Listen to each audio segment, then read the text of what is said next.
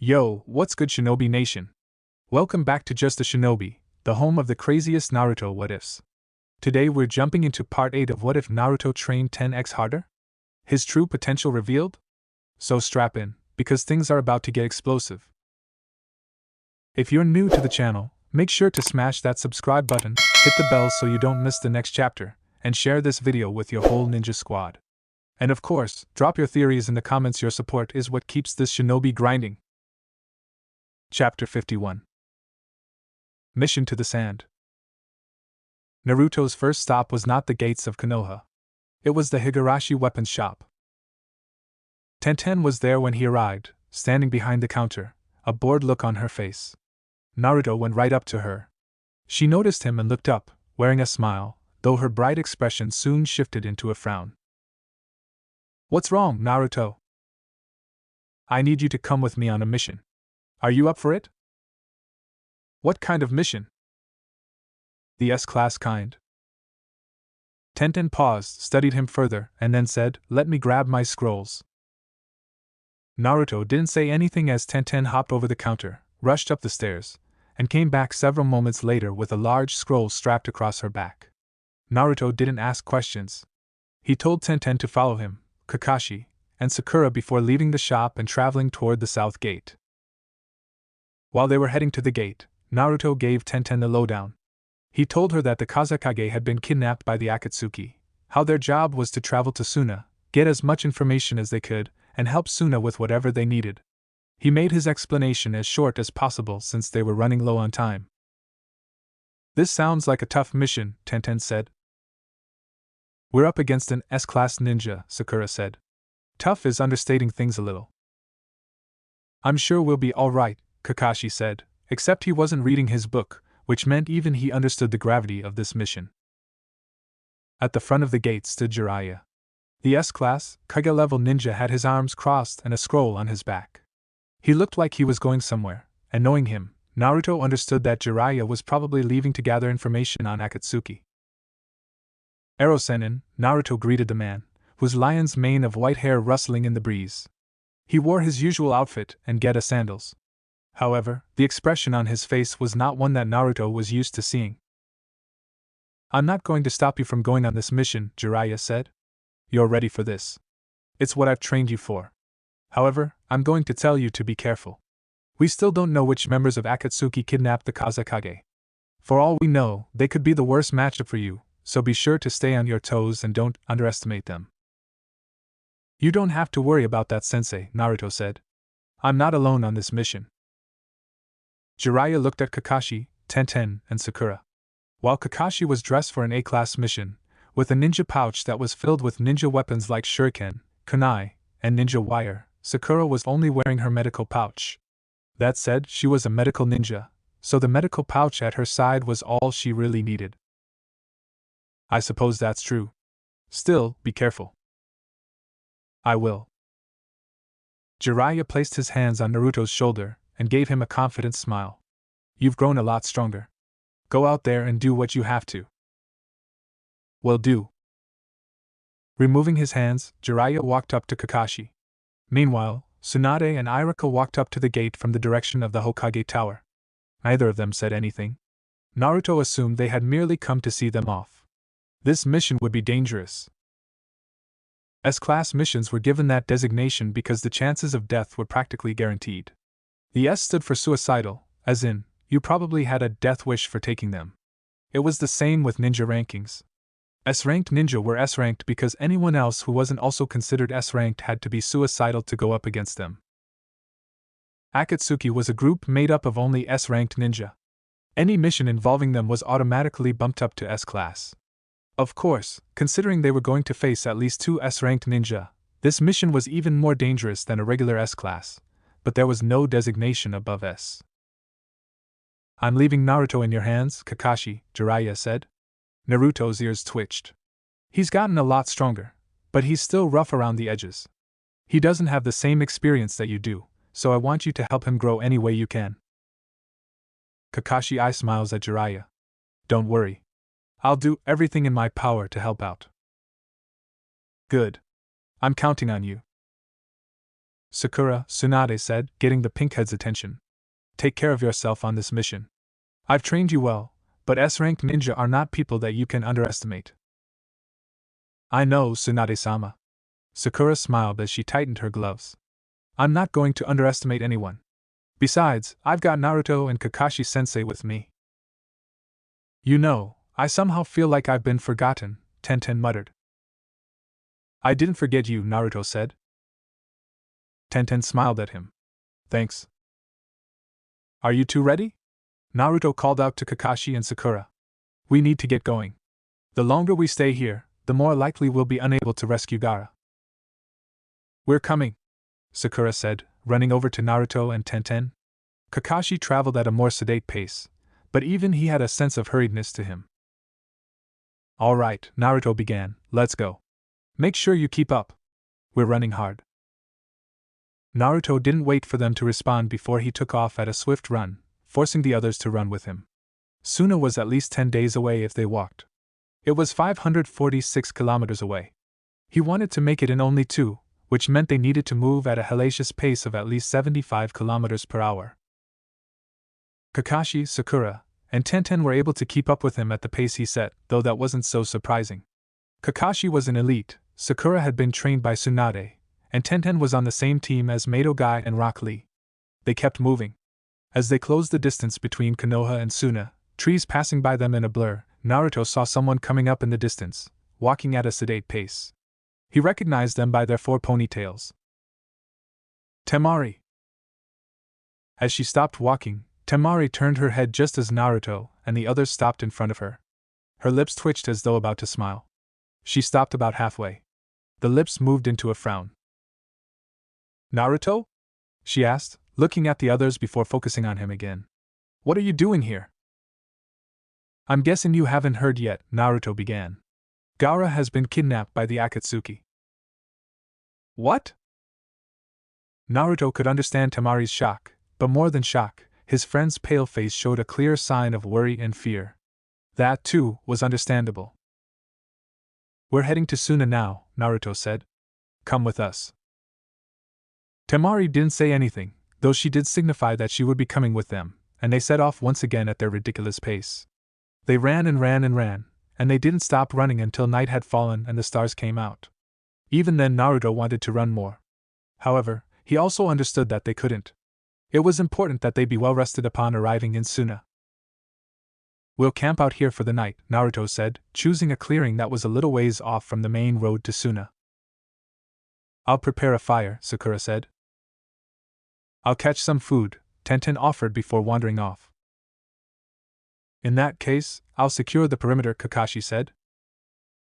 As the three wandered into the forest to gather what they needed or make sure they were safe, Naruto and Temari stood together in the clearing. The silence was stifling. Naruto wanted to say something to reassure Temari, but really, there wasn't anything that he could say. Her brother had been kidnapped.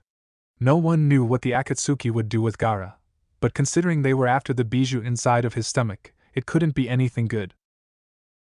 Naruto, Temari said softly, what's going to happen to my brother?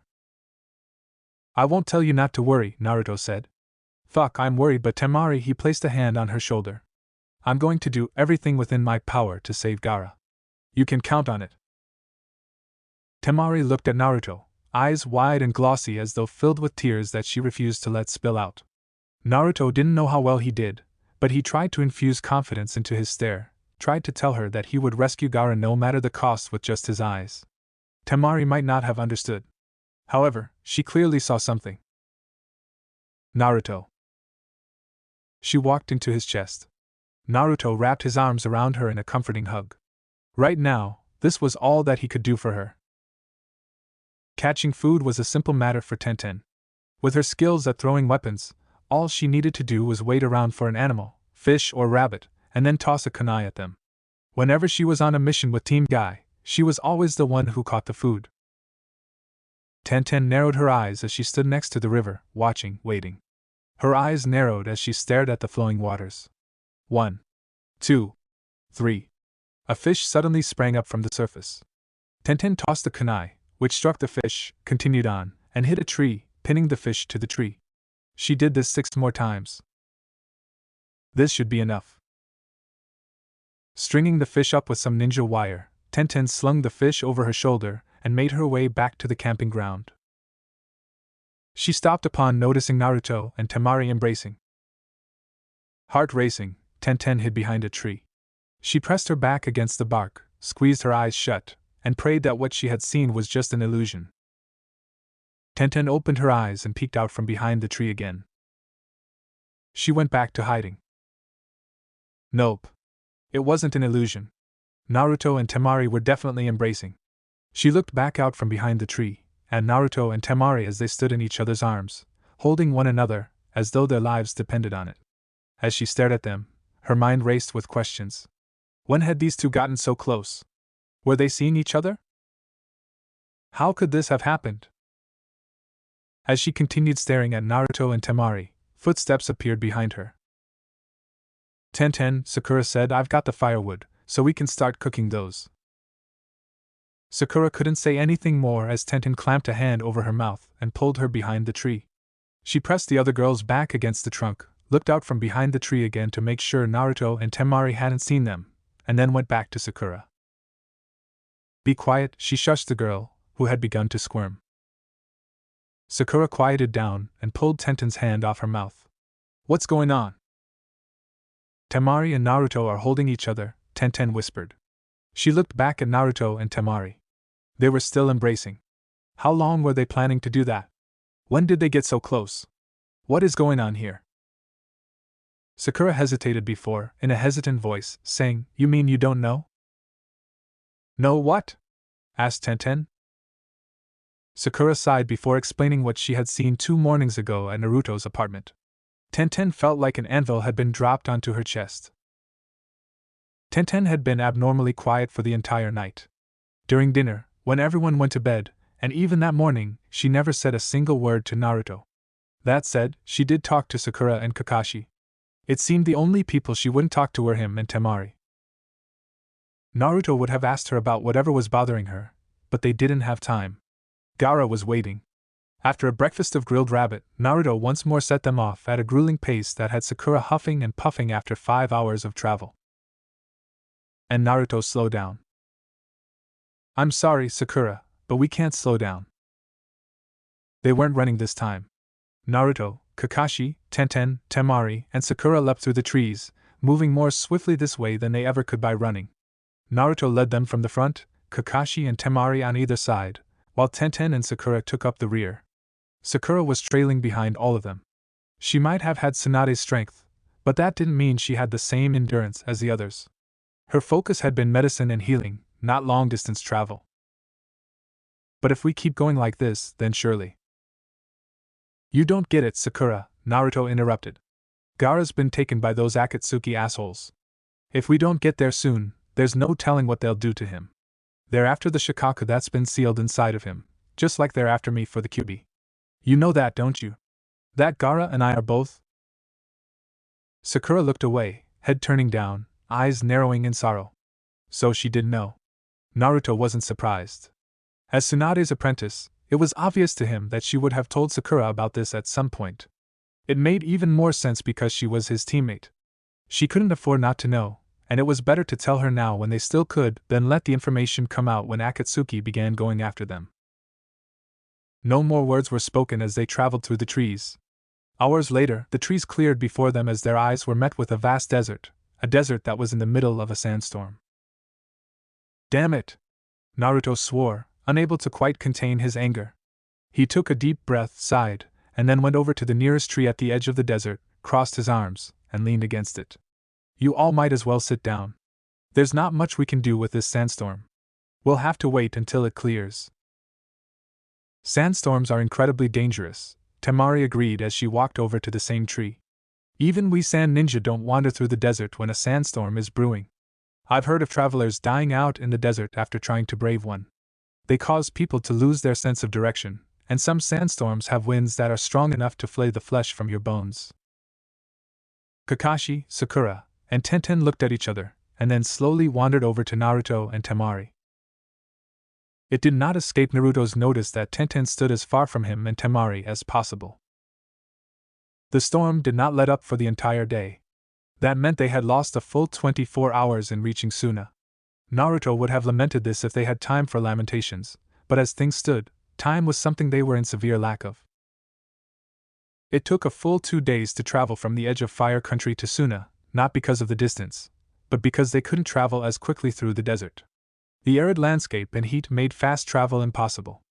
Hydration was the key to traveling through the desert, which meant they had to take breaks to rehydrate, and of course, the desert stretched out for enough kilometers that there was no way they could have traversed it in a single day. When they arrived at Suna, the bowl-shaped walls of the village rose in the distance.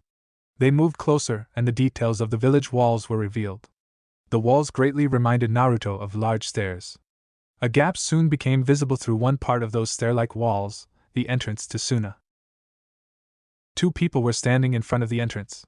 Shinobi dressed in Suna's traditional ninja garb. The pair looked in their direction as they appeared on the horizon.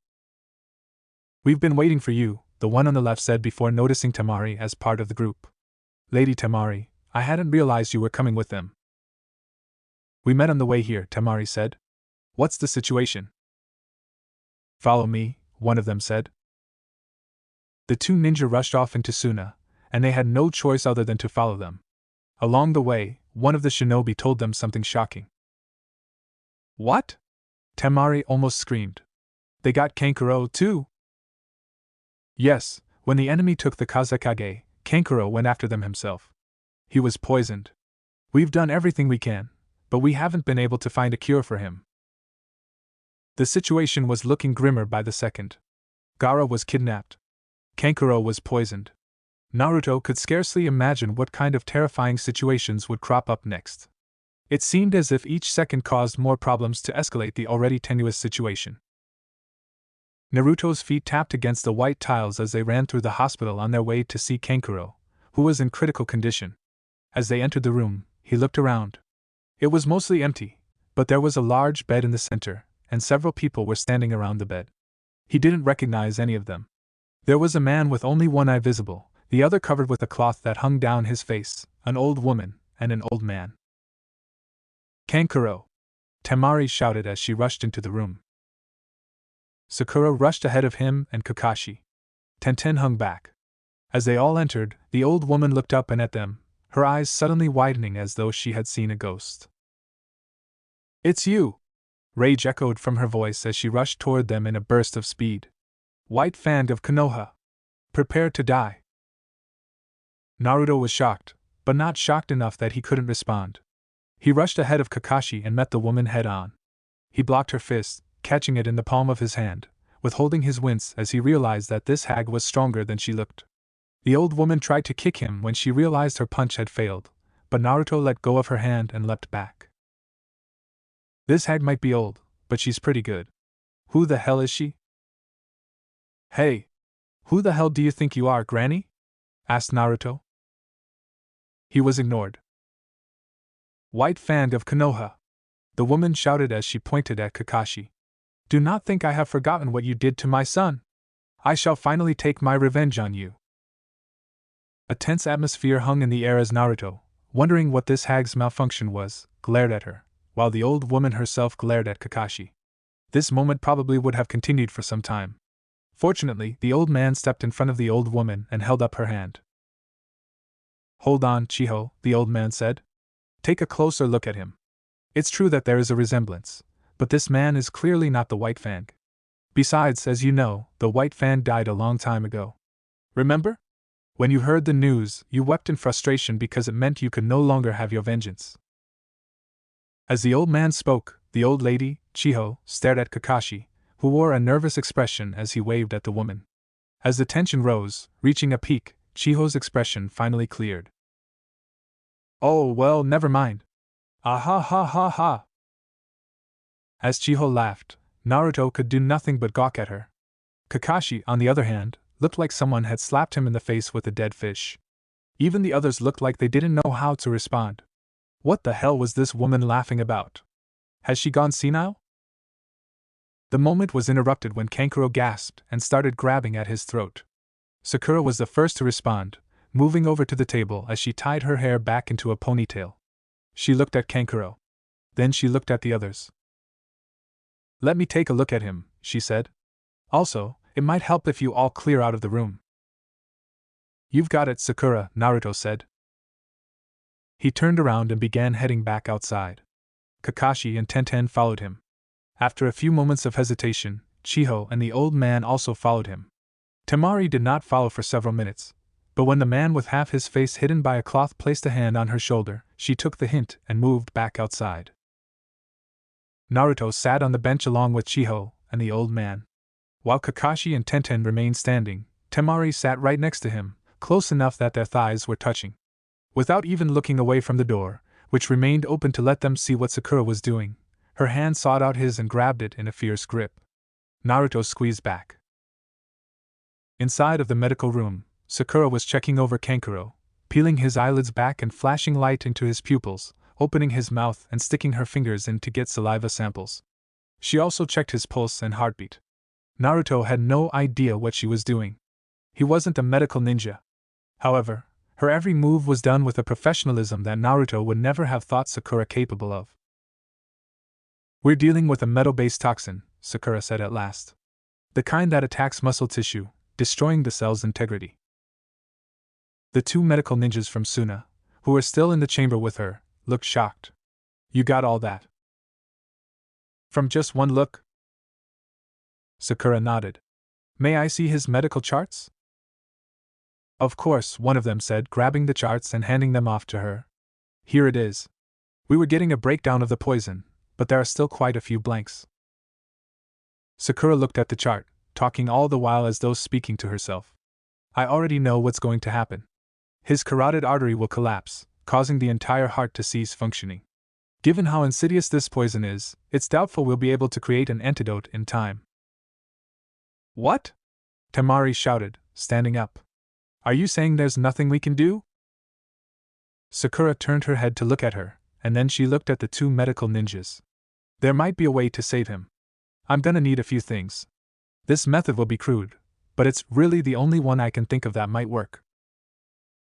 Watching from a distance, Naruto had no idea what her plan was, but as the two medical ninjas from Suna ran off and came back with several bowls filled with something, he knew there was nothing he could do and closed his eyes. He would use this chance to rest. Temari, Sakura called. Come in here. I'll need yours and Baki's help in holding Kankuro down. This next part is going to be difficult for Kankuro. Got it. Temari let go of his hand and walked into the room with the man whose face was half covered in cloth. Naruto closed his eyes again, though not before noticing that Tenten was staring at him. He didn't open his eyes. However, he did say, Something wrong, Tenten? You and Temari, she began before hesitating. No, never mind.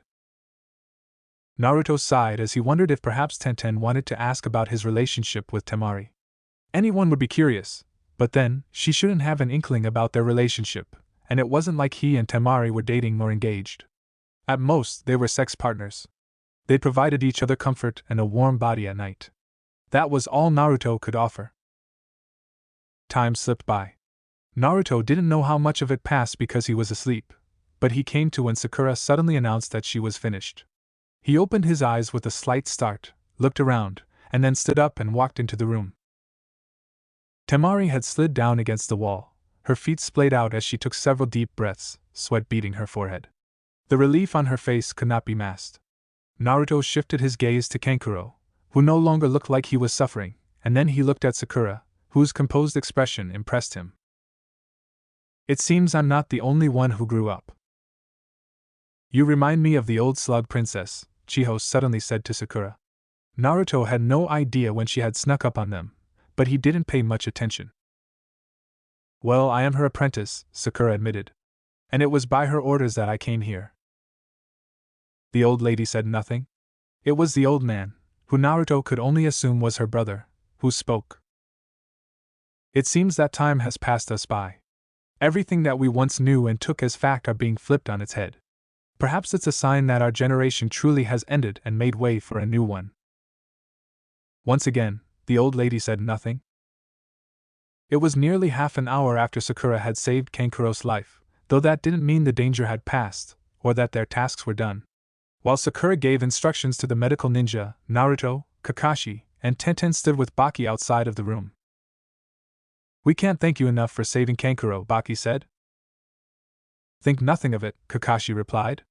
We're allies, so it's only natural that we would do everything in our power to help. Besides, Naruto added, Kankuro and Gaara are friends. There's no way I'd let them die if there was something I could do. Anyway, could you tell us more about the current situation? Of course. Baki shifted his attention from Kakashi to Naruto. After the Akatsuki kidnapped Gaara, Kankuro tried to go after them by himself. You can see the results. We also sent a pursuit squad after them, but we have yet to hear back. I assume they are dead. Also, there is another problem. Captain Yura, one of our advisors on the council, has gone missing. We don't know whether he is dead or alive. Naruto placed a hand against his face, pressing his palm into his left eye as he slowly went over what Baki had said. He looked back into the room. Sakura was still talking to the medical ninja. Chiho was watching her. Meanwhile, Temari was still with her brother, holding his hand as she did everything she could to support him. So, basically, we have no leads as to where they might have gone. Naruto didn't want to bring attention to Suna's failure, especially since it wouldn't help. The Akatsuki were troublesome foes that even Jiraiya had trouble finding information on. It was stupid to expect Suna to be capable of tracking them, but it also didn't change how their Kazekage had been kidnapped, and they failed to track them. Yes. Baki looked down. We've failed to follow them. Lord Baki? Naruto, Kakashi, Tenten, and Baki turned to the medical ninja who had called out to him. The man gestured toward the medical table. Kankuro was still lying on it. Kankuro has regained consciousness. Everyone came up to the table, which looked more like a bed, though they kept their distance to give Kankuro breathing room. The young man looked a lot different without his makeup. Naruto thought he might actually be able to get a girl if he stopped wearing makeup. Of course, right then there were bags under his eyes, his skin was pasty and pale, and he looked like a man who had barely avoided death. Kankuro, Temari said. Are you all right? Kankuro's eyes wandered around for a moment before fixing on his sister. Temari, you're back already? I heard the village was in trouble. I'm sorry to be such a bother. Don't be ridiculous. You're not a bother at all. Kakashi, Naruto said. Right. Kakashi looked at Baki. Do you think someone can take me to the site where Kankuro battled against Akatsuki? When Baki gave him a bemused look, he said, I'm known for having a pretty good nose. If there's even a small trace of their scent, I can track their location. There's no need for that, Kankuro murmured. He grunted and groaned, his muscles straining as he slowly pushed himself into a sitting position. Where are my puppets? I assume that my puppets were recovered, right? We did recover them, Baki said. He looked at one of the medical ninja, who got the hint, rushed out of the room, and came back minutes later with the remains of Kankuro's puppets. He laid them on a blue sheet beside the bed. One of them fought with me, while the other carried Gaara away, Kankuro said. You might be able to follow Gaara's scent, but you can definitely track the one I fought. I made sure of it. You see, I've got his scent right here. Kankuro raised his hand and twitched his fingers. The closed hand of his puppet suddenly opened, revealing a piece of cloth. The last thing I did before falling unconscious was make sure I had a scrap of his clothing. You went up against an S-rank ninja and not only survived but made sure you had something that could be used to track him, Naruto said as Kakashi knelt beside the puppet and grabbed the cloth. That's exactly what I'd expect from a Suna shinobi. You guys are tenacious. Heh, Kankuro chuckled. That's quite the praise coming from a stubborn bastard like you, Urk. Kankuro! Temari cried out. Are you okay? I'm fine, Temari. Kankuro grimaced as he held a hand to his chest, as though the phantom pains from the poison were getting to him. He looked around, blinking several times, eyes glassy, before they landed on Naruto.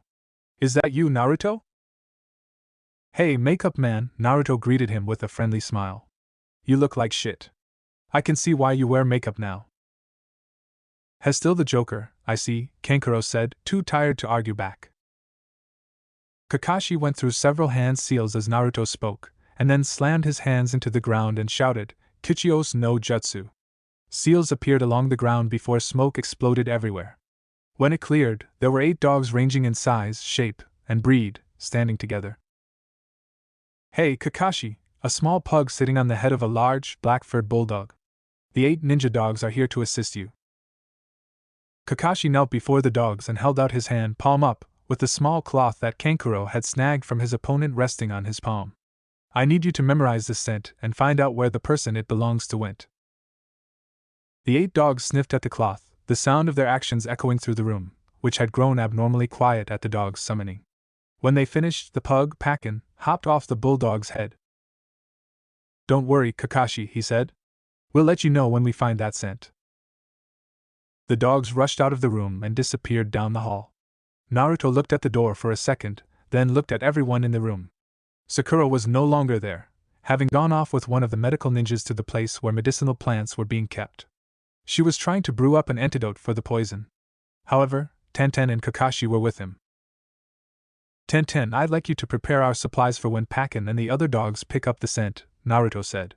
Since we're going up against S-rank ninja, we'll need to be prepared, but none of us outside of you have the necessary equipment to deal with them. You got it, Tenten said, nodding before she left the hospital room. Naruto sighed as she vanished. Something had come between them, but if nothing else, she at least was willing to follow his orders. As Tenten left, the 2 old people walked up to Kankuro's bedside. Both of them had not said anything for a while now. Kankuro, the old woman, Chiho said. Chiho-sama? Ebizo-sama? Kankuro looked at them like he'd been smacked in the face. He seemed surprised to see these two. You two are here too? There's something we must know, and only you can tell us, Chiho said.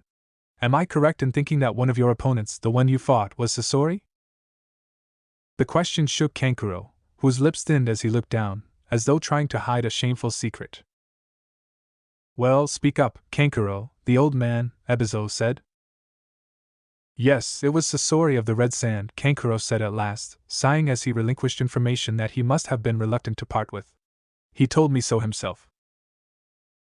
At this declaration, Chiho looked at the remains of Kankuro's puppet, lying still on the blue sheet.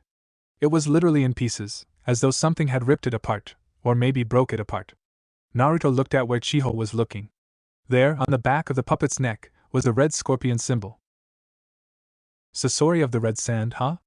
Kakashi murmured, staring not at the puppet but at Chiho. From the look on your face, I'd say you know something about the person we're up against. Will you tell us? Chiho seemed reluctant to say anything.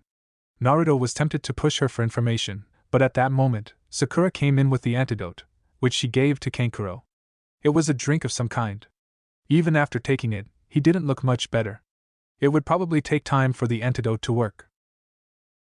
You should be feeling better by tomorrow, Sakura said. Make sure you get lots of rest, though. Your body needs to recover as well. Speaking of rest, we've prepared rooms for all of you, Baki said. Thank you, Naruto said. I'd love to head off right now, but it'll be a while before Pakin and the others pick up the scent, and as much as I hate to admit it, we'll need to be well rested if we plan on going up against the Akatsuki. Naruto, Kankuro said suddenly, just as a ninja was about to show them to the hotel they would be staying at. Please save my little brother. While Ebizo and Chiho seemed surprised by Kankuro asking him to save Gaara, Naruto merely gave the puppet master a grin. Don't worry. I'm gonna do everything in my power to save him. After all, Gaara is one of my friends.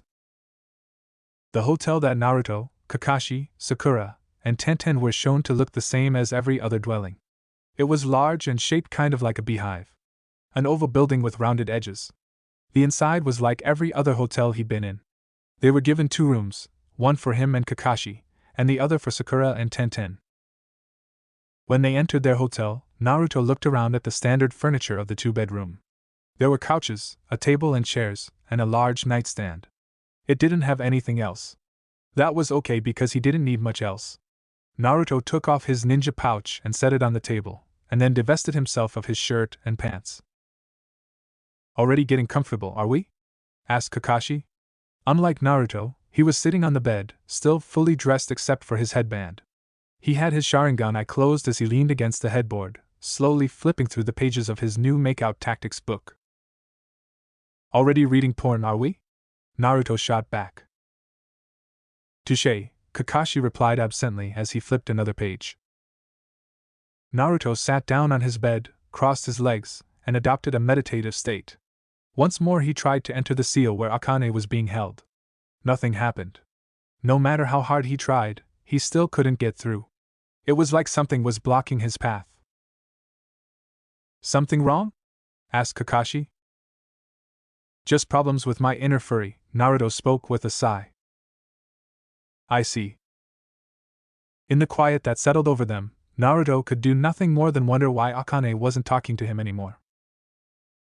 The moonlight shone through a window on his left. Naruto and the others woke up early the next morning. Pakin was already waiting for them in front of the hotel when the four of them exited. Everyone was already dressed and ready to head out on a moment's notice, and they now had more supplies and ninja tools thanks to Tenten, so it was fortuitous that Pakin was already there. Kakashi, I found the Akatsuki's secret base, Pakin said, lifting a paw. Really? Kakashi pulled a map from his pouch, unrolled it, and set it on the ground in front of Pakin. Then he knelt down. Where would they be on this map? Pakin studied the map for several seconds before pointing at one particular spot. The map was topographical, so it showed shifts in elevation. The spot indicated that they were hiding in a canyon that had a river in it. There was a lot of brown with a blue line running through it. All right, Kakashi said, standing back up. He rolled up the scroll and placed it in his pouch. Thanks for the help, Pakin. Can I ask you for one more favor? Please keep an eye on the place where Akatsuki are hiding. I'd like to know if they change locations again. Will do, Pakin said. I'll see you guys later. As Pakin ran off, no doubt heading for the exit to Suna, Tenten adjusted her scroll. Since they found out where Akatsuki is hiding Gaara, I guess that means we can leave. We will in just a moment, Naruto said. But we have to wait for a second. We're not going on this mission alone. A group of Suna ninjas are coming with us. Naruto created a shadow clone and sent it off. The clone's job was to inform Temari that the location of her brother had been found, so she could put together a team that would be going with them. If he knew Temari as well as he thought he did, then he knew that she would want to rescue Gaara herself. It was a 15-minute wait before Temari and 4 other ninja appeared before them, though Naruto had known they were coming when his clone dispelled. He didn't know 3 of them, a guy wearing sunglasses, a woman with purple triangles painted on her cheek, and another man with gray hair and thick sideburns, but he knew the young girl with them. Naruto couldn't remember her name. However, he was sure she was Gaara's old genin student. Sorry it took so long, Temari said. We're all ready to go. All right then, Naruto began. Let's head off. Hold it, Baki said as he dropped from a roof and landed next to them. Standing up from his crouched position, he looked at Temari and the Suna ninja with her. I'm sorry, Temari, but you and your squad need to remain here. Patrol the perimeter. What? You can't be serious, Temari shouted. These are orders from above, Baki said, causing Temari to look like she'd swallowed her tongue. Word gets out that the Kazekage is missing. Our enemies may use this as an opportunity to launch an attack on the village. Are you kidding me? Temari asked, though it was apparently a rhetorical question as she began a tirade seconds later. These Konoha ninja have come all the way here just to rescue our Kazekage, but you're telling me that we can't? What sort of asinine reason could there be for not letting Suna ninja rescue their own Kazekage? Baki looked away. I'm sorry. Naruto did not know what was happening. That said, he had a theory, one that he didn't like. Gaara was a person who'd had a tailed beast sealed into them at birth, a weapon that the village was supposed to point at their enemies, and a deterrent when it wasn't necessary. It wouldn't surprise him if many on the council still thought this way. They were the ones who had made him. It also wouldn't surprise Naruto if these people had decided that this, using the Akatsuki as a convenient excuse to get rid of him, was an acceptable means of ridding themselves of a nuisance. He did not voice these thoughts. Not only was it just a theory, giving voice to them would only hurt Temari. Well, I'm going, a voice shouted from above. Everyone looked up. Standing high on the building's roof was the old woman from before, Chiho, a former ninja and now retired old hag. If a Suna shinobi is needed, then I'll be the one to go, she declared with a confidence that belied her age. Granny Chiho, Temari uttered. Baki gawked. But you're so. I'm retired, yes? Chiho smiled. It was a carnivorous smile, filled a mischievousness that Naruto would not have expected to see on a woman this age. Which means, of course, that I am free to do whatever I want. Yes, but the journey will be difficult, the woman with triangle patches on her cheeks said. Bah! Don't treat me like a fossil! Chiho exclaimed before crouching down and leaping off the building. Naruto's eyes almost popped from their sockets as the woman fell head first toward the ground. At the very last second, she flipped around, landed on her feet, and bent her knees to absorb the shock of impact. Her face now lifted into a full-fledged grin. Chiho looked at them. After all, it's been a long time since I've had the chance to dote on my grandchild, she said, signifying an end to this conversation. Old ladies. They were some of the most stubborn people on the planet. Standing at the entrance to Suna, Naruto and his party, now with Chiho, looked at Temari, Baki, and several other Suna ninja. I'll try to convince the council to overrule their decision, Baki said to them, though Naruto knew it was an empty promise, if his thoughts on the council were correct. We'll catch up with you when we can, Temari added. Naruto grinned. By the time you catch up, I'll have already rescued Gaara. I'll hold you to that, Temari told him. Count on me. There was little time to waste, so their goodbyes were brief. With Naruto leading the pack, the group now consisting of 4 ninja and 1 retiree journeyed through the desert. According to Kakashi's ninja dog, Pakin, Gaara was located several dozen kilometers outside of the desert, closer to the land of fire. The location was in a small canyon containing a river and surrounded by dense foliage. Crossing the desert took exactly 1 day. They were fortunate to not have run headfirst into a sandstorm, which allowed them to make great headway. Naruto drove them hard too. He kept them going, claiming that so long as daylight was still on them, they could continue to move. As they leapt through the trees, Tenten finally gained the courage to speak. Hey, Naruto? Yeah? How long has the Akatsuki been after you? I'm not sure. Naruto landed on a branch, 10 seconds after him, and both leapt off at nearly the same time. The Akatsuki attacked me 3 years ago, you remember? But they must have formed long before that. Unfortunately, there's no way of knowing how long they've been around, or how long they've been after the like myself and Gaara. Even Erosenen's spy network has only managed to get a little information about them.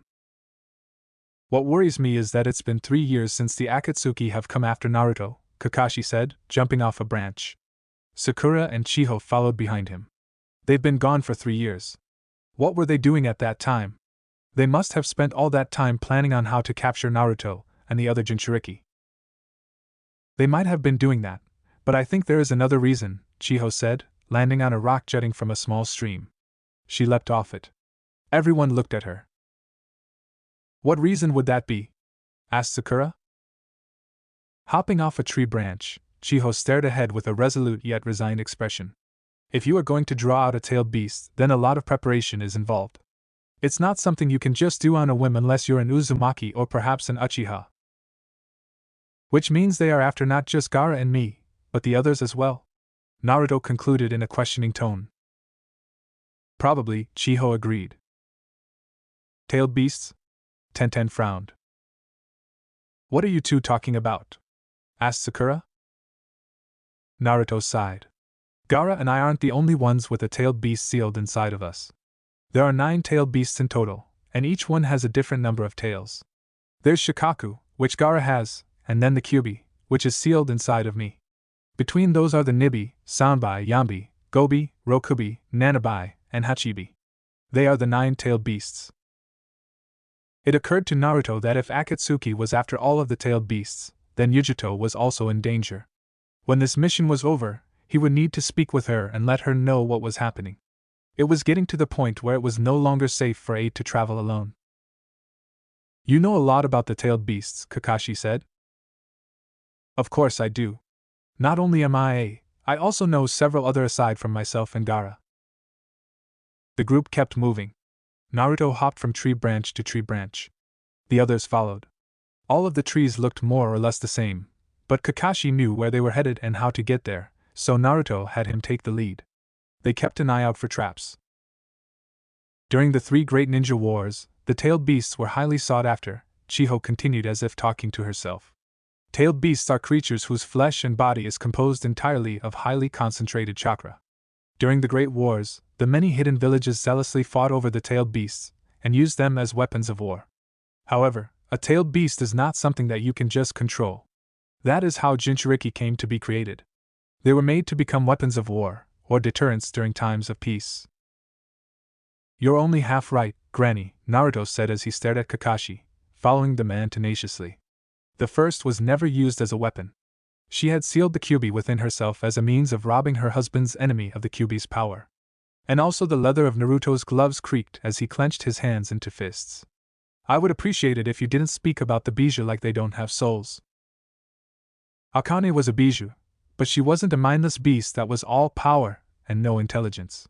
She had a soul. She had intelligence. She had her own goals and hopes and dreams, and he hated it when people talked as if she was just a weapon, as if she was a tool meant to be used by humans. It made all her talk of how humans were just greedy monkeys ring true. Are you standing up for the tailed beasts? Asked Chiho. I am. Akane the Kyuubi isn't just some mindless drone for us to use at our leisure. It was clear that none of them understood what he was talking about, except for Tenten. She was the only one among this group who he had told about Akane. Kakashi and Sakura were in the dark. Chiho was even more in the dark. Akane wasn't talking to him. She hadn't spoken to him in almost 2 years. However, Naruto still counted her as a friend, someone important to him. They might have gotten off to a rocky start. They might have even hated each other at first. However, after spending so much time with her, he had come to realize that their unfortunate situation, being stuck together, was not her fault. More than that, he had come to enjoy her stories and rely on her for advice. Well, he had before she had started ignoring all of his attempts to talk with her. I can't think about that right now. Naruto shook his head. He needed to focus on rescuing Gaara. That took precedence for the moment. He could think about his own personal problems after Gaara had been rescued. If he survived that long. There was no warning when it came, just several loud crashes as a number of trees were felled. Something was coming. Naruto, Kakashi, Sakura, Tenten, and Chiho had no time to look at the object coming toward them. All they could do was leap out of the way as something slammed into the tree they had been leaping off of. They each landed on another tree, sticking to the trunks with chakra. A massive cloud of dirt rose into the air. Splinters exploded everywhere. As the dust cleared, Naruto and the others looked at where the tree they had been standing on used to be. The tree was no longer there. Standing in its place was a person that Naruto recognized from several years ago.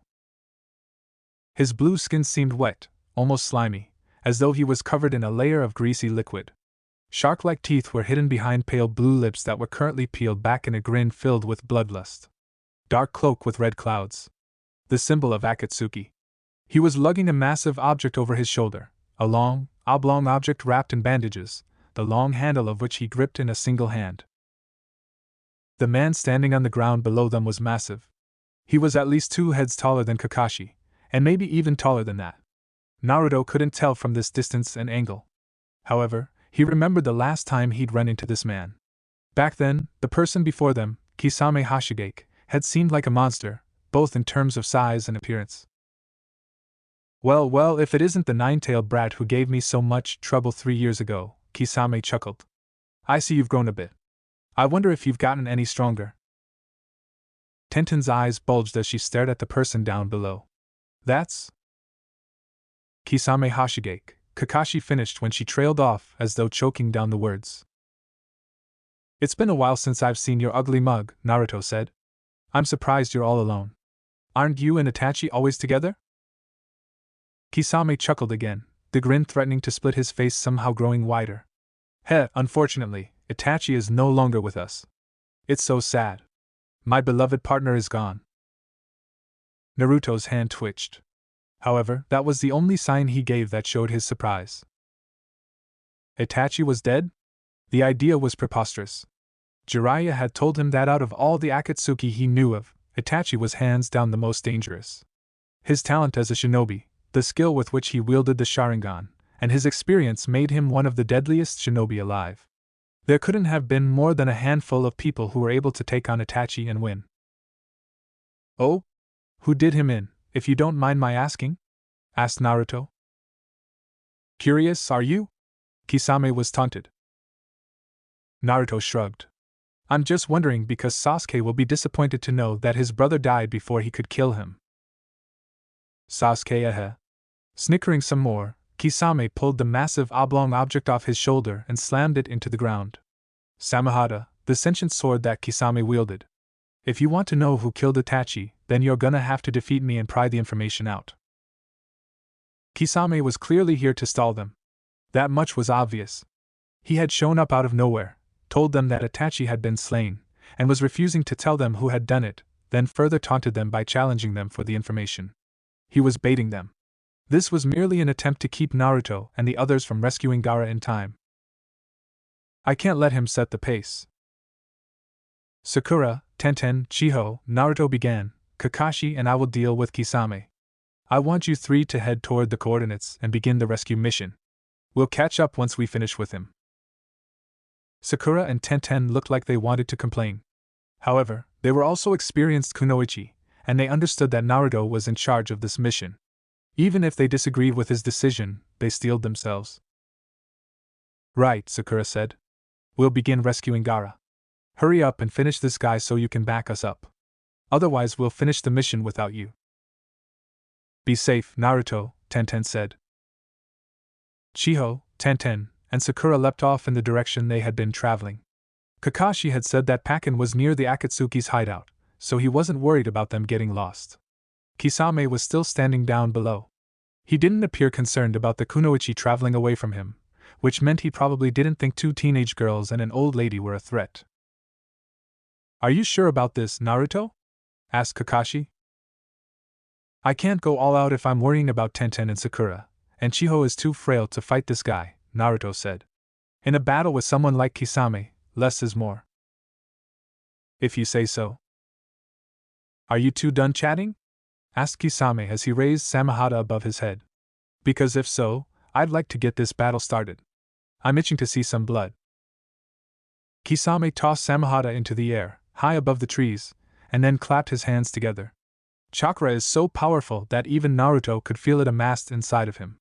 Whatever he was doing, it was gonna be big. Get ready, Naruto, Kakashi said as he bent his knees. Naruto steadied his breathing and began circulating his chakra. He was gonna go full out right from the beginning. Don't worry, sensei. I was born ready. Suetun, Baku Sui Shoha. Water sprayed from Kisame's mouth, massive amounts of it, so much that it grew in height and size, expanding like the surging of an enormous tidal wave. Riding on top of this wave was Kisame, who continued pushing more water out of his mouth. Seeing this made Naruto wonder about how much chakra this guy had. It was no wonder people nicknamed him the Bijou without a tail. Naruto flinched as water splashed against his face. The massive wave fell toward him and Kakashi, forcing them to jump before they were crushed by several hundred tons of liquid. Trees splintered as they were crushed. The water spread. More trees were hit, toppling over, unable to hold up under the intense pressure that slammed into them. Kisame rode the water and tilted his head, looking up at him and Kakashi as they landed on one of the larger trees, which had been able to withstand the impact due primarily to its size. This didn't mean much. Kisame grinned at them as the water he rode on crested and swelled, rising above even the tree Naruto and Kakashi stood on. Kakashi-sensei. I'm on it. Kakashi had already lifted his headband to unveil his Sharingan eye. He went through a series of hand seals, bent his knees, and pointed his left hand down, while he gripped his left forearm with his right hand for support. Raikiri. Lightning crackled from his palm, sparking and arcing out in tendrils that struck the tree, causing smoke and the scent of burnt wood to waft through the air. As the wave crashed down, Naruto threw himself away from the tree, while Kakashi leapt up toward Kisame. His Raikiri, the jutsu that was a level above Sasuke's Chidori, cut through Kisame like he was water. Which might have been because he actually was water. A water clone. Kakashi gawked. When did he? Kisame appeared behind Kakashi and swung Samahata.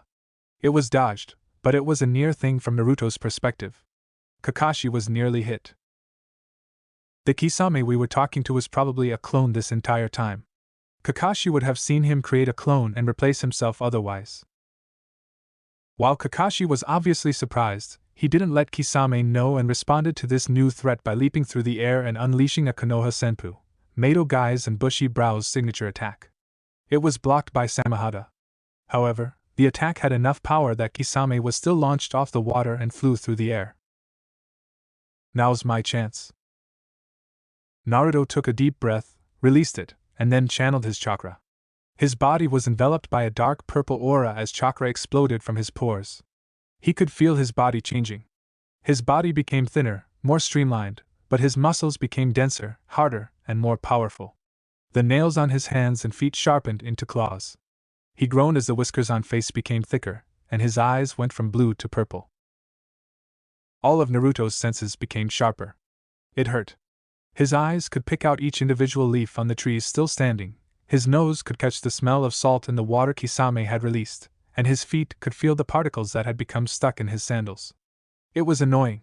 However, with this increase in senses, Naruto also received an intense boost in power. I can keep this up for a full 2 hours now, but I hope I won't need to use all that time. I want to save this for when we confront Gaara's kidnapper. Before Kisame had an inkling as to the danger he was in, Naruto launched himself at the shark-like man, who was even now fighting against Kakashi in a taijutsu battle. You're not nearly as good at taijutsu as that green idiot, Kisame said. Yes, well, my specialty is ninjutsu, Kakashi admitted with an eye smile. But I'm still good enough to battle against you. Heh! You've got a mouth on. Kisame said no more as Naruto slammed into him with a heel kick. The sound of his foot hitting Kisame's face was like a cannon blast. It echoed across the now destroyed forest as Kisame, his body twirling around, was sent rocketing off. This one isn't a clone. Naruto pushed himself harder, rocketing after Kisame as though he were flying. Wind chakra blasted from his feet and hands, propelling him forward, and he caught up quickly, appearing above Kisame as though by hydration. Naruto Uzumaki Rendan. Spinning around, Naruto dropped Kisame in the gut. Blood spilled from the shark-man's mouth. Further proof that this was Kisame. Not even a second later, Kisame abruptly changed direction, shifting from flying horizontally to vertically. He crashed into the water his own jutsu had created. A large splash blasted high into the air like a geyser. As he landed on the ground, Kakashi appeared seconds later. Naruto looked around to try and locate Kisame.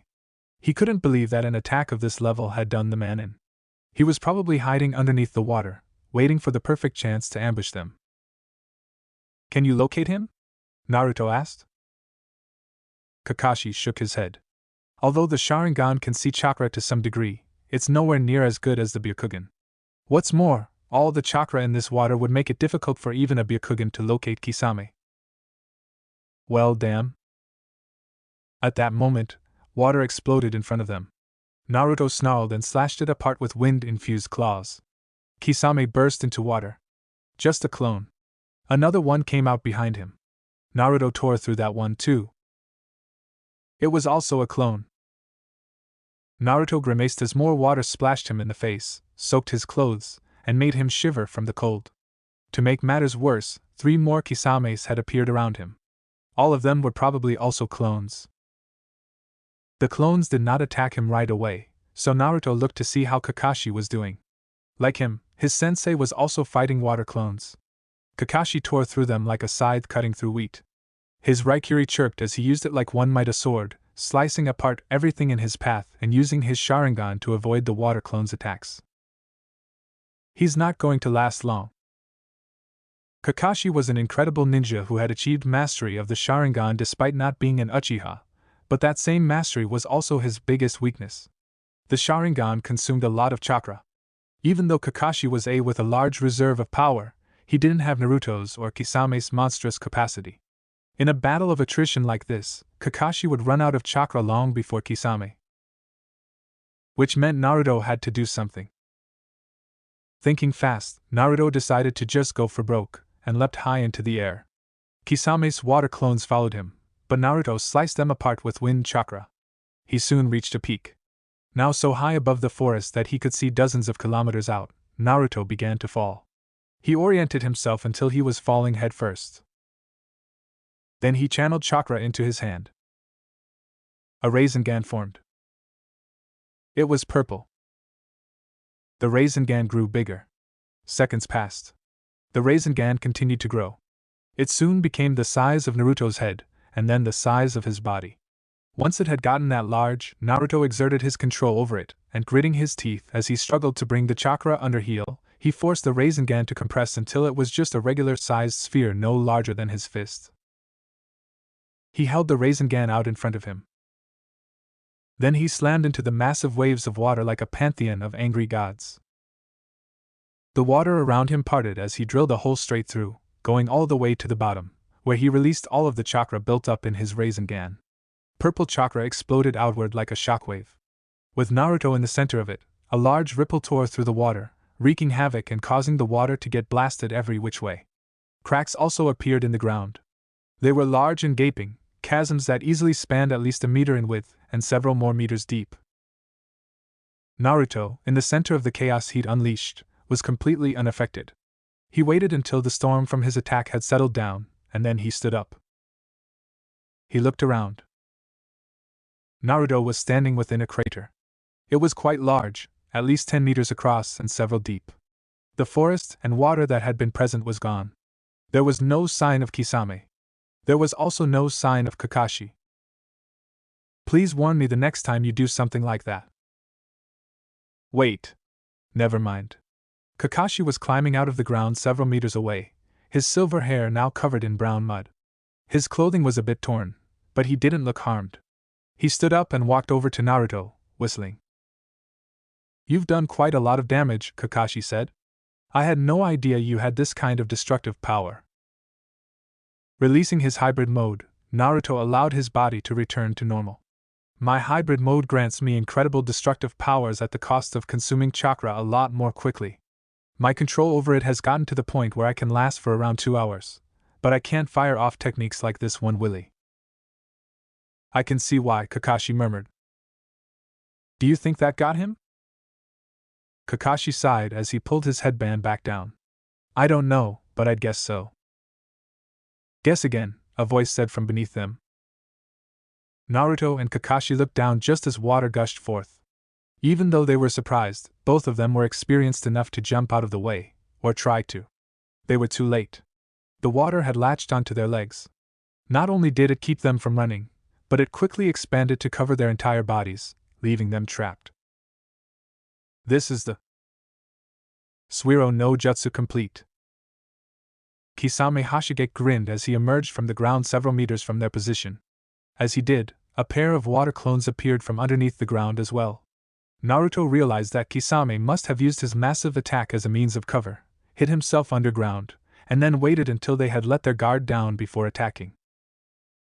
I have to admit, you two have given me a lot more trouble than I thought you would, Kisame said. I see now why the zombie brothers lost to you, nine-tailed brat. However, you shouldn't assume that everyone in Akatsuki is in the same league. Those two are nowhere near as powerful as I am. So I see, Kakashi said from behind Kisame. Naruto blinked when the Kakashi inside of the water prison disappeared. Meanwhile, the Kakashi behind Kisame attacked with a kunai. It was blocked when Kisame shifted Samehada on his back, but Kakashi merely leapt back.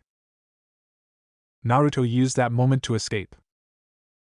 He exploded with chakra, entered his hybrid mode again, and tore apart the water prison with ease.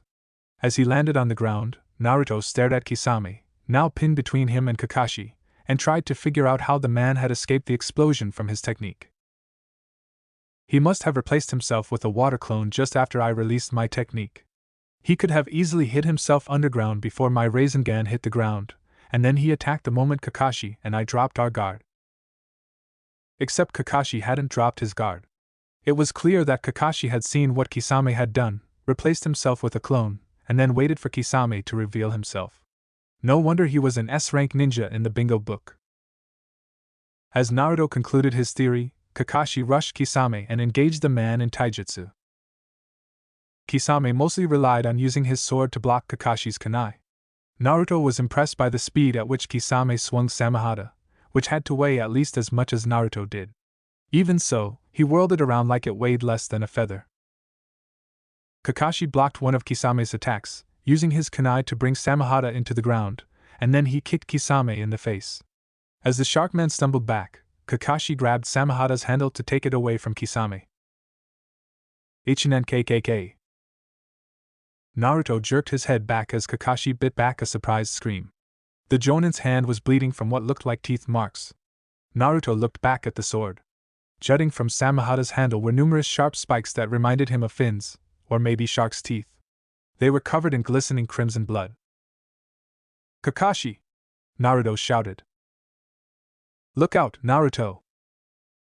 Naruto leapt back as a water clone of Kisame attacked him. He slashed out with his hand and unleashed 4 wind blades that severed the clone into 5 pieces before it splashed into water. The real Kisame, or what Naruto assumed was the real Kisame, had grabbed Samehada once more. Naruto rushed toward him. A Rasengan appeared in his hand, which he thrust out. Kisame raised Samehada. Naruto's Rasengan slammed into the giant sword, but instead of grinding it apart like what would have happened if Kisame was using a regular sword, this one caused the Rasengan to dissipate. Naruto felt his chakra being drained and jumped back. I had forgotten that your sword can absorb chakra, Naruto said with a grimace. Well, now you remember. Kisame grinned. Not that it'll do you any good. Naruto knew they were in a bind. He'd been careful about not letting Kisame use Samehada to absorb his chakra. There was no telling what would happen if Samehada got a hold of his chakra in hybrid mode, which was exceptionally powerful. That would be a bad combination. You got a plan, Kakashi? Naruto asked the man standing on his left. I do, Kakashi admitted. I was hoping not to use this unless I really had to, but well, it looks like I really have to. Just hold him off for at least 30 seconds. 30 seconds. Got it. Naruto rushed forward, slashing his hands and unleashing several blades of wind that Kisame blocked with Samehada. The sword gobbled his chakra up like it was a delicacy. Naruto narrowed his eyes, but he didn't stop his charge and soon slammed into Kisame with a heel kick. It was blocked by a sword. Naruto bit back a scream as jagged teeth tore through the bandages wrapped around the sword. Pain flared in his foot as he hopped back. He couldn't withhold his grimace, but he wasn't given time to recover as Kisame swung at him. The massive sword dug into the ground as Kisame slammed Samehada into the earth. Futon, Tatsumaki Senpai! Naruto punched the air in front of him, which exploded as a tornado emerged from his fist. It was blocked. Of course it was. Samehada could absorb chakra. However, the purpose of this was to distract Kisame so Kakashi could do whatever he needed to. Oedoma Rasengan. Creating another Rasengan, Naruto pumped more chakra into it, causing it to expand, and then he thrust it at Kisame, who raised Samehada. The Rasengan blasted against Samehada, which tried to absorb his chakra. However, Naruto refused to be beaten, and he pumped more and more chakra into his Rasengan, trying to overpower the Samehada with sheer grit. Brat, do you really think you can overpower me like this? Kisame asked. I won't know unless I try, Naruto grunted as he fed the Rasengan even more chakra. I'm confident in my chakra capacity. Ha! It's your funeral. As Naruto continued pushing against Kisame's blade, Samehada, Kakashi suddenly shouted, Move, Naruto! Naruto did move. He leapt back just as Kakashi's Sharingan eye suddenly changed. Naruto didn't see much because something else caught his attention, but Kakashi's eye had definitely changed shape. Kisame screamed as something black appeared around him. His eyes widened as he tried to leap back, but he was too late. Dark red blood flew everywhere as Kisame was torn in two, the two halves flying off in separate directions before hitting the ground with a meaty thud. Sweat had formed on Naruto's brow, but he wiped it away as his tense muscles relaxed. It looked like the battle was over. Not even someone like Kisame could survive something like that. What the heck? Naruto walked up to Kisame's corpse, or what should have been Kisame's corpse. What had once been Kisame was now someone else. The man now lying on the ground in two halves was shorter than Kisame by at least half a meter. Black hair hung limply from his head, the left bangs longer than the right. He had a goatee, and his dark eyes stared listlessly at the sky. Kakashi. Yeah, that's not Kisame, Kakashi said, pulling his headband over his Sharingan. I don't know who that is, but they are clearly someone else. Judging from their clothes, not only is this person a shinobi from Suna, but they're an important member. That robe is only worn by members of Suna's council. I remember hearing something about how one of their members went missing. Think this is him? It's certainly possible. I would even say it's highly probable. Kakashi looked at the decimated carcass and sighed. However, this only gives me more questions. What was this person doing with the Akatsuki? Why was he fighting us? And why did he look like Kisame? Probably some jutsu, Naruto said. Whatever questions we may have won't be answered by just standing around. Naruto came to a decision. Let's seal this guy inside of a scroll. We can have Baki identify him later. Right now rescuing Gaara is our top priority. You're right. Kakashi agreed. Good judgment call, Naruto. Thanks. Naruto pulled out a scroll, knelt down, had Kakashi place the two corpse halves on the scroll, and then made a hand seal. There was a burst of smoke.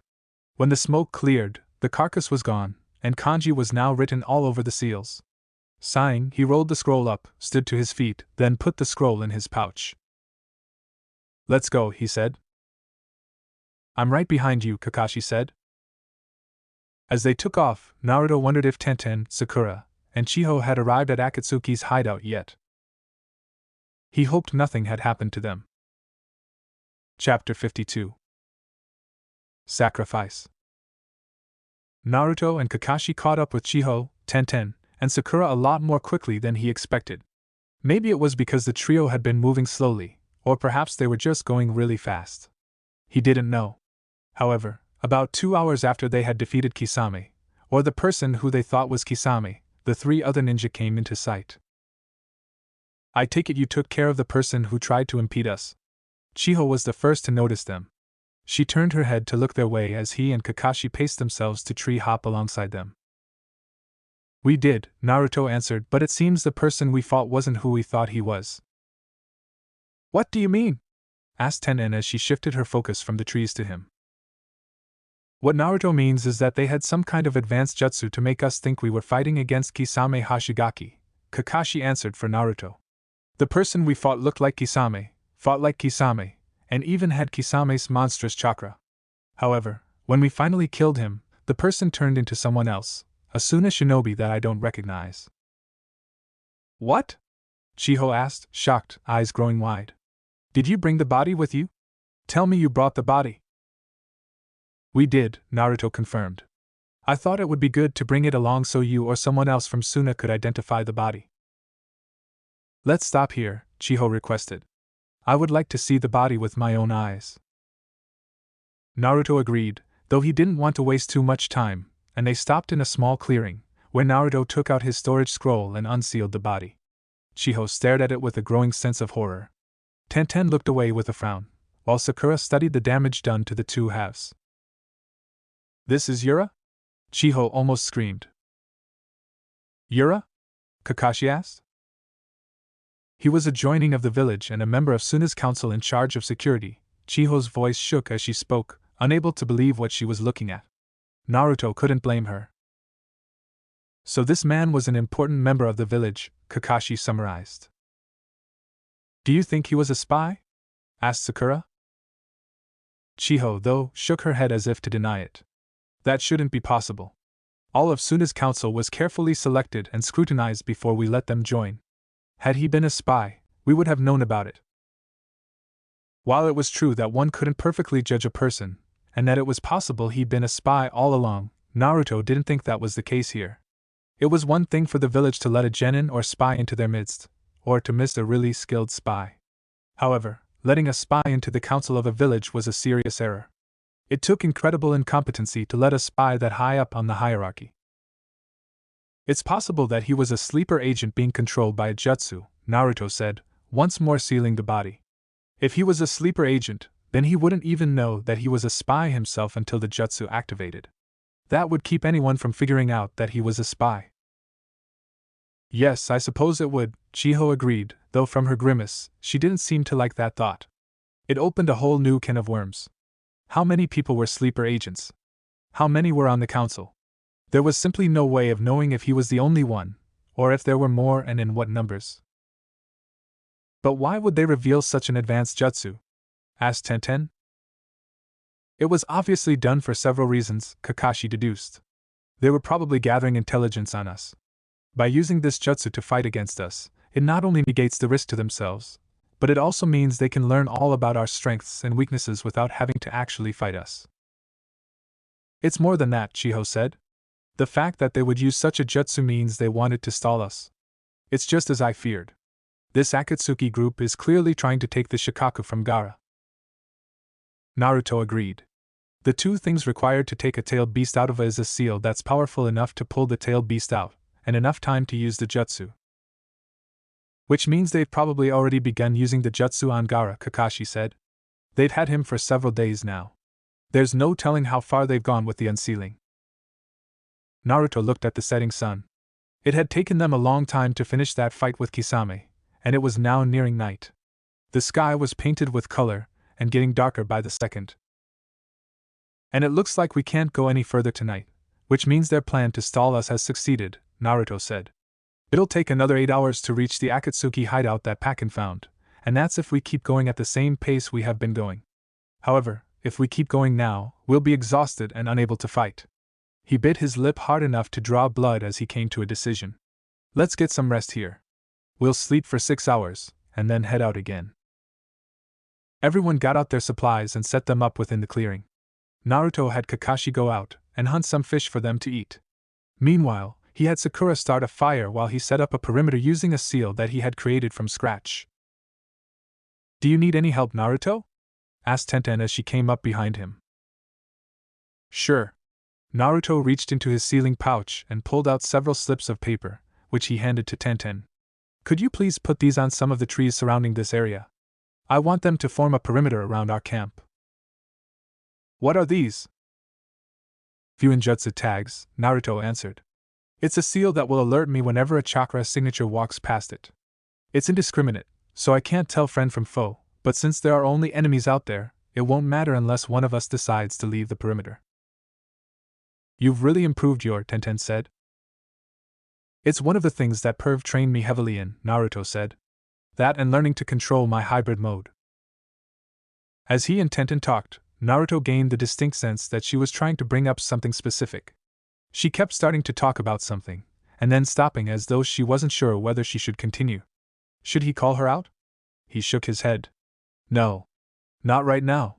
Whatever she wanted to talk about was clearly problematic, and if they brought it up now, there was a chance that it would affect her performance, which could lead to the mission failing or even death. Neither of those were an option. I'll shelf whatever discussion she wants to bring up for later, he decided. It was a decision he would later come to regret. Kakashi couldn't sleep. Naruto, Sakura, and Tenten had gone to bed, but he and Chiho were still up. That was all right by him. As an experienced, a former ANBU at that, Kakashi had done more than his fair share of missions where he'd gone days without rest. Not sleeping for a single night like this wouldn't affect his performance. He couldn't say the same about Chiho, but she was his senior, so he wouldn't reprimand her. Kakashi, do you mind if I ask you something? Chiho suddenly said. Leaning against a tree, Kakashi flipped through a page of his book, though he wasn't actually reading this time. He'd been expecting this conversation. Go ahead, he said. Why is Naruto trying so hard to rescue Gaara? Asked Chiho. Why is he so determined? Kakashi looked at Naruto, who was sleeping against a tree, his head lowered, eyes closed, breathing even. It was an interesting position. He guessed Naruto had grown used to sleeping at awkward angles during his stint around the elemental nations with Jiraiya. He looked back at Chiho. There are many reasons. I don't know if you know this, but Naruto and Gaara are actually friends. As I understand it, Naruto spent 6 months in Suna, learning how to use wind chakra. During that time, he and Gaara sparred with each other many times. He closed his single visible eye and sighed. However, if I had to give the biggest reason, I would say it's because Naruto is also a. Sealed inside of him is the Kyubi, the nine-tailed fox. Chiho sucked in a deep breath, and Kakashi, having heard the sound, gave her a mirthless smile hidden behind his mask. More than anyone else, Naruto understands the pain that Gaara has gone through because he experienced that exact same pain. Kakashi turned his gaze back to Naruto. Did you know that Naruto's dream is also to become Hokage? I'm sure that when he first learned about Gaara becoming the Kazekage, he was equally frustrated and happy. I'm sure he was overjoyed to discover that his fellow had reached such a position because it meant that Gaara had finally become recognized. Silence descended upon them. Kakashi didn't mind. Talking about this subject always weighed heavily on his mind. Naruto was his student, but he was also so much more than that. A lot of people thought that Kakashi had accepted this team because of Sasuke Uchiha, and that was partially true. Sasuke had reminded him of himself when he was younger, and he had been hoping to steer the boy away from his path of revenge. However, the biggest reason he wanted to take on this team was Naruto, a boy who reminded him so much of his long-lost friend, Obito, and the son of someone he admired. I've lived for a long time, Chiho said suddenly. Long enough that I've been through 2 shinobi wars and was present during the ascension of each Kazekage. In all that time, I never imagined we would be in this position. I never thought that Suna would be forced to rely on a village that I didn't trust for aid in rescuing our Kazekage. Life is certainly full of surprises, Kakashi agreed. However, I do not think this is a bad thing. No, I suppose not, Chiho said. Silence descended again, and this time it remained. The moon overhead cast strange shadows on the ground as it peeked from between the leaves. Naruto had the team wake up before the sun had risen, packed up their camp, and made off toward their destination. 5 days had already passed since Gaara had been kidnapped. They couldn't afford to delay this any longer. It didn't take more than 8 hours to arrive at their destination. They didn't run into Akatsuki anymore, so they arrived safely and at full strength. Even so, Naruto was concerned. The fact that no one came to impede them suggested that Akatsuki may have already achieved their goal. The river calmly flowed beneath their feet as Naruto, Sakura, Kakashi, Tenten, and Chiho stood within a small ravine. Cliffs faced either side of them. They were steep and tall, with no ledges or anything to grasp. Only a shinobi would be capable of scaling them. Within this ravine was one section that appeared different from the others. There was a massive boulder stuck in the wall. It was not natural. Someone had placed it there. A seal tag had been put on the boulder. This is the 5 seal barrier technique, Naruto announced as he looked at the tag. It's created by placing 5 seals with the kanji for forbidden at various locations within a certain perimeter. We won't be able to get in unless all 5 seal tags are removed at the same time. Then we should split up and remove them, Tenten said. No. Naruto shook his head.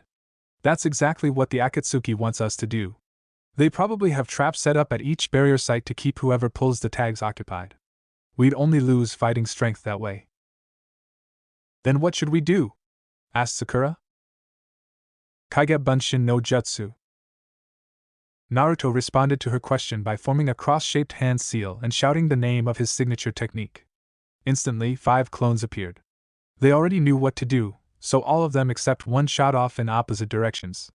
The remaining clone leapt onto the boulder and crouched before the seal. Sakura. Yes? Once my clones pull off the seal, I want you to break this boulder down. Sakura cracked her knuckles. You got it. Everyone, make sure you're prepared, Naruto continued. We have no idea what we're going to find in there, so we won't be able to assess the situation until we get inside. But if we want to rescue Gaara, we're going to need to respond quickly. Got it, Sakura said. I'm ready, Tenten added. Kakashi pulled up his headband, though he kept his eyes closed. Meanwhile, Chiho remained as she was. He didn't know what she had planned, but she seemed like a wily old lady, so he wasn't concerned. It wasn't long before his clones signified they were ready by creating another clone and dispelling it. Naruto and the 5th clone got the message. Each clone was going to pull off the tag in 1, 2, 3. The Naruto clone in front of them dispelled, and Sakura didn't hesitate to rush forward barely a second later, slamming into the boulder like she was a tidal wave smashing against a small coastal village. Even Naruto found himself shocked by the results. Cracks spread from Sakura's fist, soaring across the surface faster than he could blink. The boulder soon fell apart. Large chunks fell into the water with loud splashes. Naruto rushed in. Kakashi, Sakura, Tenten, and Chiho followed. He stopped the moment he entered and assessed the situation. It wasn't that hard. Within the large, cavernous space were several objects of interest. The most obvious was the massive statue that sat inside of the cavern. It looked like a monster with multiple closed hands. Hands from the monster jutted from the ground, fingers splayed in a gesture that seemed pleading, as though it was anguished and wishing for salvation. The other objects were clustered together. There were 3 bodies. One of them was a hunched figure, another was sitting, and the last was a figure lying on the ground, which the second figure sat on. Naruto immediately recognized Gaara. His red hair and the black rings around his eyes were a dead giveaway. The other 2 figures he didn't know, but they were wearing black cloaks with red clouds. Akatsuki? Gaara. Naruto didn't need to get close to see that Gaara was dead.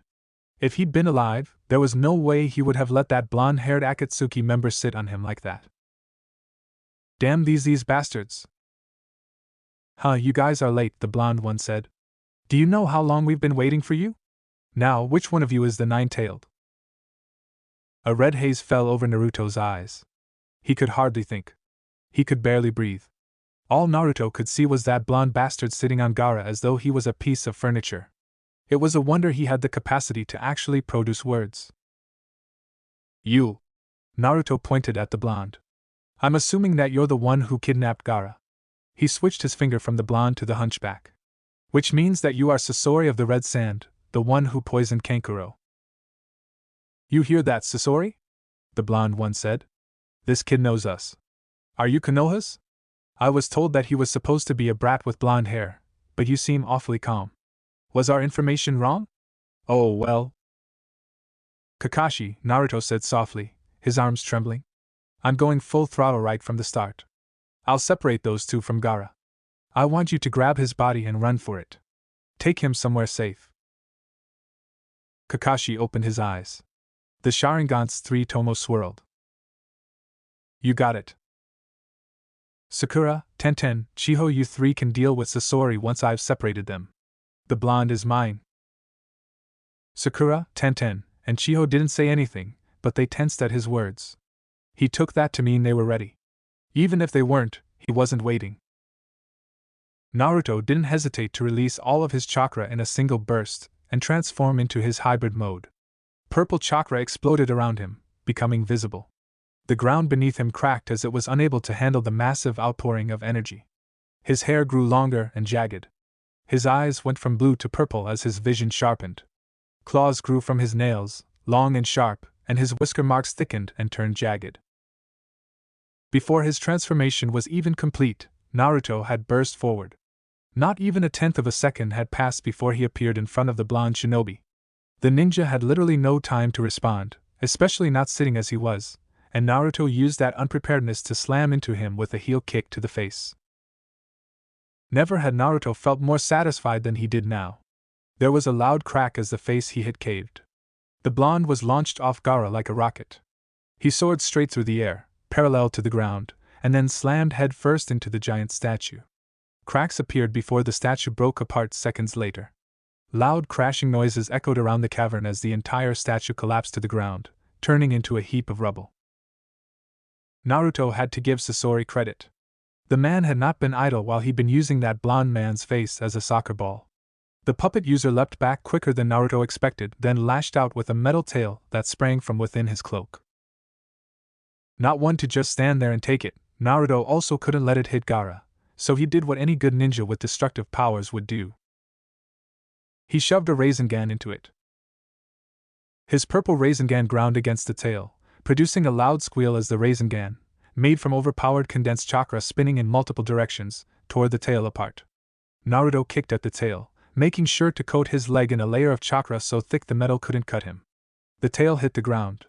Naruto knew this was his chance and took 2 steps forward and thrust out his fist, punching a hole straight through Sasori's body. Or he would have, except this didn't feel like much of a body. In fact, the body that his hand broke through had a very wooden feel to it. A shadowed figure leapt away from the body. Naruto grimaced as he kicked the body his hand had plunged through. As the figure landed on the ground several feet away, the body that Naruto had skewered broke apart, revealing that it was nothing more than a puppet. Kakashi darted in as the figure on the ground remained crouched. He grabbed Gaara and hurried back outside of the cavern. Meanwhile, Sakura, Tenten, and Chiho appeared around him. Sakura and Tenten were both prepared for combat, but Chiho was staring at the crouched figure in shock. "You surprised me," an incredibly young voice said as the figure stood up. "I had not expected such speed and power. It seems our information on your abilities was wholly inaccurate. I guess that's what we get for listening to that idiot Haiden." The figure before them wore the same black cloak as his puppet. However, that was where the similarities ended. He stood before them with his back straight, his youthful face surrounded by messy red hair. This person looked young, far younger than Sasori was purported to be. "This can't be," Chiho muttered. "What's wrong, Granny Chiho?" asked the young man, tilting his head quizzically as though curious by her reaction. "Are you so filled with emotion that you can't speak? I'm not surprised. It is our first reunion in 20 years. You. Hey, Deidara," Sasori called out. "How long do you plan on lying there? Come out." The pile of debris that had once been the statue exploded in a gust of flames. As large clouds of rock and sediment rained down, out from within this cloud of falling detritus came Deidara, who walked along the ground, wincing as he limped forward. His clothing was ripped and numerous cuts lined his face. However, he was still whole. Yes, I am coming," Deidara said. "Just give me a minute to recover. You can't be too harsh on me. That hit really knocked me for a loop. I was actually unconscious until just a few seconds ago." "I do not care what sort of injuries you are suffering from," Sasori retorted. "We have a job to do."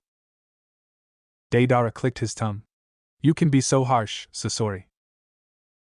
Naruto frowned as Deidara walked up to Sasori. That kick should have pulverized his face. He hadn't been holding back, so how was this asshat still alive? Well, whatever. None of that mattered. The only thing he cared about was killing these two. "I want you three to handle Sasori," Naruto instructed as he struggled to think of how to fight this battle. His head felt like it was covered in a thick layer of fog. "I will take on the blonde one." "I'll help you," Tenten said. "No!" Naruto snapped, then grimaced when Tenten reeled in shock. He took a deep breath and began again. "Sorry, but no. I'm going to unleash all of my power. However, my abilities are indiscriminate. They're just as likely to catch you as they are my enemies. It's better for all of us if you help Sakura and Chiho." Tenten's face reminded him of a person who'd been slapped. The shocked anguish there made him want to flinch, but he couldn't let her fight with him. He couldn't release all of his power if he was worrying about his comrade getting caught up in one of his attacks. "But I wanted to help you," Tenten muttered. Naruto needed to take a calm breath to resist his first impulse, which was to tell Tenten that she couldn't help him. "I'm sorry," he said. "But in a battle of this caliber, I'm afraid I can't afford to hold back, which I would be forced to do if you fought alongside me." "So you're saying I'm a burden?" "Of course not. I'm saying that my own powers are too destructive, and I don't have enough control over them to fight alongside other people. However, to win this battle, I need to go all out. If I have to hold back so I don't accidentally kill my teammates, I'll never be able to win." Naruto calmed down as he realized he was getting worked up. "Look, Sasori is the more dangerous opponent from what I have seen. Sakura and Chiho will need more help than I do. Please help them." Tenten sighed. "All right. Fine. I'll help them." "Thank you." "Humph." Deidara huffed. "That foolish blonde seems to think you're more powerful than me." "That foolish blonde is onto something," Sasori said. "I'd also like to point out that you are blonde." "Whatever." Deidara held out his hand, and Naruto realized there was a mouth on his palm. The mouth spat something out. Then Deidara performed a hand seal and created a giant clay bird, which he hopped onto. "Anyway, I'm sorry to say this, Sasori, but I think I'm gonna take that as well. See ya later." The bird lifted off and flew out of the cavern. Naruto glared at it, his seething anger no longer held back and boiling over. He forgot all about Tenten and the others. Only one thing mattered, catching up to Deidara and tearing him apart. With a snarl splitting his lips, Naruto rushed out of the cavern, ignoring the shouts that came from behind him. Kakashi didn't know how far he should travel. He was lugging the body of Gaara across his shoulder, racing through the trees. His breathing came out in even pants as he regulated his oxygen intake and timed it to his running. The problem was that he had no idea if there was anywhere that was safe outside of maybe Suna, but that would take days to reach, so Suna was out. This would have been so much easier if Naruto had been more specific. As he came upon the clearing where he and Naruto had fought Kisame, Kakashi stopped. Several people were standing around, studying the battle site. Suna ninja. He recognized Baki and Temari, though he didn't know the others by name. None of them were in the bingo book. Baki. Temari, Kakashi called out the two as he rushed over to them. Kakashi, is that Gaara? Temari shifted from greeting him to screaming as she recognized the figure over his shoulder. Wearing a grave expression barely masked by his mask, Kakashi nodded and set Gaara on the ground. Temari, Baki, and the others crowded around their Kazekage. Temari was the first to recognize what state Gaara was in. She gasped and held a hand to her mouth. When the others realized that Gaara was dead, a wave of shock, horror, and anguish rippled through the group. No, Temari muttered, covering her mouth with her hands. No, Gaara. I can't believe it, Baki said. Our Kazekage has been killed. I'm sorry, Kakashi said. We found out where they had taken Gaara, but we arrived too late. Temari fell to her knees and buried her face on Gaara's chest as she began to cry. Kakashi looked away. This wasn't something he should be seeing.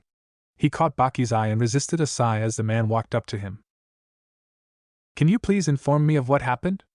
Baki asked. Nodding, Kakashi told Baki and the others everything that happened. All the while, Temari's inconsolable cries filled the air. Naruto snarled as he raced after Deidara, who flew high above him on some giant clay bird. He had tried jumping up to reach Deidara several times. However, each time the man would throw one of those clay bombs at him. None of the attacks hurt. Even so, the force from each blast forced him back to the ground. It was really pissing him off. Naruto glared up at Deidara as he leapt across several giant roots that were sticking out of the cliff walls. Up above, Deidara tossed several of those clay bombs shaped like spiders at him. With a snarl, Naruto swiped his hand through the air, unleashing a powerful blade of wind that sliced through the clay bombs, causing them to explode. The heat from the explosion singed the hairs on his arms. Reason had lost its meaning. Slashing out his hand again, Naruto sent another blade of wind at Deidara. It was dodged. Deidara directed his clay bird to ascend higher than his wind blade. His gums bleeding from how hard he was gnashing his teeth together, he sent several more wind blades at Deidara. His clawed hands raked against the air. 5 blades of wind soared across the sky at Deidara, but his clay bird went into a sudden barrel roll and avoided all of his attacks. Is that all you can do? Asked Deidara, crowing with laughter. If this is all the vaunted Jinchuriki has, then it doesn't look like I have much to worry about. This man is taunting you. Yes, he is. More bombs fell. Naruto destroyed them before they could reach him. Something vicious bubbled beneath the surface of his skin. Don't you hate that? I do. Unleashing a bigger jutsu, Naruto created a ball of wind in his hand. He compressed the wind further.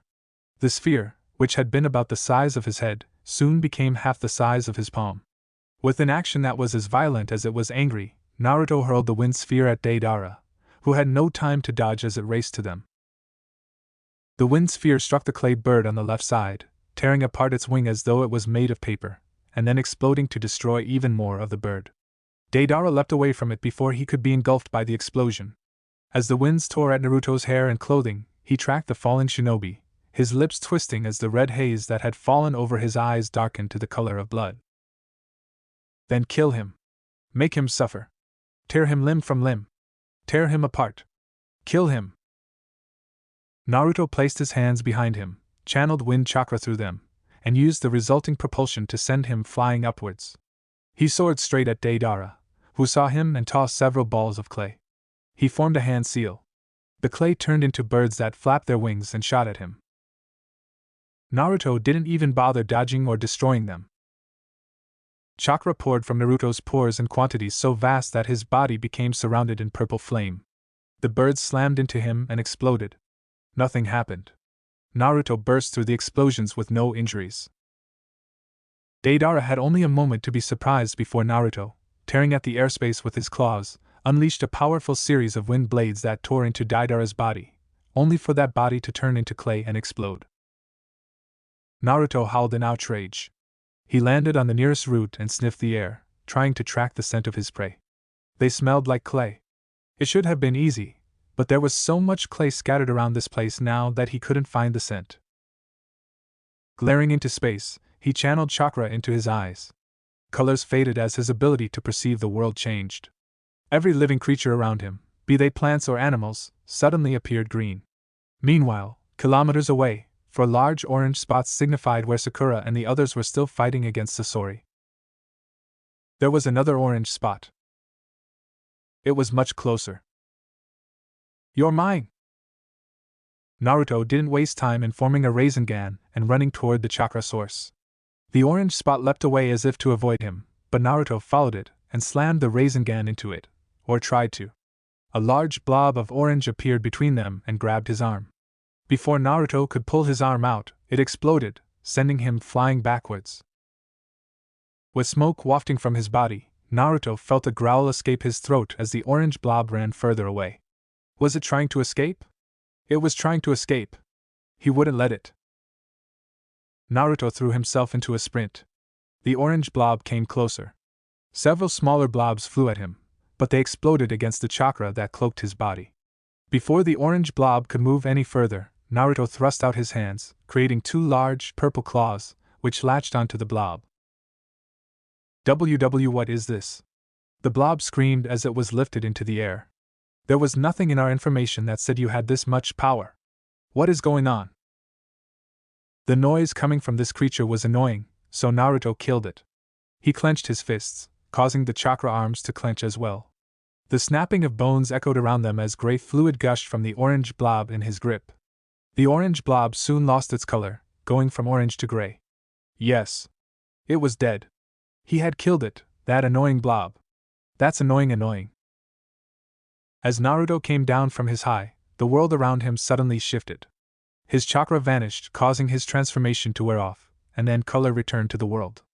The chakra claws he had created were gone, so the corpse of Deidara was lying on the ground, a bloody carcass within an expanding puddle of crimson. Oh no.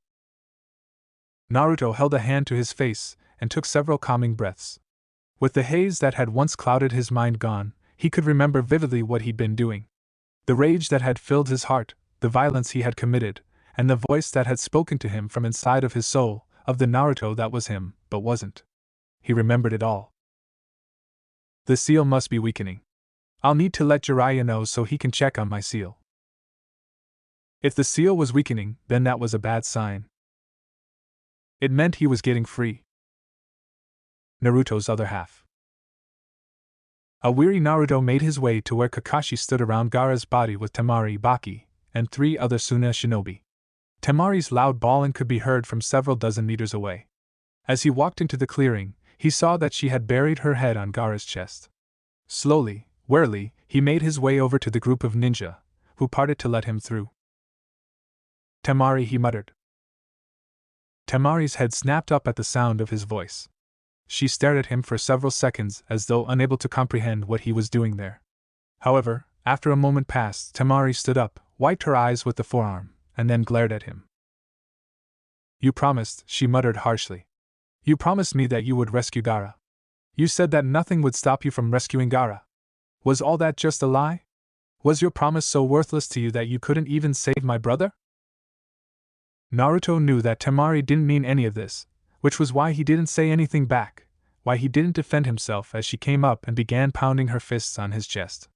All that rage and anguish had to go somewhere. In which case, it was better for her to let out her feelings there, with him, than it was to go on bottling them up. "I'm sorry," he muttered. Temari leaned her head against his chest. She pounded her fists into him, but they had no strength, and eventually, she let them drop to her sides. "Why? Why did it have to be Gaara? Hasn't he suffered enough?" That was a question without an answer. There were many people who didn't deserve to suffer, but through no fault of their own, they did anyway. Consequently, There were also many bad people in this world who deserved to suffer but never did. Sometimes good people die. Sometimes evil people prospered. If the world was a place where only evil suffered, then people like him and Gaara would have never existed. Naruto wrapped his arms around Temari as she cried, pulling her close enough that her sobs were muffled against his chest. This was the scene that Chiho, Sakura, and Tenten came onto. The three of them looked a little worse for wear. Sakura and Tenten were sporting numerous cuts on their arms and legs, which bled quite a bit.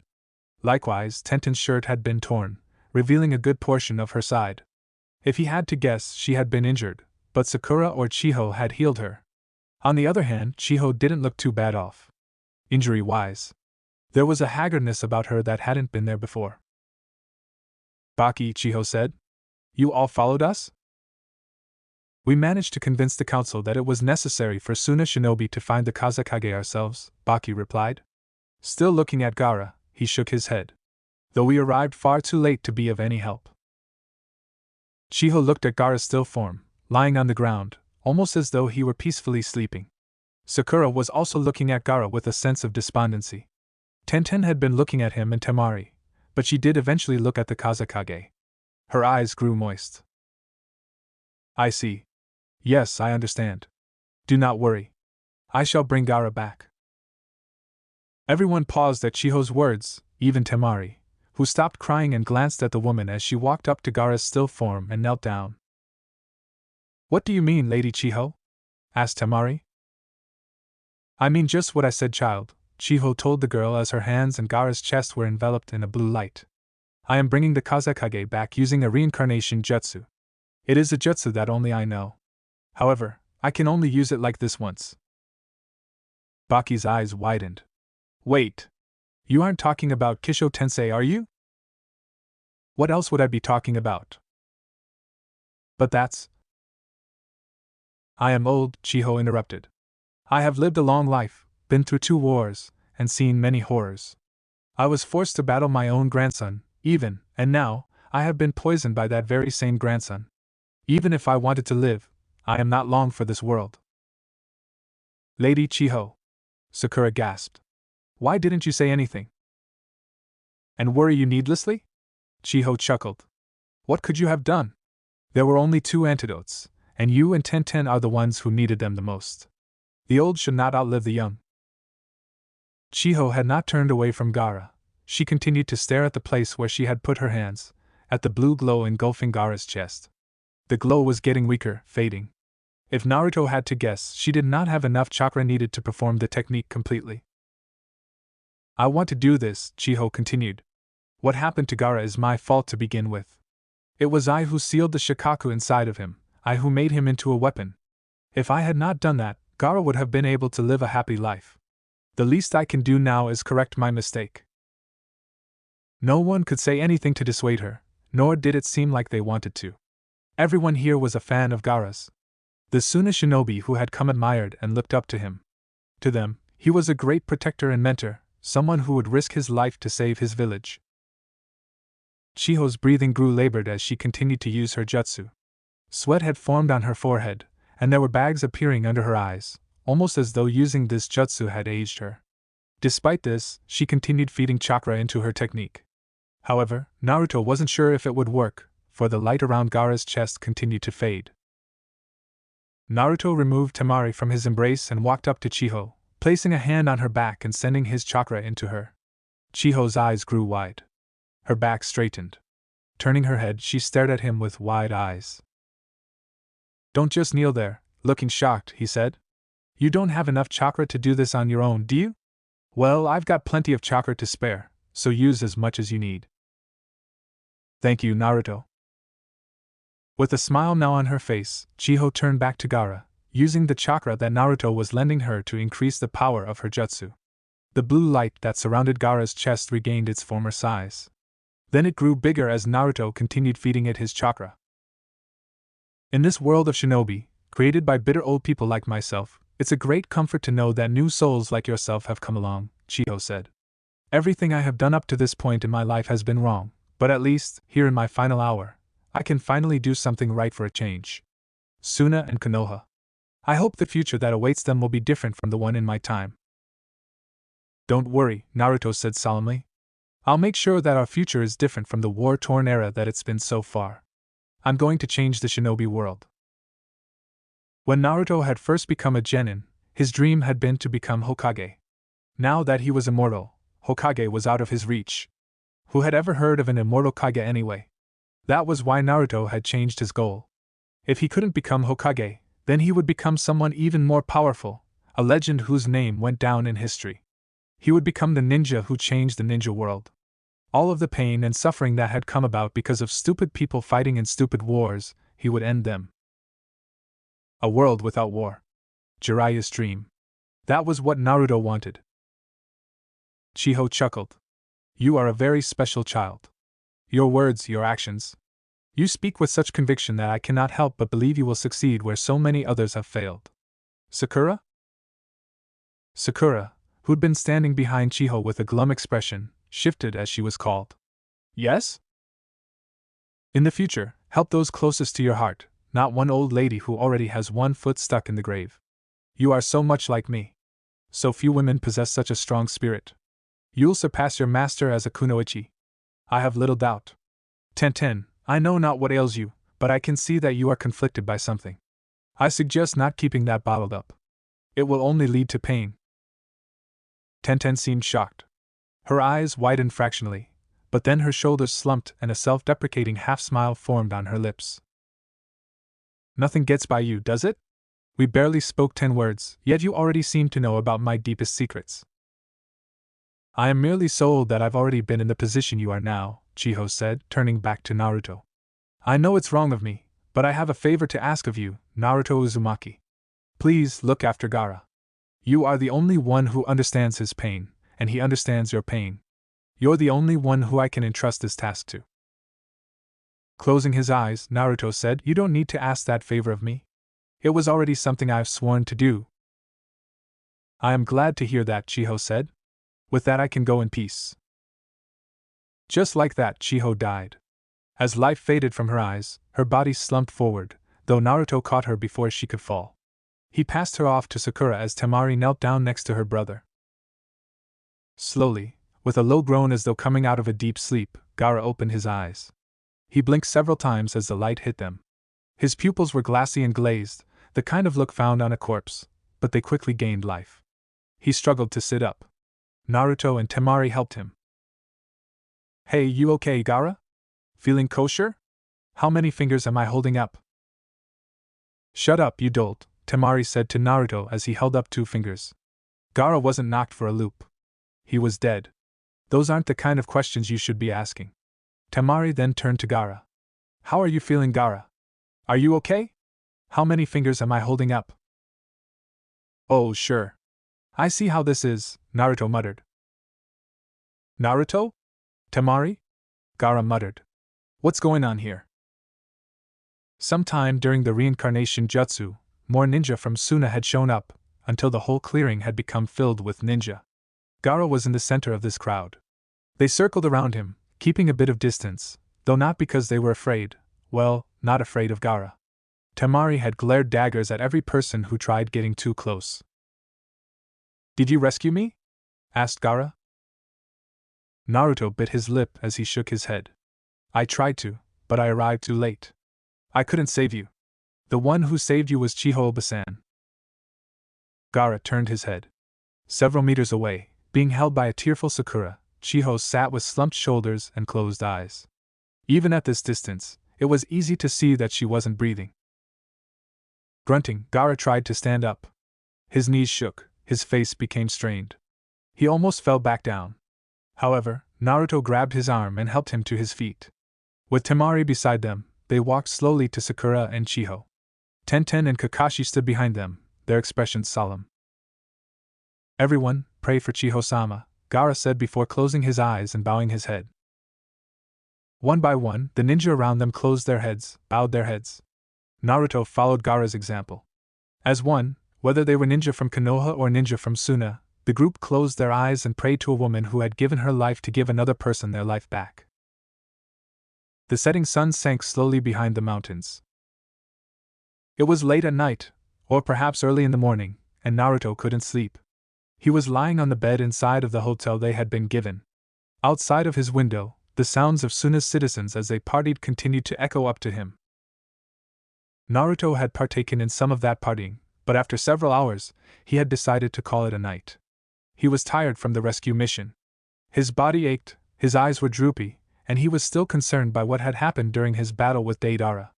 The anger he had felt at that time was reminiscent of the anger his other self felt when they fought. He needed to speak with Jiraiya about this. As Naruto continued staring at the ceiling, a knock sounded at his door. Thinking it was Kakashi, Naruto climbed out of bed and opened the door, only to blink when he saw Temari standing in the doorway. "Temari, what can I, humph?" Naruto wasn't even given a chance to finish his sentence before she was on him. Her lips claimed his in a kiss so passionate his knees turned to jelly. He felt her small tongue intrude inside of his mouth, warm and wet, her saliva mixing with his as the friction of her tongue sent chills down his spine. Before Naruto knew what was happening, he was lying on the bed, Temari straddling his waist as she continued to lock lips with him. Her hands had already worked their way under his shirt. Fingers pinched his nipples. It felt weird. Not bad. Just weird. Just as Naruto was about to succumb to Temari's sudden attack, he regained his senses. Wait! Temari, hold on! Temari stopped, frowned, and sat up. She was straddling his waist. Her thighs felt like heaven against his hips. What's wrong? Why are you what brought this one? Asked Naruto. This it's to thank you, Temari said. Naruto looked away. You know that I didn't do this to receive gratitude. Gaara is my friend. I know. Temari smiled as she leaned down and planted a kiss on her cheek. But even though you didn't rescue my little brother for such a petty reason, I still want to give you my thanks. At her words, Naruto relaxed and placed his hands on her hips. So long as it was a decision that she had made herself, he would not contest her. As long as this was what she wanted, he would never deny her. Naruto had decided that if he was going to live forever, then at the very least, he could do everything in his power to make the people he loved, the ones who would eventually leave him behind, as happy as possible. As Temari leaned down to claim his lips in a kiss that was much more tender than before, Naruto lost himself to the feelings and warmth that was Temari Sabaku. Tenten wandered down the halls of the hotel. She was on her way to see Naruto. Now that this mission was over, and with Chiho's words still ringing in her ears, she had finally decided that it was time she sat down and seriously spoke with Naruto. The party was still going on outside. Sakura and Kakashi were still out there. Both of them were awfully popular. It seemed people had learned that Sakura was the one responsible for saving Kankuro. Meanwhile, Kakashi was popular with the ladies, who apparently wanted to see what was underneath his mask. This mission had shown Tenten that she still had a long way to go. Throughout the whole thing, she hadn't contributed to the mission in any significant way. When Kankuro had been poisoned, it was Sakura who healed him. During the battle with Kisame, she had been told to leave. Naruto hadn't let her fight beside him against Deidara, and the one who defeated Sasori had been Sakura, not her. I need to get even stronger. The biggest problem was that she didn't know how else she could get stronger. Her kunai/shuriken throwing was already 10 for 10. It wasn't possible to have an accuracy rate that was any better. On a side note, her parents must have been seers to name her Tenten. Of course, Tenten was also well versed in close-range weaponry. She could use swords, spears, naginata, nunchaku, and many other weapons with the same proficiency as an expert, but she wanted to become even stronger. She didn't want to remain the girl who could only provide backup. As she reached the hall that had Naruto's room, a loud noise caused her to freeze. It was a moan that echoed down the hall. Sensual. Sexual. Hot enough to make her blood boil. She didn't know who had made that noise, but Tenten's face felt like it was going to combust from just hearing it. Ignore it, Tenten. Just ignore it. Pretend it doesn't exist. However, she couldn't ignore it. The closer she got to Naruto's room, the louder it became. That could mean it couldn't mean, could it? The door to Naruto's room was ajar, and the noises were coming from inside. Tenten's breathing became stilted. She crept up to the door, opened it a crack more, and peered inside. Her heart stopped. Naruto and Temari were having sex. They were lying on one of the two beds, naked, and joined at the hip. Even as she stared, Naruto was thrust himself inside of Temari, who had wrapped her arms and legs around him, crying out, urging him on with her voice and words. Before she could get too caught up in what she was seeing, Tenten jerked back and clamped a hand over her mouth. Tears sprang to her eyes as her tongue became lodged in her throat. Her heart felt like it had dropped into her feet, which became heavier than Rock Lee's leg weights. Unable to remain in that place for any longer, Tenten ran away from Naruto's room and the moans that were coming from it. It was early the next morning. The sun was still in the process of rising. Naruto stood before the gates to Suna alongside Kakashi, Sakura, and Tenten. Seeing them off was Gaara, Temari, Kankuro, and Baki. Naruto had woken up that morning to discover Kakashi giggling at him from his bed. It had taken him a moment to realize what the was giggling about, but then he remembered that Temari had sex with him the previous night, and she had still been in his bed when he woke up. Kakashi had not let him off the hook. After Temari had left, the head grilled him on the details of their relationship. Actually, the copy ninja had really just wanted the juicy bits of his sex life. Naruto had dealt him 1,000 years of death. While Kakashi had yet to stop staring at him with knowing smirks, Tenten strictly avoided his gaze. Every time he felt her eyes on him, he would look her way, only to discover her looking at something else. She'd occasionally glance at him from the corner of her eye. However, she'd quickly look away, a conflicted expression crossing her face. I'm not sure what's going on with her, but I should probably find some time to sit down and talk. That would have to wait until after they went back to Konoha, filed their mission report, and informed the Hokage of what happened via a verbal report. Since Naruto had been placed in charge of this mission, that was his task. Are you sure you don't want to stay for a while longer to recuperate? Asked Gaara. Despite having a tail beast pulled out of him, he looked fairly hale. Naruto chalked that up to Chiho's sacrificial reincarnation jutsu. Yeah, Naruto began. We've already spent a night here when we should have headed out. We need to deliver our report to Tsunade-sama, Sakura added. Speaking of, I have already sent a preliminary report with Takamaru, Baki said. I appreciate that, Naruto said, nodding at Baki before turning back to Gaara. Anyway, I'll see you around. Maybe I'll be sent here during the Chunin exams and you and I can grab a drink. I would like that, Gaara said. Gaara held out his hand, and Naruto, grinning like a loon, accepted the hand, shaking it firmly. Behind him, Kakashi smiled while Sakura looked on with a warm smile of her own. Tenten still seemed to be ignoring him, but even she seemed warmed by the friendship they were displaying. The group was preparing to leave. However, just as Naruto had turned around, Temari called out to him. Naruto! Naruto turned around. Yes, MPH. Temari grabbed him by his jacket and pulled him into a searing kiss. She pulled away before he could actually respond, taking several steps back and winking at him. That was a good luck kiss for your journey home, she told him, winking. Hey, if you say so, Naruto replied. I think it's just so you have something to remember me by on those lonely nights without me. You wish.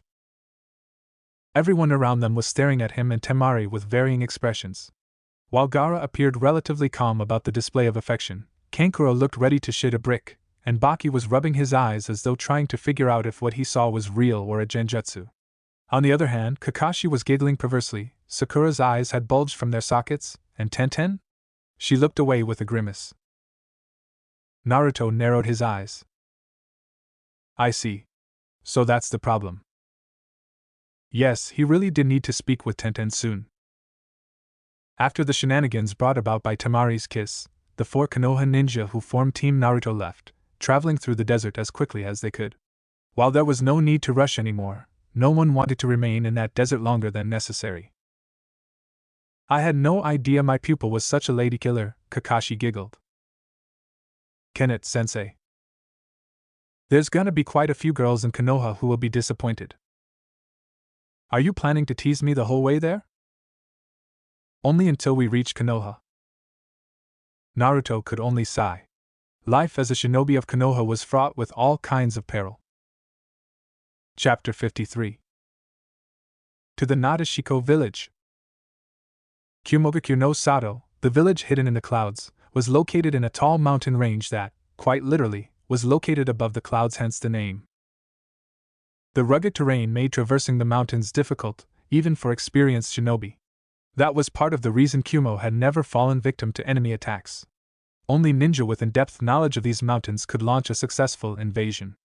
Of course, there was no army with that kind of knowledge who could storm this stronghold, which meant the chances of that happening were zero.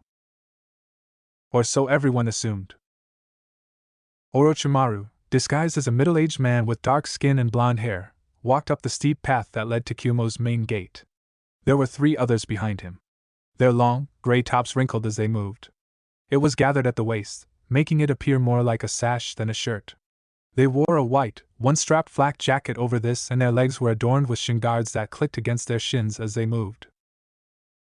None of them spoke as they walked up to the stall where a pair of ninja were standing guard. The stall, built into the rock face of a mountain, resembled a formidable outpost. Metal shutters around the open hole indicated that it could be used as a barricade of sorts. Just what Orochimaru would have expected from a hidden village like this. Returning from a mission? One of the guards asked as he held out a clipboard. Sign here, please.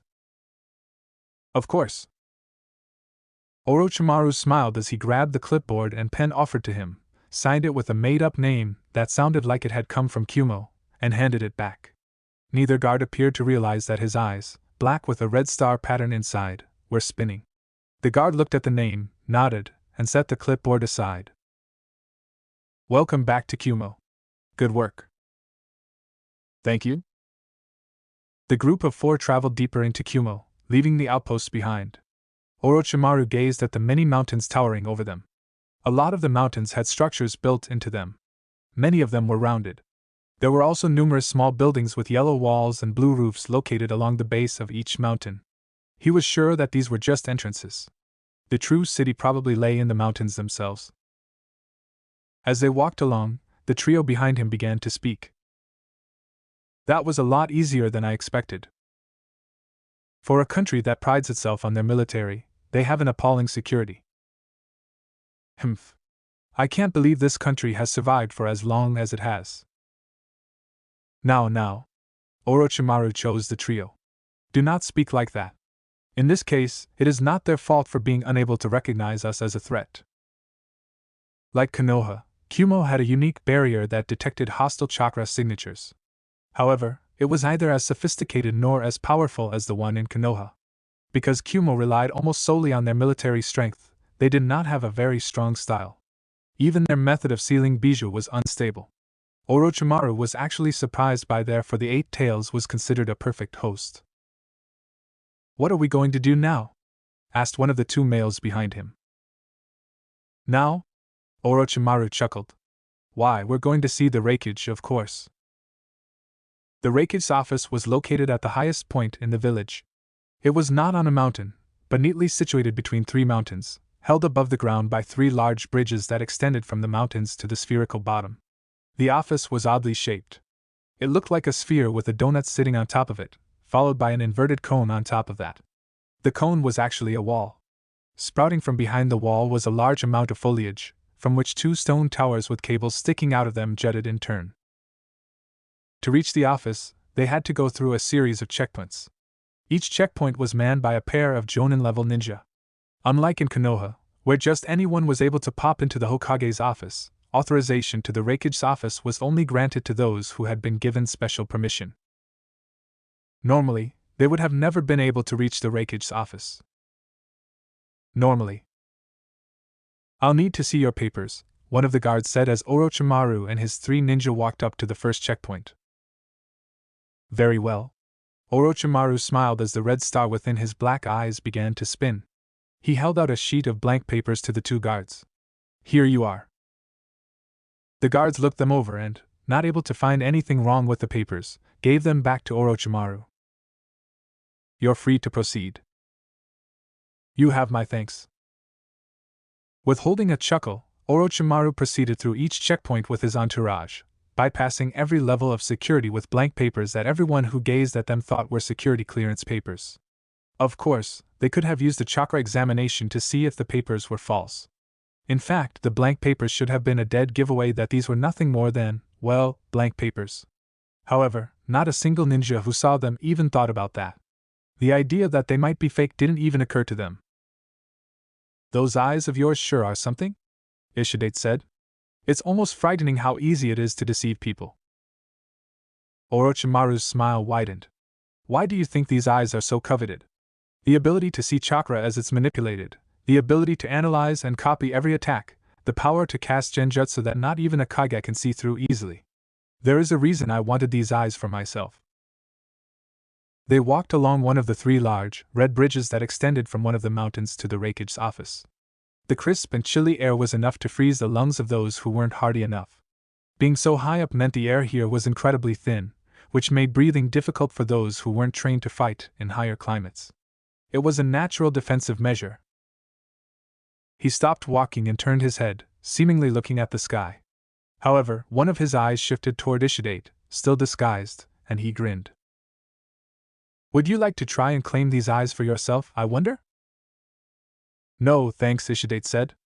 "I'm smart enough to know that I don't stand a chance against you." The female, Karenbana, leaned into the other male ninja with them as she cupped a hand to her mouth. "Am I the only one frightened by this man?" "You are not," Kongo said, his burly frame hidden behind a transformation jutsu of his own. "Glad to know it's not just me." Chuckling to himself, Orochimaru walked into the Raikage's office.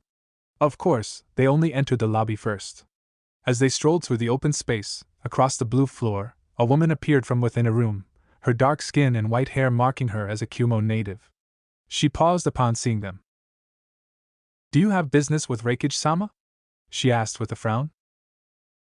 Orochimaru smiled as his star within his pupils spun again. "I do. I have some urgent business that I must speak with him about. If you'd be so kind as to take me to him, I would appreciate it." Of course, the woman's eyes glazed over. "Right this way." The woman turned around and strode up a set of stairs, leading them to a simple door. She knocked once before entering.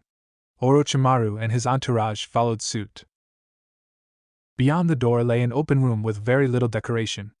The blue floor contrasted with the yellow walls. Exercise equipment sat off to one side, a set of free weights and a punching bag. This office didn't have a desk. It had a couch with a small coffee table in front of it. Behind the couch was a curved series of windows fitted around rectangular metal frames, giving those who arrived a clear view of Kumogaku's mountain range. A man sat on the couch, large and imposing, his dark skin bulging with muscles. He wore no shirt, allowing rippling abdominals and a thick chest to be on full display. The dark skin contrasted with his dark hair. Upon seeing them, the man lifted his left arm, a thick metal bracer attached to it, and placed it on his knee. Dark eyes stared at them from beneath thick eyebrows. "Mabui," the Raikage said in a gruff voice. "Who are these people?" The woman, Mabui, tilted her head. "You do not know them? They said they had something urgent to talk to you about." From the stiffening of the Raikage's muscles, it was clear to Orochimaru that the man was already on guard. Perhaps he already suspected something was off. Well, no matter. This would be over quickly. "Greetings, Raikage," Orochimaru said as he stepped forward. Still playing his role, he knelt before Kumo's most powerful ninja. "I have come to speak with you about an important matter." Before Orochimaru could activate his eternal Mangekyo Sharingan, the Raikage suddenly vanished from his couch. Orochimaru only received a second's warning before the powerfully built man slammed into the place where he was standing. However, much like a certain shinobi who was now dead, Orochimaru burst into a flock of crows. The crows flew around the room before reassembling themselves into his body several meters in front of the Raikage. Those eyes, the Raikage narrowed his eyes as he stared at Orochimaru's Sharingan. "An Uchiha? No, you just have the eyes of one." Scowling, the man readied himself for a fight as Ishidate, Kongo, and Karenbana surrounded him. "Who are you?" "You don't need to know that," Orochimaru said with a smile as Mabui walked behind the Raikage and pulled out a sheathed blade. "After all, puppets have no need to know who is pulling their strings." Thanks to a genjutsu he had cast during the 1 second where the Raikage had stared into his eyes, the large man was a second too slow to respond properly when Mabui jabbed her lightning-coated blade into his back. The man grunted as lightning coursed through him. He probably could have negated it, but thanks to another genjutsu, the thought never occurred to him. Now, Orochimaru walked up to the raikage as the three he'd brought with him held the raikage down. With his muscles spasming from the electric shock, the man, normally strong enough that he could have torn himself free in seconds, was helpless. Mabui, under the influence of his Sharingan, grabbed her raikage by the hair and forced him to look at Orochimaru. Time for you to say goodnight, Tsukuyomi. Despite the beautiful day, Naruto could not help but feel troubled. 2 weeks had passed since the mission to rescue Gaara. His time had been spent mostly training and going on easy missions to earn money. Kyuubi, or rather Akane, still refused to speak with him. That wasn't the problem. He'd been dealing with that for a long time now. The issue he'd run into was similar, but at the same time, different. You do know that it's rude to ignore a girl when you take her out on a date, don't you? Asked Yujuto, snapping Naruto out of his trance. He sent her an apologetic smile. You're right. I'm sorry for spacing out like that. It seems like you have something serious on your mind. Yujuto tucked a strand of hair that had fallen over her face behind her ear. Would you like to tell me about it?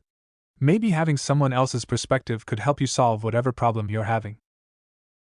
The two of us were sitting on a blanket spread across a grassy field, training field 7, the same training field where Naruto had passed the first test alongside Sasuke and Sakura. A basket sat on the blanket with them.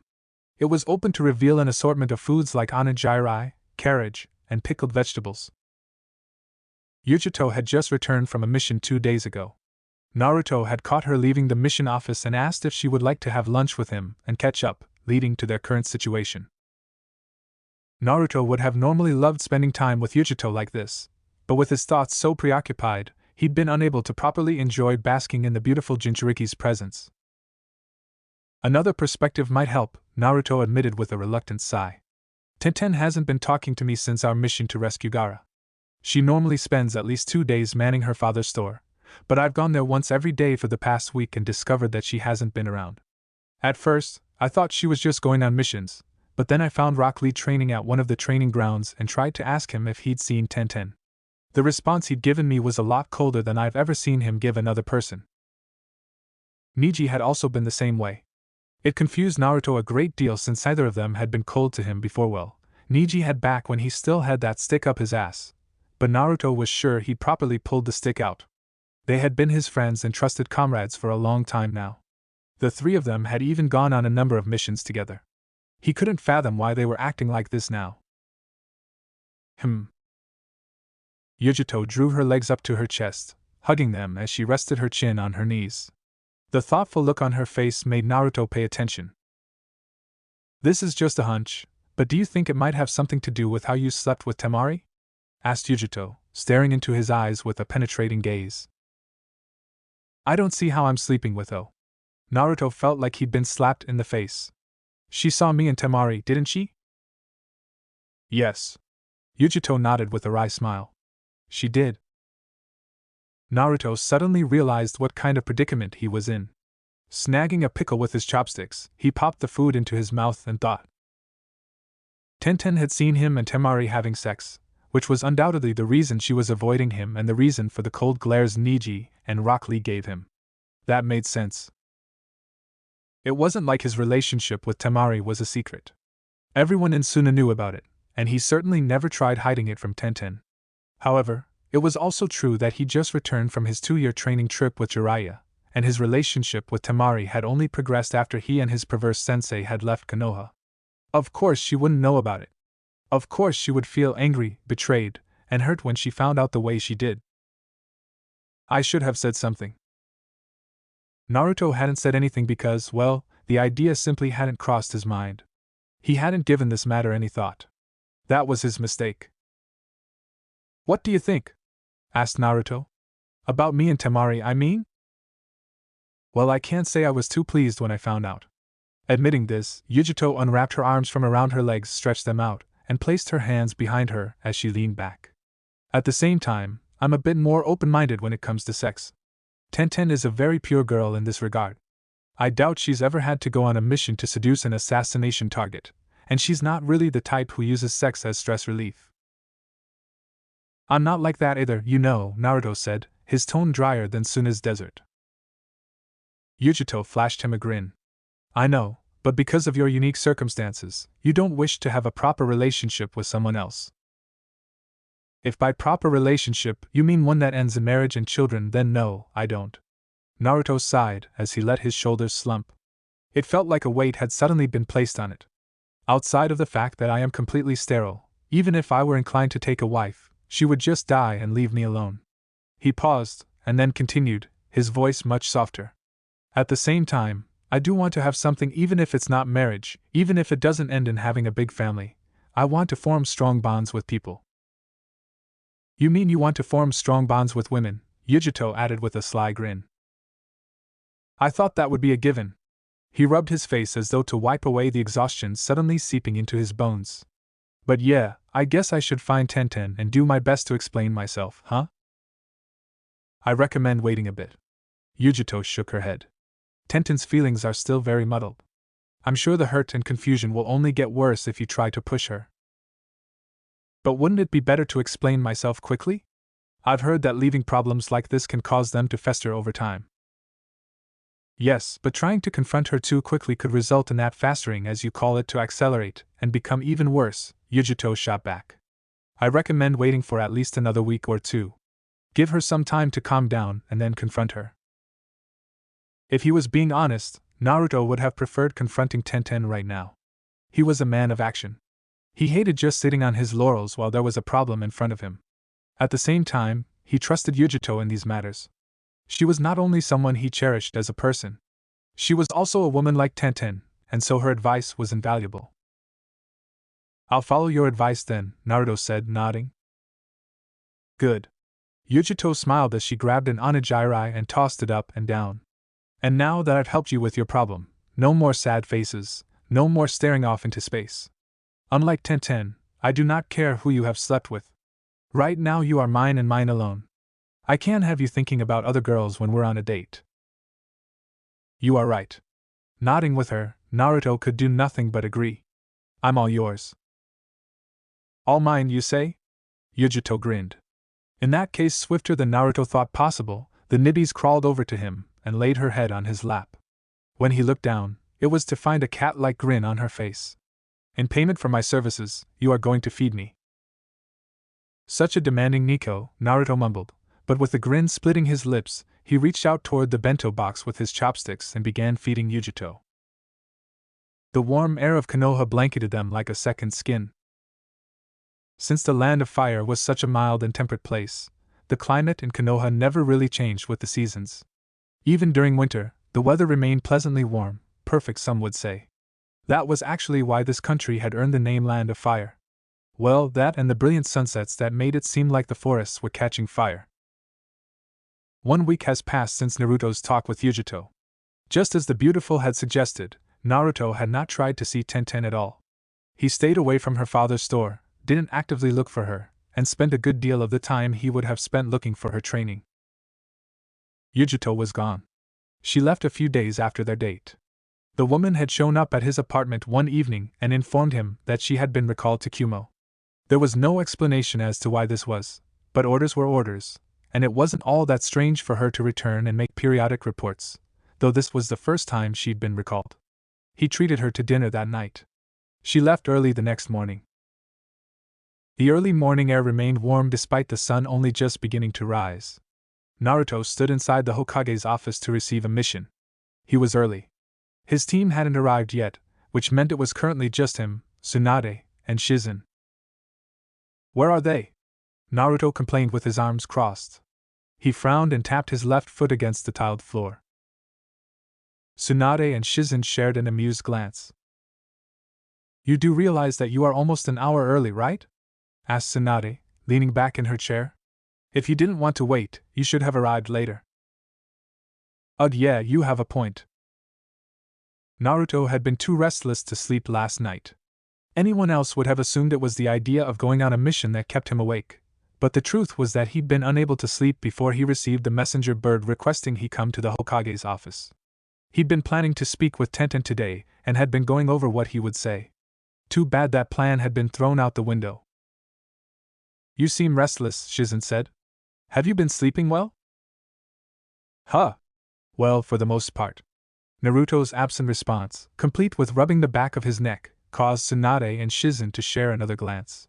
He would have wondered what sort of conversation they were having with those looks. However, he was too preoccupied to let himself be bothered by that. You wouldn't happen to be having some troubles in paradise, would you? Asked Tsunade as she leaned forward, placing her elbows on the desk and steepling her fingers together. Naruto grimaced. Is it that obvious?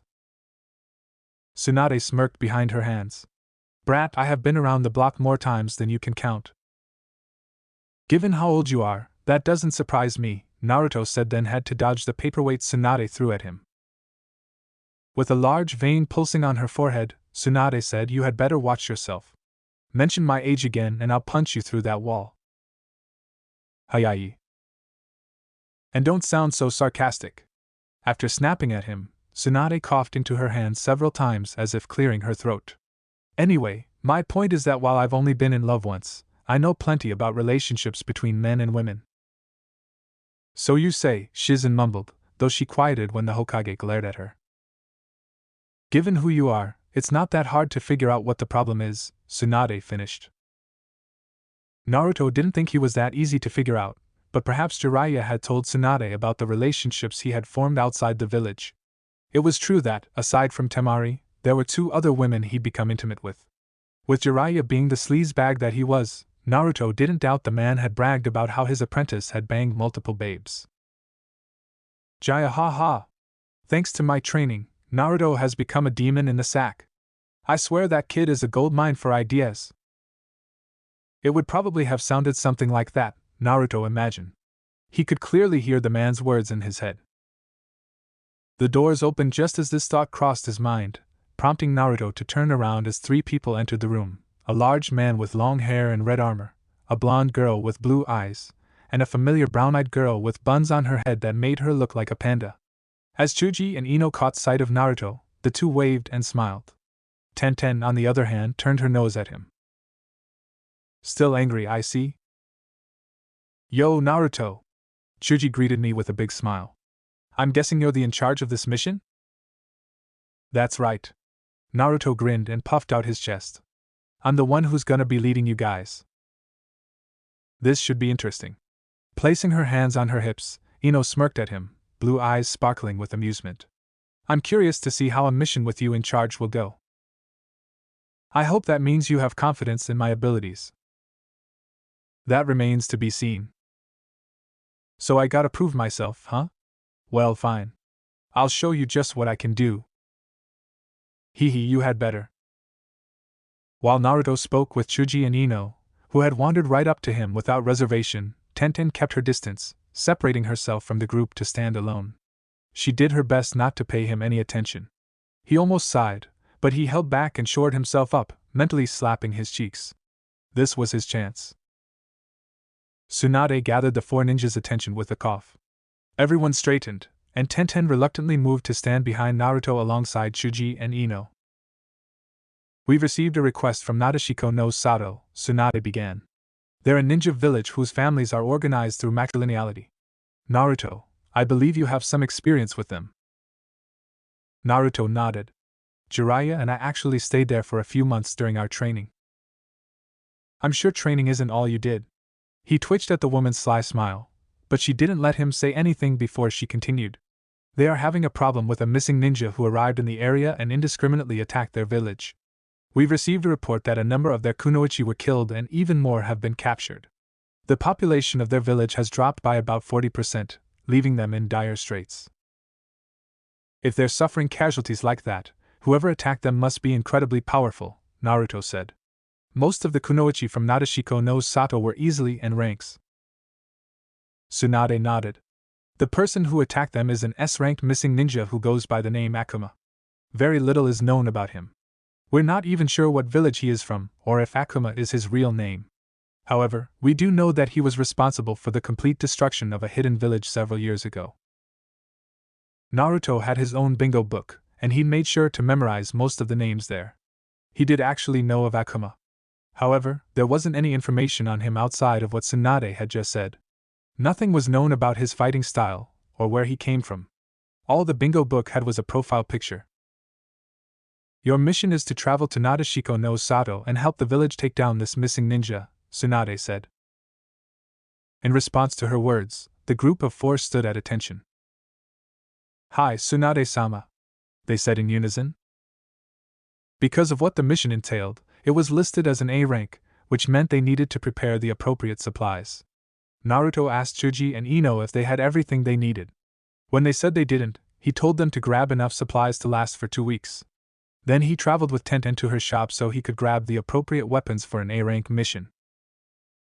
Tenten barely spoke to him during this time. She only spoke when necessary, and when she did, her voice was colder than the snow-capped peaks of the former Yuki no Kuni. You realize that staying mad like this and scowling all the time is going to give you premature wrinkles, don't you? Asked Naruto. I'm not scowling, Tenten snapped. You are. I'm done with this conversation. Well, I'm not. They were in the middle of her store, traveling down one of the aisle. Numerous racks filled with various sharp and pointy implements lined it. Because of this, Naruto couldn't push Tenten's back against the wall, so he created a wall of shadow clones and hemmed her in, placing his hands on a Naruto clone's shoulder to keep her from moving. What are you doing? Tenten's glare looked like a sheet of ice, but her cheeks were flushed a mild red. Let me go this instant. Not until you talk to me. I don't think there's anything to talk about. Yeah? Well, I think there is. Naruto narrowed his eyes. I get it. You're upset at me because I slept with Temari. Tenten looked away. I don't care who you sleep with. Then why are you ignoring me? I just don't like lying douchebags. You're jealous of Temari. I am not. You are. Not one bit. Just admit it. Their back and forth would have drawn a crowd if anyone aside from them had been present. It probably looked strange, several Narutos acting as a wall while one of them trapped the girl with his arms. Even Naruto found the idea strange. He probably would have laughed if he'd seen anyone else do this. That didn't stop him from arguing with the girl, whose face grew darker and more red as time passed. Finally.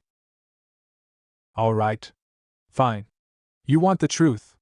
Yes, I'm jealous of Temari. Yes, I hate that you slept with her.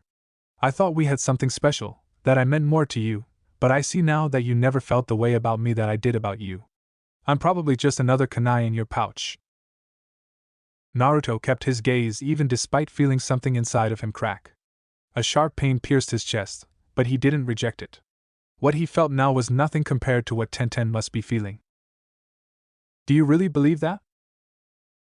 He gazed into Tenten's eyes as she stared right back. Her eyes were fierce, but the longer she stared at him, the less certain they became. She shifted her weight from her left foot to her right. Her hands began fiddling with her shirt. Yes, I do. She averted her gaze after several seconds had passed.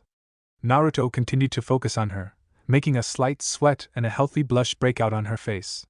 He didn't say anything for the longest time, but then, he sighed and took a step back. The clones disappeared in a puff of smoke.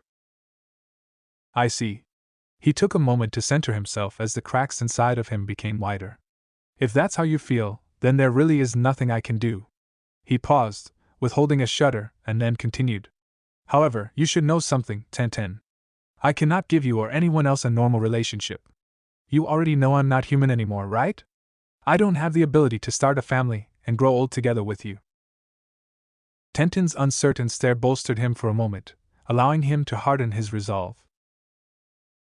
But you should know that just because I can't give you a normal relationship, that doesn't mean I don't love you. I'll understand if you don't want to be with me. If you say I can't be with you, then I'll gladly accept that. However, do not ever think that my feelings for you are weak, or that what we have isn't special to me. You aren't someone who can ever be replaced. You're precious to me. Tenten didn't say anything at first. A cloying silence stretched out. While there was no tension, the thickness in the air, the uncertainty from both parties, made it hard to breathe. I'm not sure I can believe that, Tenten finally admitted. I guess not. Naruto smiled, but it didn't reach his eyes. Tenten pretended she didn't see it. After their argument ended, Naruto bought a scroll filled with enough supplies to last for 2 weeks and enough weapons for an A-rank mission. Fortunately, he didn't need to buy items like explosive notes or seals, since his seals were better than anything on the current market. That said, he did have a large number of kunai, smoke bombs, shuriken, and ninja wire. He wasn't sure how much of it he would use, but it was important to always be prepared. They met up with Ino and Chuji at the south gate. The two had arrived before them. When Ino saw the distance between him and Tenten, the fractured demeanors they both possessed, she placed her hands on her hips and frowned. "What funeral procession did you two just come back from?" "No funeral, I'm afraid," Naruto said with a smile. "Anyway, do you two have everything you need?" "Yup." Ino patted the pouch around her waist. "It's all in here." Naruto nodded at her, then turned to the big guy in red armor. "Chuji?" "I'm good." "Right. Then let's go." Because he was in charge, Naruto was the one who signed them out of the gate. With the afternoon sun at their backs, the squadron of ninja left the village. Nadeshiko no Sato was located near Mizuno Kuni. It was located on the crescent-shaped peninsula that was composed of 3 separate nations: fire, tea, and noodles. To reach it, they had to travel southeast from Konoha, then curve around an inlet and head northeast, which would take them out of Hai no Kuni and into Udon no Kuni.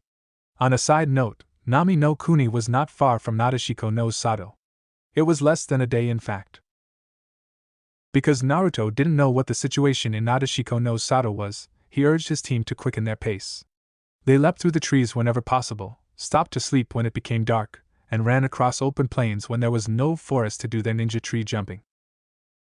Tenten did not speak much during this time, save for when Ino talked to her.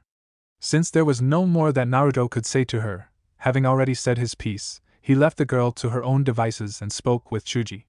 Before long, they reached the point where they could finally see Nadeshiko no Sato. "So that's it, huh?" Ino said with a hand over her head, acting as a visor to keep the sun out of her eyes. "Yup. That's Nadeshiko no Sato," Naruto answered. The village was positioned upon the lightly forested top of 3 massive, steep hills that all stood in a line. 2 bridges spanned the gorges between them. The central hill was the largest, meaning it also had the biggest structure. From where they stood, Naruto could see the stone walls surrounding the village. Several towers and roofs jutted from inside the walls. The village looked more like a stronghold or a palace, with numerous walls, towers, and brickwork being the predominant features. The hills upon which the female hidden village sat were situated within a lush, forested valley in a mountainous region. It made the village stand out.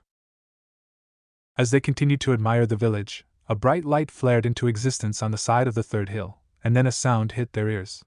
It was the rumbling of an explosion. Naruto narrowed his eyes when several chunks of land were blasted away from the hill. "That looked like it was from an explosive," Naruto muttered. "An explosive note or a jutsu?" "Look!" Ino pointed at something. "The village is burning." Naruto didn't need to follow her finger to see what she meant. Smoke rose from within the village. Even as he watched, one of the towers located within the 3rd hill crumbled as it was struck by an explosion. More gouts of flame soon rose into the air in other locations too. They couldn't waste any more time.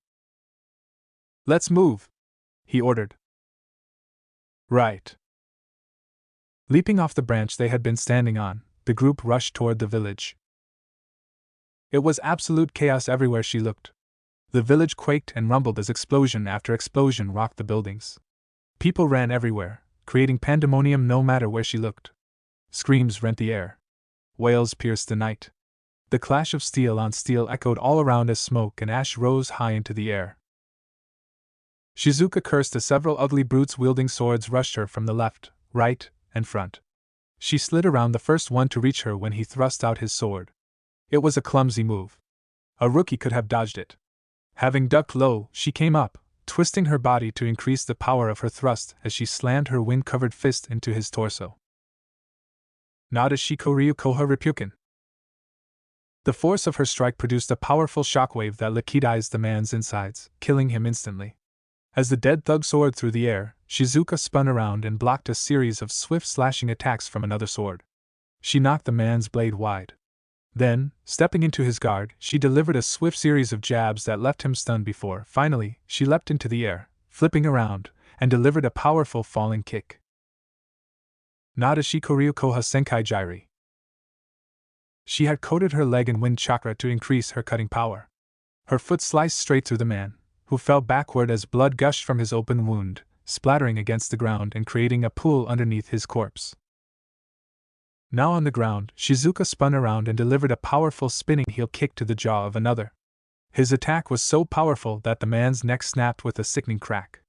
As he fell like a marionette with cut strings, Shizuka diverted a sword aimed at her torso, then stepped forward and delivered a bone-shattering punch to a bandit's torso.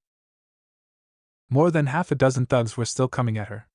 They were further away, but it wouldn't be long before they closed the distance if she was willing to let them.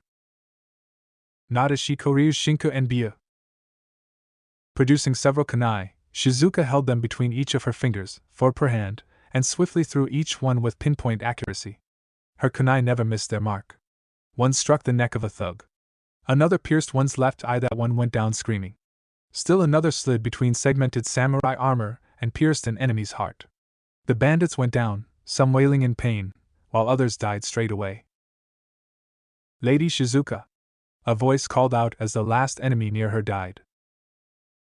A person dropped from the sky, landing in a crouch before her. She stood quickly, her imposing figure easily towering over the much smaller Shizuka.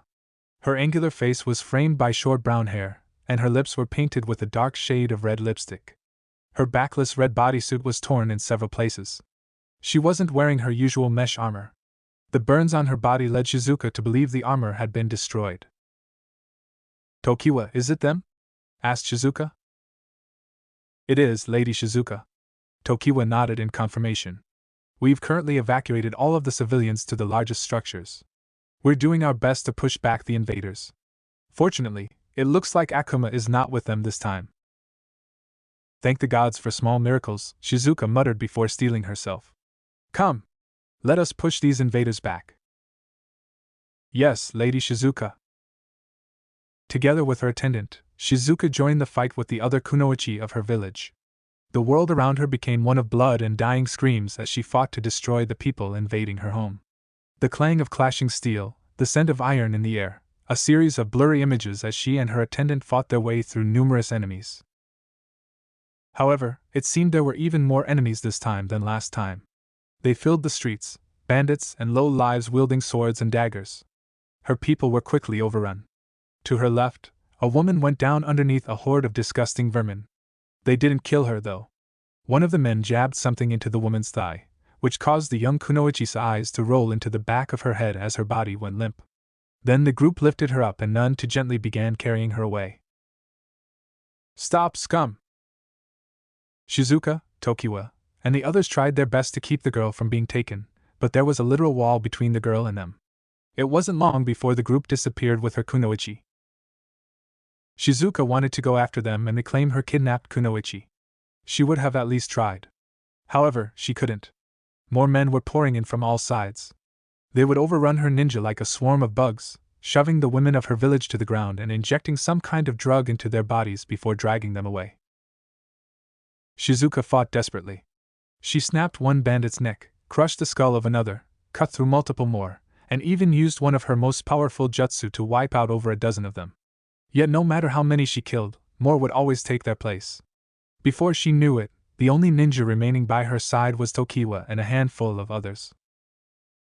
Despite the desperate panic she felt to rescue her comrades, Shizuka refused to give up. She stood back to back with her fellow kunoichi. The stench of numerous unwashed bodies made her nose wrinkle as the men closed in around her. If this was to be the end, she would make sure to take all of these people down with her. Kaige Bunshin no Jutsu. Yet before she could steel herself for the next bout, several dozen figures suddenly invaded the area, rushing in from between buildings and jumping down from roofs. Some carried kunai. Some fought barehanded. Some even threw shuriken. They crashed against the bandits like an orange tidal wave, decimating the army that had been overwhelming Shizuka's forces with an even more overwhelming force. Beyond the shock of seeing so many people suddenly fighting against the bandits, Shizuka felt hope swell in her breast as she recognized who those people were. That's Naruto. Yes, it was dozens of Naruto clones that had rushed to her aid, and they weren't alone.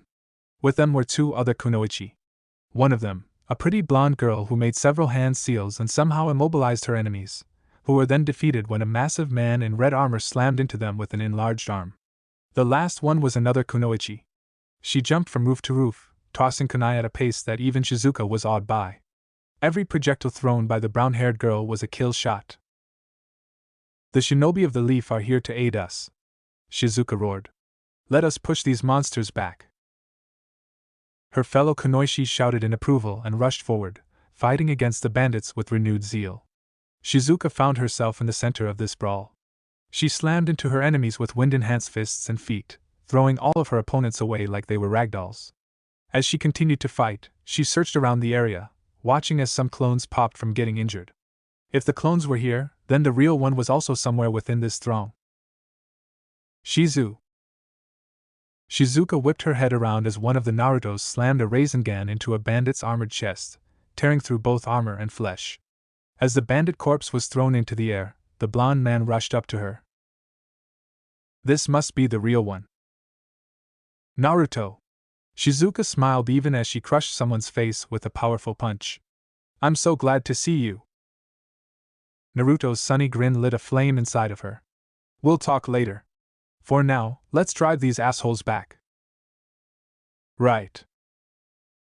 The fighting did not last much longer as, with the arrival of Naruto and his Konoha shinobi, the bandits seemed to lose their will to fight. Their numbers might have made them formidable, but Naruto could match those numbers with shadow clones. Also, unlike the bandits who couldn't replace the people they lost, Naruto could create new clones every time one of his were dispelled. Before long, the enemy that had once attacked them like a pack of ravenous hyenas tried to flee.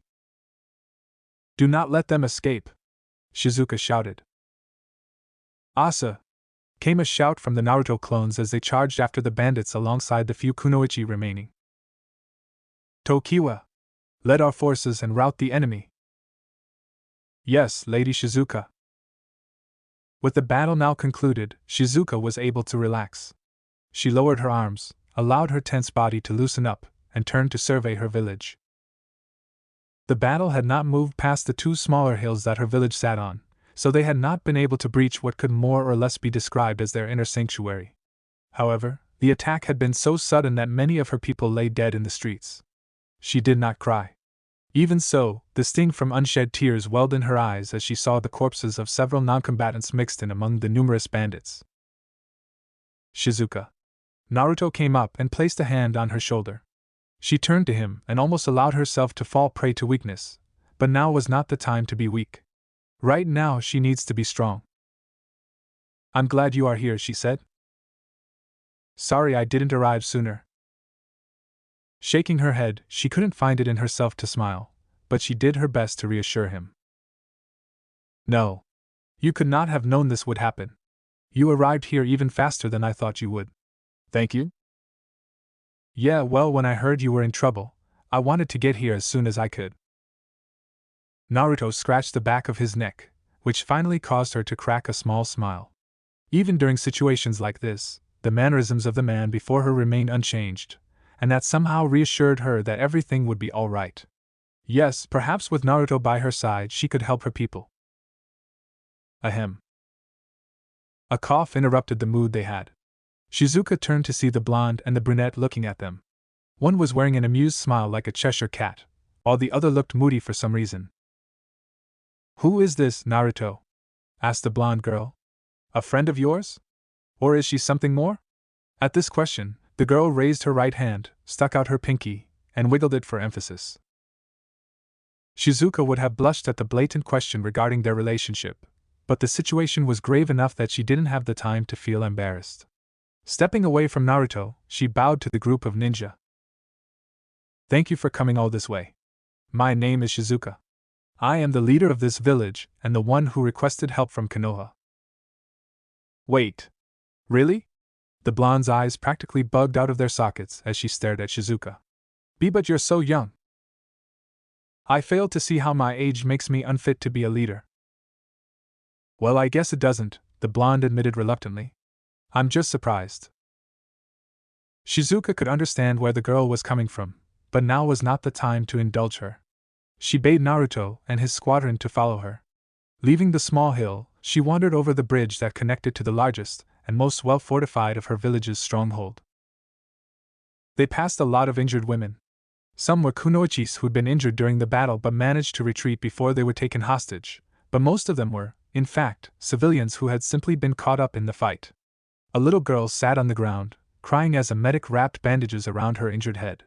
A young woman with blood leaking from her shoulder was being patched up with stitches. Everywhere she looked, her people were suffering. It broke her heart. Naruto said, please help administer first aid to these people. The ones with the gravest injuries get top priority. I'm on it, the blonde girl Ino said before rushing off to help the nearest person.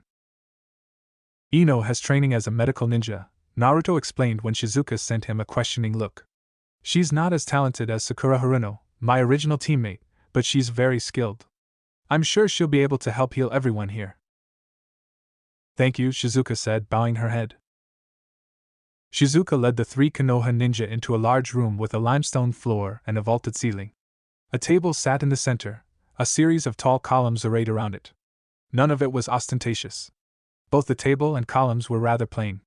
However, the table sat atop a rug, and there were numerous fluffy pillows arranged around it for people to sit on. She sat down at the head of this table, calves tucked underneath her thighs, while Naruto and the others sat on either side of the table. Introductions followed. Naruto introduced his other 2 teammates. Chuji, the large man wearing the red suit with plated armor, greeted her with a smile. However, the one called Tenten had a suspicious look in her eyes. Shizuka frowned. It was as if the girl didn't trust her for some reason. However, she ignored that and greeted them both in turn. I was told that you were having trouble with a missing ninja named Akuma. Naruto scratched his cheek. We weren't expecting to find an army of bandits attacking you. Yes. I'm sorry. Please allow me to inform you about the most recent developments that have taken place. Shizuka bit her lip as she centered her thoughts. It is true that the one who first attacked us was Akuma. He attacked our village without warning and decimated our forces. We fought back and even managed to injure him before he retreated, but his attack was so sudden that many of our kunoichi were injured and were unable to fight. That was when we sent our request to Konoha.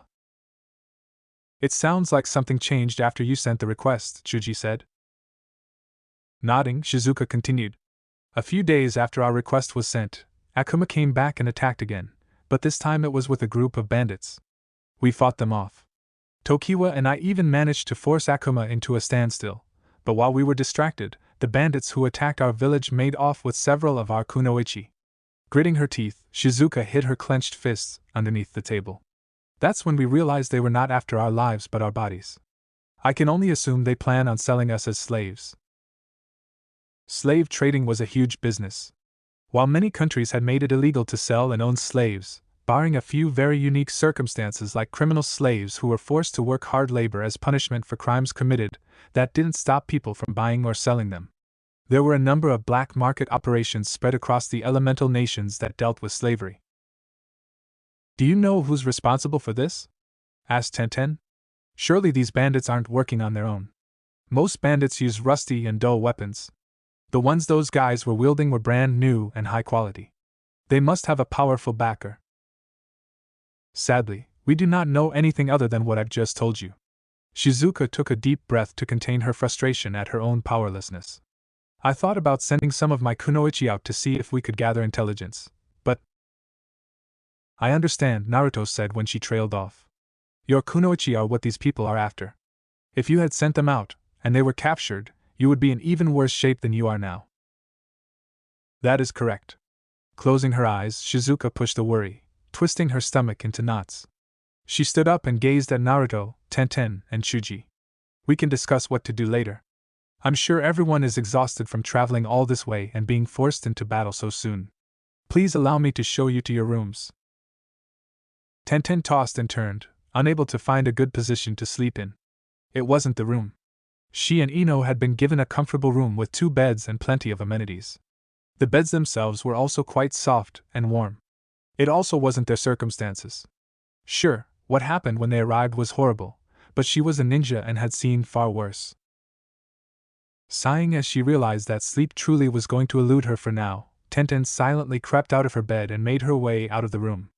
Ino was sleeping on the other bed, most of her body covered with a blanket, and she didn't wake up when Tenten slipped outside.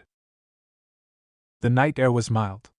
Tenten didn't feel cold or uncomfortable as she padded across the hallway in nothing but a shirt and panties. Of course, she kept a set of kunai with her in case she was attacked, but she didn't think that would happen. They drove off the attackers already. Those guys would need to regroup before they could attack again. Still, it never hurts to be prepared. She didn't know where she was going. Wandering the halls with no real destination in mind, she looked at the arched ceiling overhead. It had ribs supporting its structure and shape. They crossed each other multiple times to form geometric patterns. This place definitely had the feel of a palace. Naruto stayed in this place during his training. For whatever reason, that thought chilled her to the bone. She didn't like the idea of Naruto staying in this all-female hidden village. Given what she saw with Temari, she was sure that Naruto would. No. She shook her head. Naruto might have slept with Temari, but he isn't the kind of guy who would cheat on someone like that. She could accept that Naruto didn't think of her in terms of romance. It would hurt, but she could do it. However, if nothing else, Tenten wanted to believe that Naruto wasn't the kind of guy who would cheat on a girl when they were dating. Yet even as these thoughts ran through her mind, Tenten caught someone walking along the hallway further down. They were nothing more than a shadow. She couldn't determine who it was. It caused the hair on her arms to prickle. She decided to follow them. Tenten wasn't the stealthiest kunoichi around, but she had been taught at least a little bit about sneaking. A ninja's greatest asset was intelligence gathering, after all. That required one to be sneaky. She kept to the walls and hid behind objects, following after the shadowy figure. It didn't take her long to figure out who the figure was. She wore a semi-translucent white gown that was tied together with a sash. No, it wasn't a gown. That was underwear. Negligee. While Tenten didn't use seduction techniques, she had been taught them, and she recognized the sexy sleepwear for what they were. With only the gown and white panties, Shizuka walked through the hall, her long black hair flowing freely instead of being tied into the ponytail she'd worn when they first met. Where is she? It couldn't be. With her heartbeat quickening, Tenten followed Shizuka, being careful not to make a single noise, as the young woman wandered up to a door and knocked. Tenten felt her heart chill as she realized where the door led. This was the door to Naruto's room. The group had been shown to their rooms. Ino and Tenten had been given a room to share, but Naruto and Chuji had been given their own rooms. When Ino had questioned that decision, Shizuka had stated that, as the leader, Naruto should have a room to himself, but then said that it wasn't appropriate for girls to be sleeping in the same room as a boy, which was why Chuji had his own room as well. Ino had accepted that with a pout and some complaining. Naruto lay on the bed and stared at the ceiling, thinking about the current circumstances he'd found himself in. Of course, he wasn't just thinking about this mission. Also on his mind was his estrangement to Tenten and Akane. He wondered if there was any way to fix this situation with them. Knock. Knock. Knock. Sitting up, Naruto placed his hands on the bed and looked at the door. Knock. Knock. Knock. He slid out of the bed and padded up to the door, wondering who could have been knocking at his hour. When he opened the door and found Shizuka standing before him, he blinked. Shizu? What's up? Couldn't I sleep? Her long hair, blacker than the night sky but twice as scintillating, wavered as she shook her head.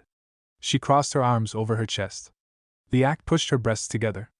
Naruto looked down and noticed that, thanks to her semi-translucent gown, her nipples were visible as they strained against the fabric. Do you mind if I come in? She asked. Not at all. Naruto moved out of the way and allowed Shizuka to enter the room. She walked past the wooden dresser and small table, the only decorations in the room, and made her way over to the bed. Watching her, Naruto slowly shut the door with a soft click as she sat down. I'm guessing you're here for something other than talking, Naruto said. Shizuka smiled and blushed at the same time. Am I that obvious? You never wear nightwear like that, Naruto pointed out. People can change. They can, but there's not much point in wearing that if you're not trying to show off to someone, right? I guess. Naruto wandered back over to the bed and sat down beside Shizuka. She shifted, scooting closer as he propped one leg onto the bed, letting his foot hang over the edge.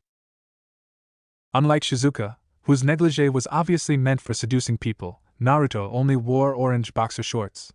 The kunoichi glanced down at his chest and abs, trailed her eyes along his broad shoulders, and then looked even lower, at something currently hidden behind a thin layer of fabric. It's been a long time, hasn't it? Shizuka's cheeks turned pink as she looked away. I mean, since the last time you and I saw each other. About 6 months, Naruto said. You've become a lot stronger since the last time I saw you. Shizuka's smile was self-deprecating. If I was stronger, my kunoichi would have never been kidnapped like this. I would have been able to protect them.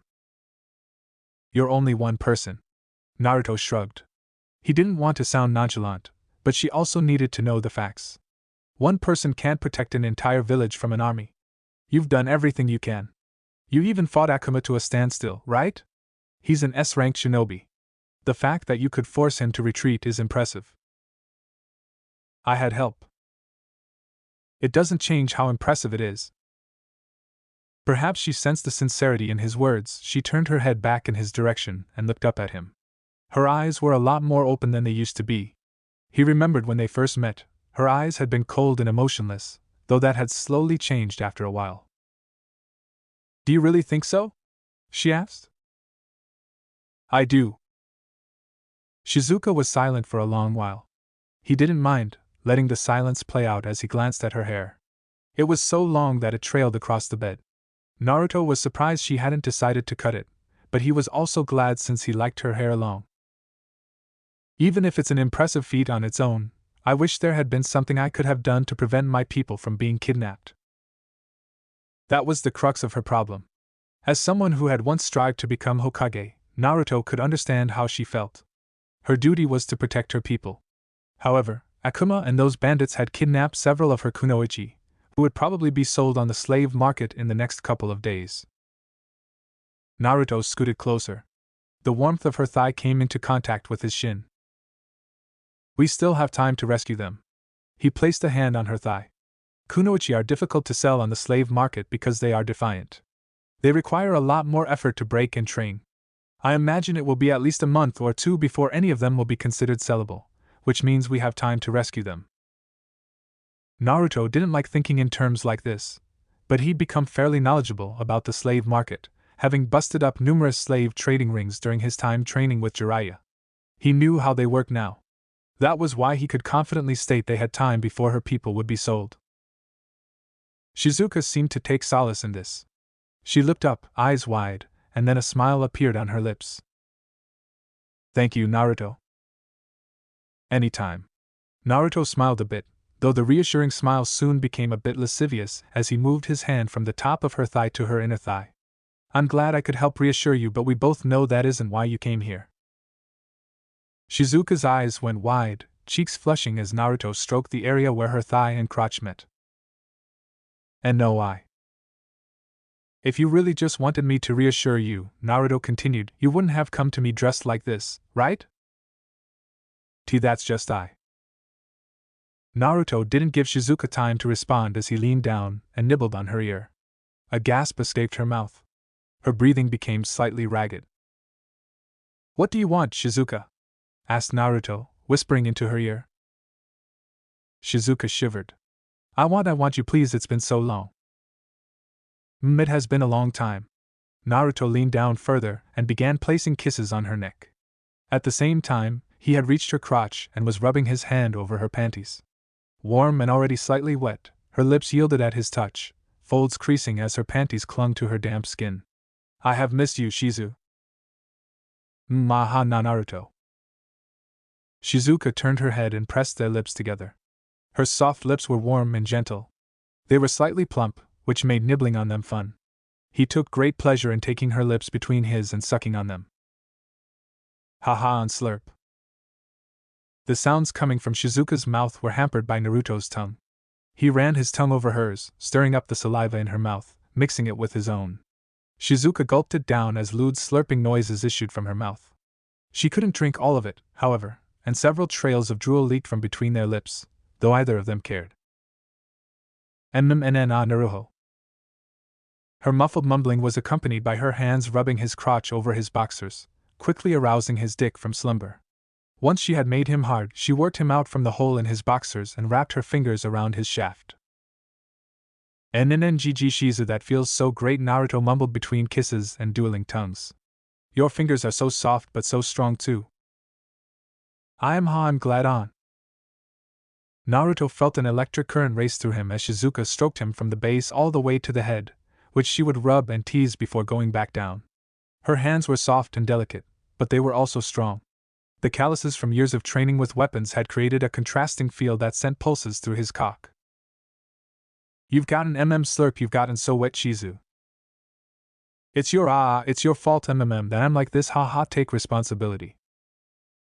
I plan to. Her panties had become soaked as he stroked her lips over them. They creased and folded against her nether regions. He could even feel her clitoris poking against the now sodden fabric. He noticed it already, but her panties were held up via strings tied together on either side, so he reached out and found the bow tying it to her, then undid them. Because of how wet her panties had become, they clung to her skin. He peeled them off. Now exposed, Shizuka instinctively tried to close her thighs, but Naruto reached down and placed his hand over her sex. On. Shizuka jerked away from his lips and threw her head back to release a passionate cry. Her body shook, tits jiggling and bouncing as she spasmed like she'd been shocked with a lightning jutsu. Don't tell me you just came, Naruto said with an amused smile. Her hand had stopped stroking him, but he didn't mind. Shut up, Shizuka huffed. I haven't done anything for a long time. Is that so? Naruto hummed. Then you might want to brace yourself. Naruto didn't give Shizuka time to say anything as he pushed his index finger past her folds. It didn't take much effort on his part. The moment he'd moved past her lips, his finger was sucked inside of her. The tightness of her walls closed around his finger, fleshy and soft, with natural lubrication allowing him to just barely move around. Ah. Listening to Shizuka's cries, Naruto worked his finger along her fleshy interior, retracting and pushing as he searched for the places where her reactions were strongest. Shizuka bit her lip to keep her screams muffled. She'd also decided to pay him back and was stroking him with more pressure than before. His breathing had grown heavy as precum leaked from his tip, which she used to lubricate her hand so it slid along his shaft more easily. Ha, and not there. If you stroke me there, I'll. Naruto used his memories of their time together to find the spot inside of her that felt spongier than the rest. There was a strange springiness to it that the other places inside of her didn't have. Once he found it, Naruto didn't waste time pressing and rubbing against it with the tip of his index finger. Wait. It's too much, I can't HN. An increased flow of juices moved around his hand, leaking from her love canal and dripping from her crotch onto the bed. Despite her body shaking from aftershocks, she continued pleasuring him. Naruto leaned down and licked up the drool trailing from her lips. Shizuka turned her head toward him and opened her mouth, allowing him to push his tongue inside of her.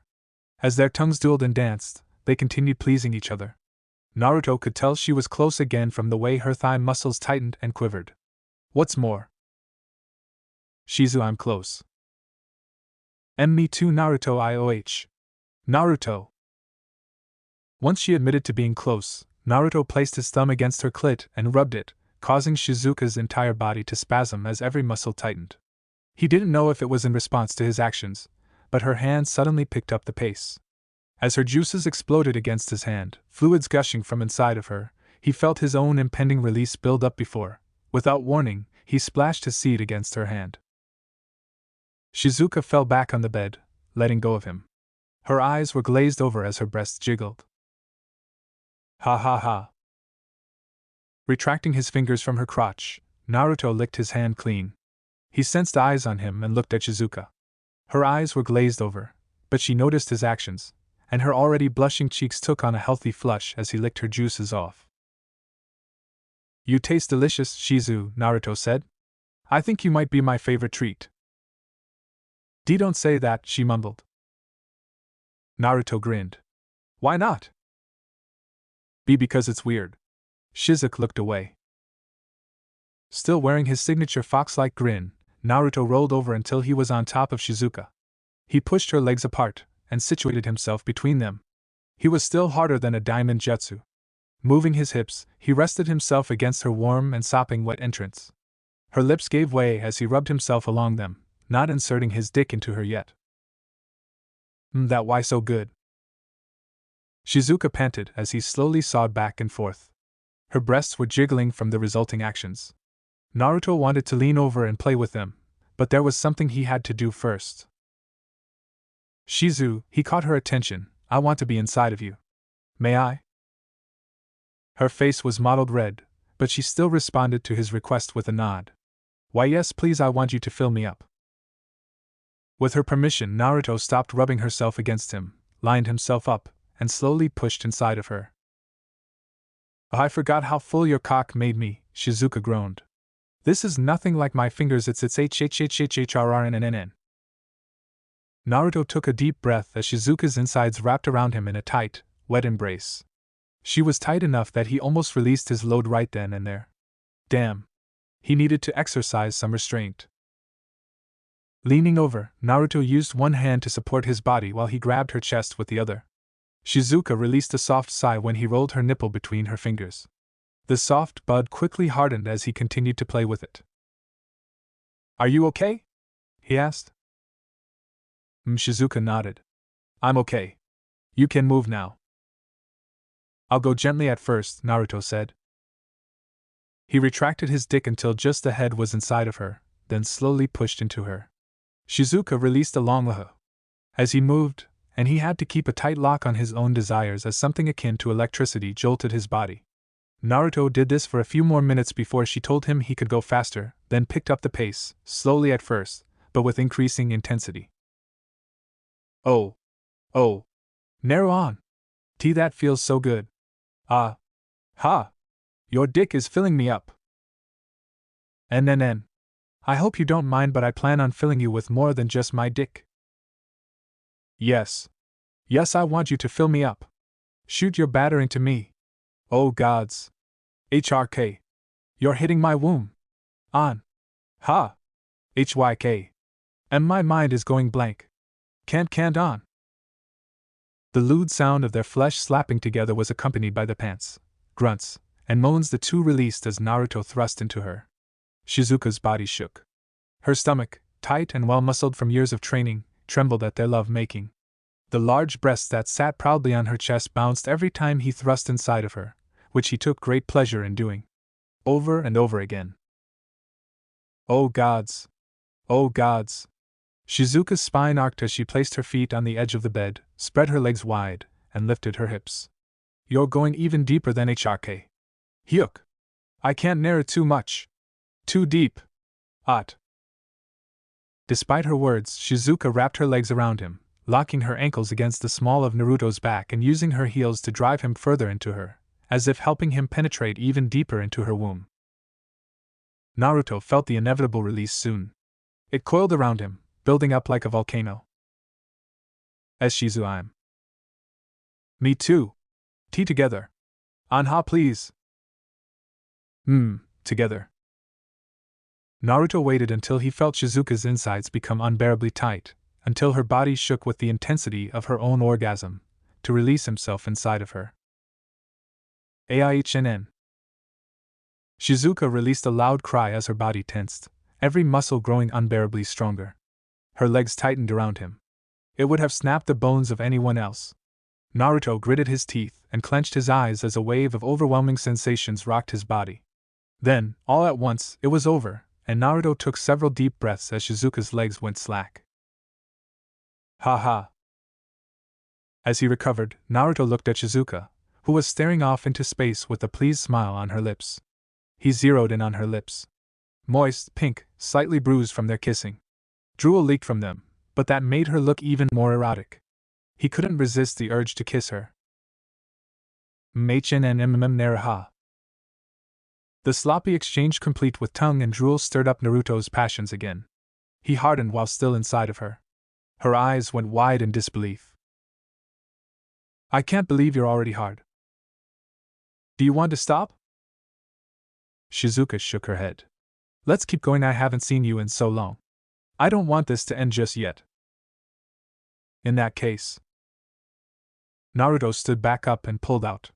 Shizuka groaned in complaint, but it soon turned into a squeal when he flipped her onto her stomach. Grabbing her hips, Naruto lifted her butt into the air. Perhaps realizing his intentions, Shizuka tucked her legs beneath her and raised her hips as he lined himself up with her entrance. Their cries of passion filled the room once more. Little did they know that someone else was watching them. Tenten could not believe her eyes, and though she tried to look away, her eyes refused to remove themselves from the crack in the door. She had followed Shizuka here. When Naruto entered and let Shizuka inside, she pressed her ear against the door and listened to their conversation. It had been intimate. Very intimate. Tenten had actually felt bad for eavesdropping on them, but then something had changed. The sounds coming from the room were less conversation and more animalistic cries of pleasure. Against her better judgment, Tenten had opened the door and peeked inside. What she saw rooted her to the spot. Naruto and Shizuka were having sex. Hot. Passionate. Love-making. Their sweaty bodies converged together, their tongues danced, their moans created a symphony that complemented their every action. It was just like when Naruto and Temari had gone at it. Tenten had wanted to run away like she did back in Suna. She didn't. Her body had remained rooted to the spot. What's more, as she watched Naruto and Shizuka go at it, her own body became hot, overwhelmingly so. Ah. Clamping a hand over her mouth, Tenten felt heat spread across her face and neck. She looked down. Somehow, without her realizing it, her other hand pressed against her crotch. I shouldn't be doing this. Even though she knew she needed to stop, her body refused to listen, and she peeked back into the door while slipping her hand into her panties and finding her entrance. She watched Naruto and Shizuka have sex, listened to their cries and moans of passion, and pleasured herself. She felt shame while doing so. Sure, she'd masturbated before. She'd even done so while thinking about Naruto, but that was different from what she was doing just then. How would she ever be able to look him in the eye after this? Despite her shame, she kept going, pushing her finger inside of her, playing with her clit. When Naruto and Shizuka hit their first mutual orgasm, Tenten had to bite down on her shirt to muffle her screams as she also came. She didn't stick around as Naruto and Shizuka began going at it again. Standing on shaky legs, she closed their door and slowly made her way back to the room she shared with Ino. She crawled underneath the covers and closed her eyes, but sleep didn't come for a long time. The image of Shizuka and Naruto, of Naruto and Temari, kept replaying in her mind over and over again. Chapter 54. Road to Perdition. Akuma sat on the bed afforded to him by his employer, feet planted firmly on the ground. A rustling behind him let him know the bed warmers were shifting in their sleep. There was a low mumble. The shifting soon stopped. If he looked back, he knew what he would see, a pair of naked bodies, nubile flesh covered with a blanket. The two on the bed with him were naught but slaves. His employer had given him these two to do with as he pleased. They were nothing special, a cute pair of girls who'd had the misfortune of being sold off by their families. He didn't know anything about them beyond that. He didn't care to know. He was completely naked, like the two still sleeping, but unlike their perfectly unblemished skin, his rippling body was covered in scars. Akuma had lost track of how many scars he had. Several criss-crossed over his chest and stomach, many lined his shoulders and back, and quite a few stood out against the dark skin of his legs. Among the many scars were several large, ugly bruises. Unlike the scars, which were old, these bruises were recent. He'd gotten them during his fight with that kunoichi leader and her attendant. They didn't hurt. In fact, he couldn't even feel them, but still, the fact that he had been injured left a profound impact on him. It caused a grin to curl at his lips. It's good to see there are still people who can put up a fight, he murmured. NGG. A soft moan made him look back. One of the girls shifted again, her pink lips opening as she stirred, though she didn't wake up. He stood up and put on some underwear and pants, but he left his chest exposed and didn't bother putting on sandals. The black pants were all he needed. His room was quite lavish, though it didn't contain much. Aside from the comfortable bed and dresser with his pants, there was nothing else. No art, no decorations, nothing. A warrior such as himself didn't need anything else. Leaving the room, Akuma wandered a well-lit hallway that was far too opulent for his taste. He ignored the gaudy art as the floor beneath his feet swayed slightly. Turning a corner, he traveled down a flight of stairs, then entered a door that opened into a large chamber. It looked almost like a medical facility combined with a prison. Instead of medical equipment, however, what this room contained were numerous tables with powerful straps that not even a high-level ninja could break. There were also a set of cages on the far side. As he walked further into the room, the cage's contents came into view. People. Women. Most of these women were young, clearly in their late teens to their mid-20s, though a few were younger than that. None of them had a stitch of clothing on. Bare as the day they were born, the women huddled against the cages to fight against the shame they felt at being so exposed. This was a standard tactic used to break slaves.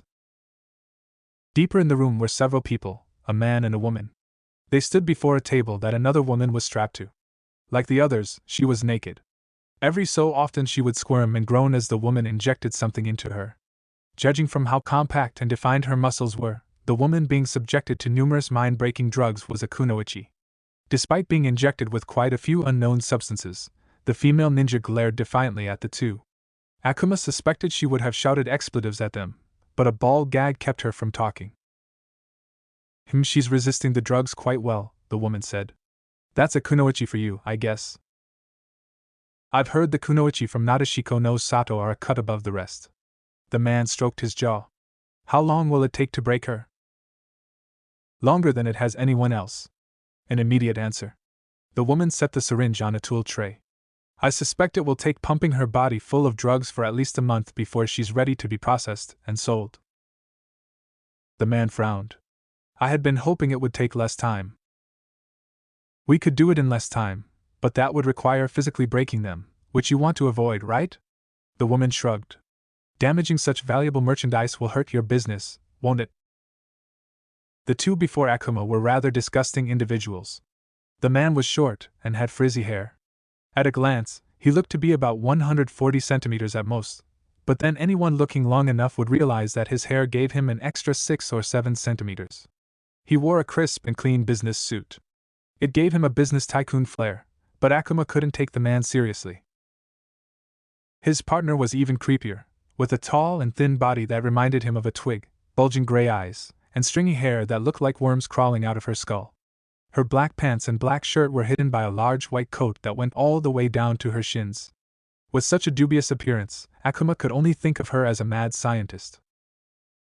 "Shato," Akuma said. The man and woman turned. "Akuma." Shato's eyes flashed as he greeted the much larger man with an insincere smile.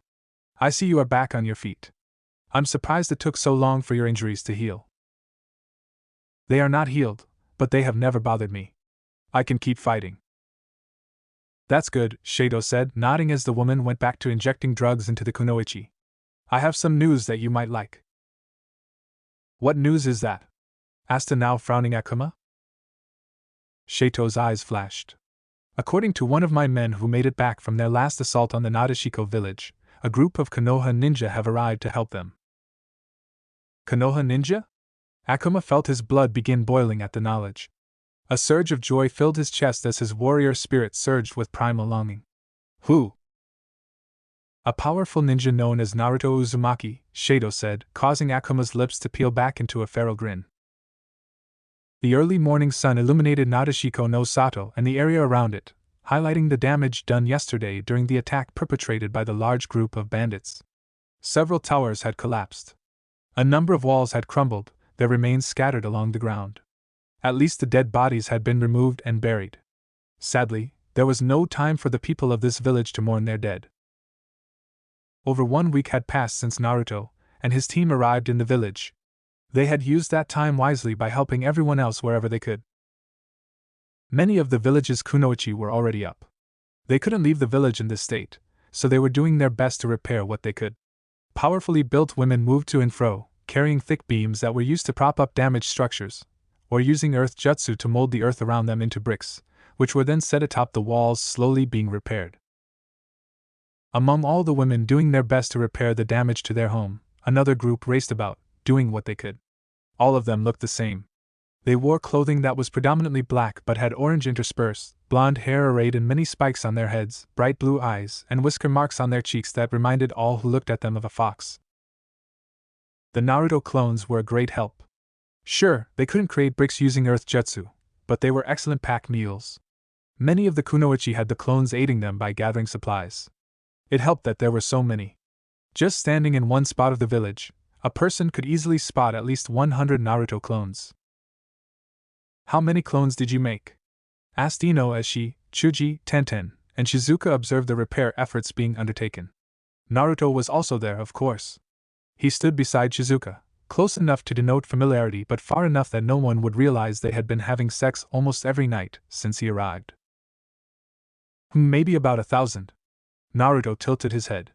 I thought about making more, but I think any more than 1,000 would just hamper the repair process. 1,000 shadow clones? Seriously? Ino's eyes were popping from their sockets. I know you have a lot of chakra, but damn.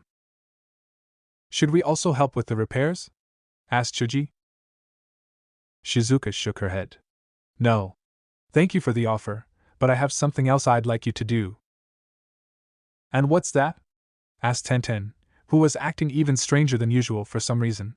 She'd been giving Naruto the cold shoulder all morning, a shoulder that was even colder than before, but then he'd catch her staring at him. Every time he caught her, she'd turn her head and look away.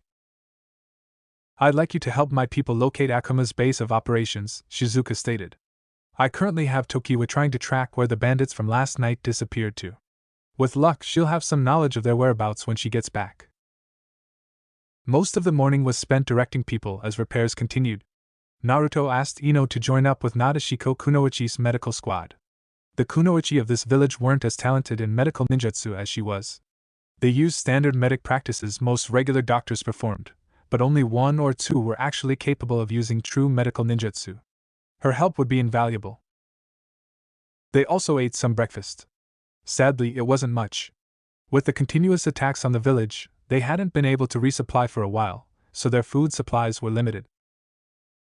Nadeshiko no Sato was not a self-sustaining village like Konoha, which had numerous fields, gardens, and farms specifically catering to the creation of foods and raising livestock. When they needed food, they went hunting for wild boars and other animals, picked fruits and berries from the forest, and bought sacks of rice and flour from the nearby village. Sorry I don't have much food, Shizuka apologized as Naruto, Chuji, Ino, and Tenten ate breakfast with her in the meeting room. It's fine, Chuji spoke between mouthfuls of food. I stocked munch plenty of food that I can share with everyone. Shizuka smiled. I appreciate that. The food that had been prepared for them was nothing fancy, a simple fare of bread and bagels with some spreads and berries. When Shizuka had said they didn't have much, she had really meant it. This was some of the last remaining bits of food. Naruto felt bad they were wasting it on him and his team, but Shizuka had insisted. I'll create some clones and have them forage later. Is this really all you have? Asked Ino as she slowly nibbled on a bagel. Tenten sat next to her, listening in on the conversation, but not offering to say anything in turn. It is. Shizuka took a shuddering breath, as if recalling something unpleasant. Because our village can't sustain itself, I send a squadron to a nearby village to buy supplies. However, the ones I sent out never came back. I sent out another squadron, thinking something must have happened to them along the way, but that squadron also disappeared. I eventually went out by myself, bringing almost a dozen of my most trusted kunoichi, and we discovered what appeared to be the scene of a great battle. Biting her lip, Shizuka smeared some jam on her toast and took a slow bite. Her eyes glazed over as she chewed. There were a few corpses, but they were all bandits and thugs. None of our kunoichi were among them. One of my kunoichi specializes in forensic and tracking. She was able to figure out from the scene that our kunoichi had been kidnapped. Once I realized someone was targeting us, I stopped sending out kunoichi, but that's when Akuma attacked. Shizuka's grave expression was slightly ruined by the jam on her face. Naruto sighed as he leaned over and used his finger to wipe off the jam. Returning back to his original position, he inserted the finger into his mouth and licked it clean. The act was so natural that he hadn't even realized he'd done it until Ino whistled at him. Ho ho, the blonde girl's blue eyes sparkled as they darted back and forth between the two. You two seem pretty close. Is there something you aren't telling us? Naruto froze as he realized his mistake several seconds too late. Should he say something? It wasn't like he cared if people found out about his relationships. Shizuka, Temari, Koyuki, all of them already knew about each other, and they were the ones whose opinions and thoughts mattered the most. It didn't matter to him if someone else found out. Yujito also knew. However, their relationship had yet to move beyond simple flirting. Before he could say anything, Shizuka spoke up, her expression quite serious. Naruto and I are very close. We are lovers, after all. While Ino's eyes went wide with delight, the delight of a gossiper who discovered a juicy piece of information, Chuji began choking on his food. He coughed several times and pounded his chest to dislodge it. Meanwhile, Tenten froze. Of all the people present, her reaction was the most surprising, mainly because she didn't look surprised. When did this happen? How did this happen? Naruto, you dog. Why didn't you say anything? Asked Ino, who looked so joyful she could hardly contain herself. The girl was practically drooling as she leaned over and looked between him and Shizuka. It happened during the time I spent training here, obviously. Naruto maintained a calm mask. And I didn't say anything because it's not important to the mission. Let's focus on how we can help the village instead of my love life, yeah? Ah, that's no fun. Come on. Ino wore what might have been the most lecherous grin he'd ever seen on a girl. You can tell me about it. I promise I won't tell anyone else. Naruto gave his fellow blonde a deadpan stare. I wouldn't trust the promise of gossip if my life depended on it. In either event, there's really nothing to tell. We met up, trained together for several months, and became intimate. That's all there is to it. With a heavy sigh, Ino leaned back. What a boring story. Naruto rolled his eyes. Sorry for being boring. Breakfast continued, but this time, Ino and Chuji kept stealing glances at him. Naruto would have sighed if that wouldn't have broken his mask. It wasn't like he couldn't understand their curiosity. From their perspective, he probably wasn't that great of a catch to begin with, and they likely wondered why someone like Shizuka was so interested in him. Well, Ino was probably wondering that. Chuji was likely just curious. The big lug had been one of Naruto's friends since their academy days, and he was too kind to think poorly of someone else. Naruto looked at Tenten. The brown-haired girl was still nibbling on a bagel, ignoring the rest of the world. For whatever reason, the air around her felt even colder than before, but then, he reasoned that she probably didn't like hearing about how he had been intimate with yet another woman. First Temari and now Shizuka? Yeah, he could see how she'd be pissed. I get the feeling I'm never going to make things right with her. Maybe he should give up? The thought had occurred to him more than once that giving up on Tenten might be the better idea, but Naruto was stubborn, and he had no desire to give up. If, after the air between them was cleared, she decided she wanted nothing to do with them, then Naruto would back off. However, he would keep fighting until he resolved the tension between them. If nothing else, he didn't want to lose Tenten's friendship. As they finished off the remainder of their breakfast, Tokiwa entered the room and knelt before Shizuka. Have you found anything? The young village leader gazed at the woman. Tokiwa bowed her head. We have not found the bandits, or their hideout. However, we did manage to locate something that I believe may lead to it. Several clicks from the nearest village is a mine. It goes underneath the mountains and, we suspect, the ocean.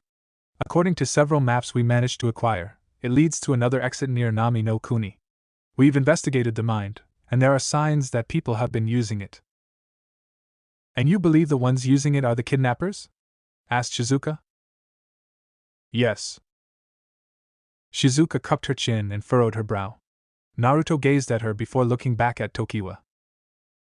Thinking about the situation, there was a good chance that this mine led to their hideout, or was close to it. At the same time, there was a chance they weren't using it at all.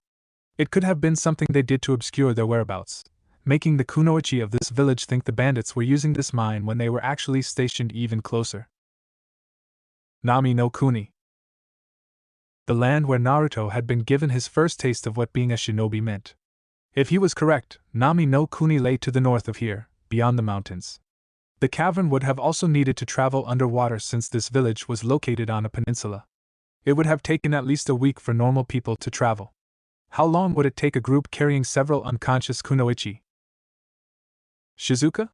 Naruto suddenly grabbed the girl's attention. Yes? How many times have Akuma and the bandits attacked, and how long are the spaces between each attack? Shizuka tilted her head. They've attacked us 3 times. The first time it was just Akuma. He attacked, was pushed back, and then attacked again about 1 week later with a group. After that, we didn't receive an attack until just yesterday. Which meant they hadn't been attacked after that second time for over 3 weeks, according to the date on the mission request, which had been received by Konoha via Carrier Hawk. 3 weeks was about the time it took for a Carrier Hawk to travel from here to Konoha. Of course, it would take about a week and a half to go from here to Nami no Kuni if someone traveled in a straight line. That meant there was a high possibility these people were, in fact, using the mine to travel from Nami no Kuni to here. Would you allow Chuji and I to investigate this mine? Asked Naruto. You two will do it? Tokiwa questioned. Nodding, Naruto turned to Shizuka. We'll travel through the mine and dig around Nami no Kuni to see if we can uncover the location of these slave traders. I'll have Ino and Tenten stay behind to help protect you, and I'll set up a perimeter of shadow clones to patrol the forests. In the event that he was wrong, his shadow clones could dispel and alert him to trouble if Nadeshiko no Sato came under attack. After pondering his suggestion for a moment, Shizuka nodded. That sounds acceptable. I can't send any of my kunoichi out for obvious reasons. I would go myself, but... I understand. Grinning, Naruto thumped his chest. Just leave it to us. Smiling and nodding at his unbridled enthusiasm, Shizuka agreed with his proposal. About 1 hour after breakfast, Naruto and Chuji set off for the aforementioned mine with Tokiwa as their guide. While there was a lot of work to be done, Shizuka delegated most of the repairs to Tokiwa, who was excellent at handling administrative work. Fortunately, there was no need to patrol the perimeter either. Naruto had created almost 2,000 clones for that task. While shadow clones were weak, they were good enough to alert everyone to the presence of a potential enemy. With one Naruto walking alongside her, Shizuka made her way toward the edge of her village. She wandered past buildings until she reached the outer wall, climbed up a set of stone stairs, and found the person she was looking for gazing out at the vast forest. The defensive wall surrounding Nadeshiko no Sato was a fortification used to protect the village from potential aggressors. Like most of the village, it was a masonry structure made of numerous thick bricks bound together with mortar. Another, smaller wall lined the outer edge of the fortification, though it was only about chest high. Several gaps marked where archers and long-range weapon users could rain arrows and kunai down on opponents trying to attack from the outside. Not that it had done much good against the slavers and Akuma. Stay here please, Shizuka said to the Naruto clone, who gave her a silly salute and remained where he was. Shizuka walked up beside Tenten. While the girl didn't turn around, she had to have noticed Shizuka's presence by this point. The fact that the weapon expert hadn't addressed her meant she was being ignored. You know, Naruto spoke an awful lot about you when he and Jiraiya came to this village, Shizuka said. Is that so? Was all Tenten said in response. He would always talk about this girl he knew from Konoha. How she was an amazing weapons expert, how she was really strong, and how he admired her tenacity. Tenten didn't say anything, but her cheeks did grow a dark red as Shizuka continued to talk. Despite this, her face remained blatantly cold, perhaps even angry. Do you hate me? Shizuka asked. No. I just don't really like you. Shizuka smiled in spite of herself. At least you are honest. Naruto had once said that Tenten was one of the most stubborn people he had ever met, that she rarely changed her feelings on certain matters, and that once she made up her mind, either heaven or earth could change it. Shizuka was starting to see what he meant. She clasped her hands behind her back and looked, not at Tenten, but at the sky above. When I first met Naruto, I was in a very dark place. The man I loved had been killed, leaving me heartbroken. I felt like I would never be able to love again. I stopped loving because I didn't want to feel that terrible ache that comes from losing someone you cherish, and I pushed myself to become stronger so I would never have to feel that way. Shizuka paused to find Tenten staring at her out of the corner of her eye. The girl hurriedly looked away when she was caught, causing Shizuka to smile. Tokiwa thinks I was punishing myself, and maybe I was. Silence blanketed them. Tenten refused to speak. Shizuka let the silence stretch on and gazed at the line that connected the earth and sky before continuing. Long ago, Jiraiya fought my master, who had recognized his strength and wanted him to marry her and help produce strong offspring. They fought, but neither of them won. Then they made a promise that their fight would continue some other time, and if they couldn't fight, then their students would fight in their place. Shizuka paused again, reached up, and began playing with her hair. My people have a law that we can only marry men who are stronger than us. When a man defeats us, we take them back to the village and have children with them. This is done in order to make sure our clan only sires strong offspring. Shizuka could tell by the way Tenten was leaning over that she was interested in this story, but still the girl refused to say anything. The man I loved, Sajiri, was a merchant. He was neither strong nor skilled in combat. It was against our laws for me to marry him, but I loved him anyway and was determined to change our laws. However, Sajiri was soon ambushed and killed. There was even a rumor going around that a group of kunoichi from my village had done it, though it was never proven. Shizuka sighed as the familiar ache appeared in her chest. She still loved Sajiri very much. However, the pain itself had dulled since meeting Naruto. No longer was it an overbearing burden. Now it was just a scar that had healed. Naruto was the one who rescued me from that hell. His determination and resolve to make his loved ones happy reminded me of my own dreams and desires. He helped me overcome the pain in my heart, and during our time together, I fell in love with him. Traveling back in time, Shizuka replayed the moments she and Naruto had spent together in her mind. Their first meeting had actually been coincidental. Naruto had been coming out of a ramen shop, and Shizuka had been fighting against a man who used puppets. The man had actually created 100 puppets and had her defeat all of them so he could use a jutsu that bound her. Naruto had rescued her from him with ease. That was when Jiraiya showed up. As he had promised all those years ago, Shizuka and Naruto fought. Naruto had won. However, he refused to marry Shizuka and said they should train together instead, so she could become strong enough to change her village's laws. His words had moved her.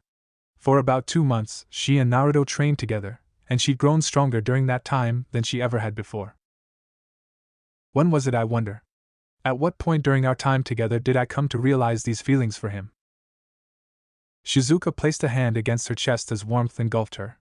This warmth was something that she'd only begun feeling again after meeting Naruto, and it was something she cherished greatly. Why are you telling me this? Tenten asked after a long silence. Because you also love Naruto, Shizuka said. Tenten somehow managed to both blush and break into a cold sweat. Don't try to deny it. Naruto might have been too preoccupied to notice you spying on us, but I saw you hiding behind the door. Aye. Tenten opened and closed her mouth several times, trying and failing to speak. Giving up, she looked away from Shizuka, who could only smile. I understand what you are feeling. Naruto has many lovers. Tenten twitched. Noticing this, Shizuka smiled and placed her hands behind her back. When I first confessed my feelings to him, Naruto informed me that he could never give me what I wanted. He said he couldn't produce children, couldn't get married, couldn't grow old with me. She sighed. There were a lot of things he said he couldn't do for me. He also told me there were other women in his life. By this point, Tenten had finally turned around and was facing her. Shizuka's story had her full attention now. Curiosity was swimming within the weapon user's brown eyes. If he can't give you any of those things, why are you with him? Because even if he can't give me children, marriage, and a life where we grow old together, he has given me something that no one else has. Shizuka smiled at Tenten. His undying and unwavering support and love. It's true he can't grow old with me or have children. Marriage is also out of the question because I'll eventually die while he won't. Even though he knows this, knows it will hurt him, he has promised to love and cherish me until the day my time on this earth is over. A soft breeze blew across the defensive wall, causing her hair to rustle. Shizuka could feel Tenten's eyes on her as she patted imaginary dust off her knees, but she pretended not to notice the intensity in the other woman's eyes. Anyway, that's what I wanted to tell you, Shizuka said. I'm pretty sure I know what your problem is, and if you decide that what Naruto has to offer isn't what you want, then that's fine. But I don't think you should be angry at Naruto because he can't be what you want him to be. If you dislike the idea of not being in a loving marriage, just find someone else. With her words spoken, Shizuka began walking away, seeing no more point in remaining on that wall. She had more work to do. Leaving all of it to her aides would be irresponsible of her. She looked at Tenten one last time as the girl turned back to look at the mountains way off in the distance, and then she left. This is it, Tokiwa said as they finally reached the mine that would supposedly lead them to Nami no Kuni. It had taken less than an hour to leap through the trees to reach this place. Naruto was grateful the trees in this forest were so sturdy. They blasted from branch to branch at a hellacious pace. The mine didn't look like much, but then, he guessed most mines didn't. Embedded into the mountain range, it appeared like nothing more than a doorway without a door. Worn-out wooden pillars were being used to support the entrance. It didn't look very sturdy. Naruto couldn't stop a small pit of worry from entering his stomach, the thought of traveling through here only to have the supports break and the ceiling collapse entering his mind. "And you're sure it leads all the way to Nami no Kuni?" asked Chuji, the expression on his face dubious. The big guy obviously felt the same way Naruto did. He was staring at the mine like it was a monster's mouth. "We're positive," Tokiwa affirmed with a nod. "Technically it leads to Hai no Kuni, but it is close to the bridge that connects Hai no Kuni with Nami no Kuni." "I guess there's nothing to it then." Naruto wanted to cry at the idea of going through this freaky-looking mine, but he sucked in his tears and tried to think about the positives. He would be able to see Inari and Old Man Tazuna again. That would be fun. What else was good? Oh, he'd be able to see what had happened to Nami no Kuni after he and Team 7 beat those slimes working for Gato. That was a good thing. Alright. Come on, Chuji. Are you sure it's safe? Nope. But let's go. Chuji was even more reluctant to go through the mines than he was, but he followed Naruto anyway. They said goodbye to Tokiwa, who informed them that she would tell Shizuka they had gone off before hopping back into the trees. He wished her a safe journey. The mine was dark. From the moment they entered and began walking down the sloped path, Naruto's eyesight was hampered by a complete lack of light. Fortunately, he had night vision, which allowed him to see despite this, but it took some getting used to. Ouch. Chuji was not so lucky. Careful. It looks like there's a railroad track here. I wish you would have told me that before I tripped. Sorry.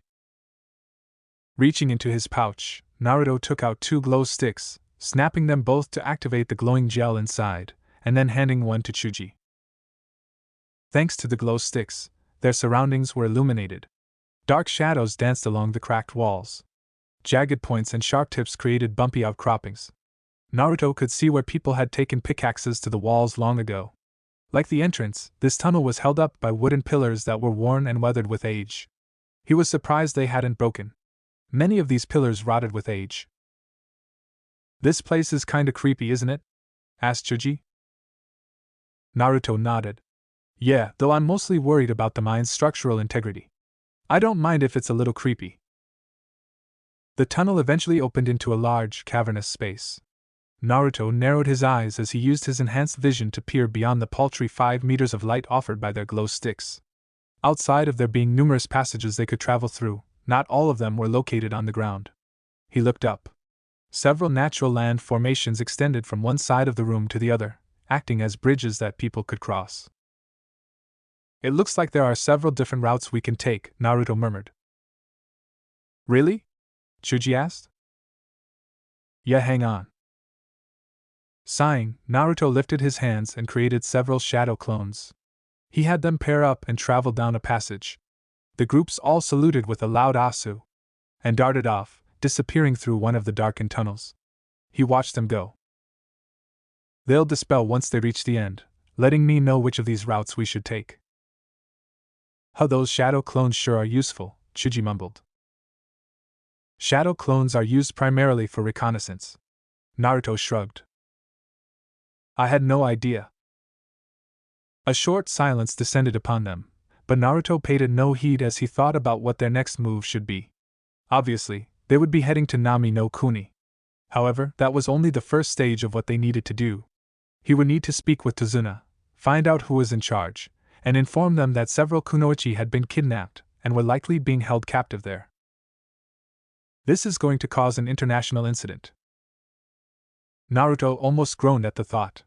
However, just before he could really let the political ramifications of all this sink in, 2 of his clones dispelled. No, they were destroyed. Images filtered into his head. A horde of people charging down a tunnel. One of them was far larger than the rest. A massive man who towered over everyone else had slammed into his clones before they knew what hit them. That must have been Akuma. Chuji. It looks like we've got company coming. What? Really? Yeah, so let's get off the floor and find a place to hide. Follow me.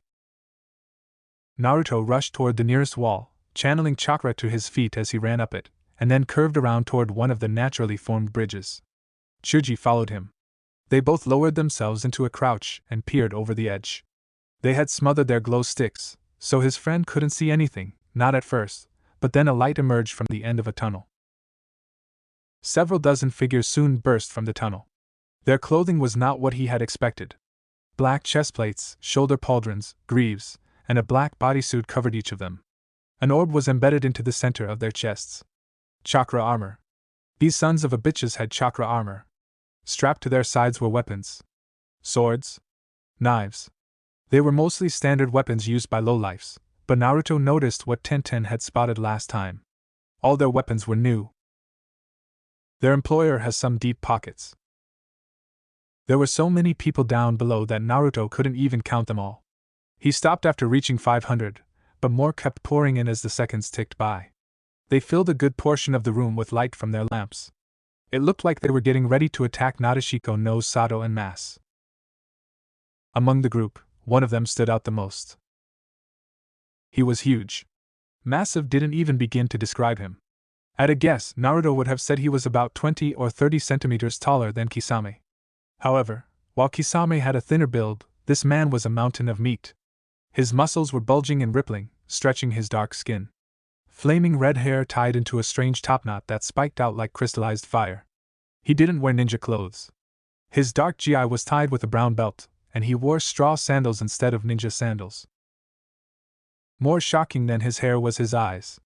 Situated beneath a pair of thick brow ridges with no eyebrows were a pair of glaring red eyes.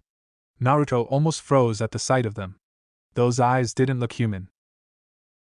His comrades, a term Naruto used loosely, seemed to think so as well, for they kept a certain distance between them and the man, who could only be Akuma. Wasn't there supposed to be someone around here? One of the thugs asked in a shaky voice. I thought you said the one who created those clones was here. Never mind that, Akuma's cold voice sent chills down the spines of those around him. Keep moving. All right. The bandits didn't hesitate to follow his orders, traveling through the tunnel that Naruto and Chuji had just come from, obviously on their way to attack Nadeshiko no Sato. Should we attack them? Asked Chuji in a hushed whisper. Naruto thought about it but shook his head. There's too many, and I don't want to risk the mind caving in on us. We'll wait.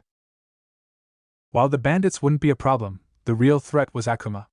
Naruto didn't know everything about his fighting style, but Shizuka had stated that the man's attacks were powerful and destructive, capable of demolishing buildings in a single blow. He didn't want to risk getting caught in a cave-in should they fight. As the last bandit left, Akuma walked almost casually over to the tunnel. He didn't walk through though. Grinning, he looked around the cavern as though searching for him and Chuji. I might not know where you are, but do not think I can't sense your presence, Kyuubi Jinchuriki. Naruto stiffened. Akuma chuckled. I can feel the presence of that malignant chakra inside of you, even if you're masking it well. Once I finish my mission in Nadeshiko no Sato, you and I will have a bout, but until then, just stay here. What? Naruto had only a second to ponder Akuma's words before the man slammed his fist into the cavern wall. A massive crack split the wall, starting from his fist and growing wider by the second. Akuma sent one last grin into the room before disappearing down the tunnel. Naruto's eyes widened as he realized what was happening. Quick, Chuji! Let's move! What? Right. Naruto dropped from the bridge and rushed toward the tunnel. The cracks had spread by now. They were all along the walls and ceiling. Several massive chunks of stone fell around them, but Naruto nimbly leapt left and right, zigzagging as he made his way toward the tunnel exit. Unfortunately, the tunnel collapsed completely. Rocks poured in from the tunnel as it caved. To make matters worse, the cavern around them was collapsing as well. Everything was shaking as the mountain itself seemed to crumble like a mud jutsu that ran out of chakra. If it wasn't for the chakra he was using to stick to the floor, he would have been knocked off his feet. "Look out!" Chuji shouted as he stretched out his hand. Naruto looked at him, and then looked up, just in time to see what must have been an entire mountain's worth of rubble descend upon him. Tenten was still thinking about Shizuka's story several hours after its telling. She understood why that girl had told it to her. It was so she would understand where Naruto was coming from, but that was the problem. She did understand. For all her anger, she at least could say she understood Naruto's side of the issue. "It's not like I don't want to forgive him," Tenten sighed. "I'm just not sure what I want from him anymore." She wouldn't deny that her own desires had run along the lines of becoming Naruto's girlfriend, going on dates, and eventually getting married. Even though she knew it wouldn't happen after Naruto's transformation, that dream still remained. That was why having it dashed so suddenly caused her to become angry at him. Because she didn't have anything to do at that moment, Tenten had been left to her thoughts as she patrolled the perimeter. The defensive wall went all the way around the hill. It encircled the section of the village to create an enclosure meant to protect them from attacks outside. She walked along, sandals thumping against the brick floor, not really paying attention to anything in particular. "Tenten!" a voice shouted from down below. Tenten stopped walking and turned as Ino raced up a flight of stairs, reached the top of the defensive wall, and grinned as she wandered up to her. "Ino," Tenten greeted. "Finished helping the medical ninjas?" "Yup." Ino kept smiling as she nodded. "It was tough work. Turns out there were more injured than I thought. I ended up doing most of the work too because I can use medical ninjutsu, so it took a lot longer than I expected." "I imagine it would." Ino had been helping heal the kunoichi and civilians of this village for the past week. Considering how much time had gone by, there must have been a lot more injured than either of them suspected. Tenten began walking again, and Ino followed her. A mild breeze caused the blue-eyed girl's blonde ponytail to get caught in the wind. Ino smiled as she tucked a strand of hair behind her ear, as though enjoying the sunlight warming her face. She had been doing more work than anyone else on their team so far. She probably wanted to rest.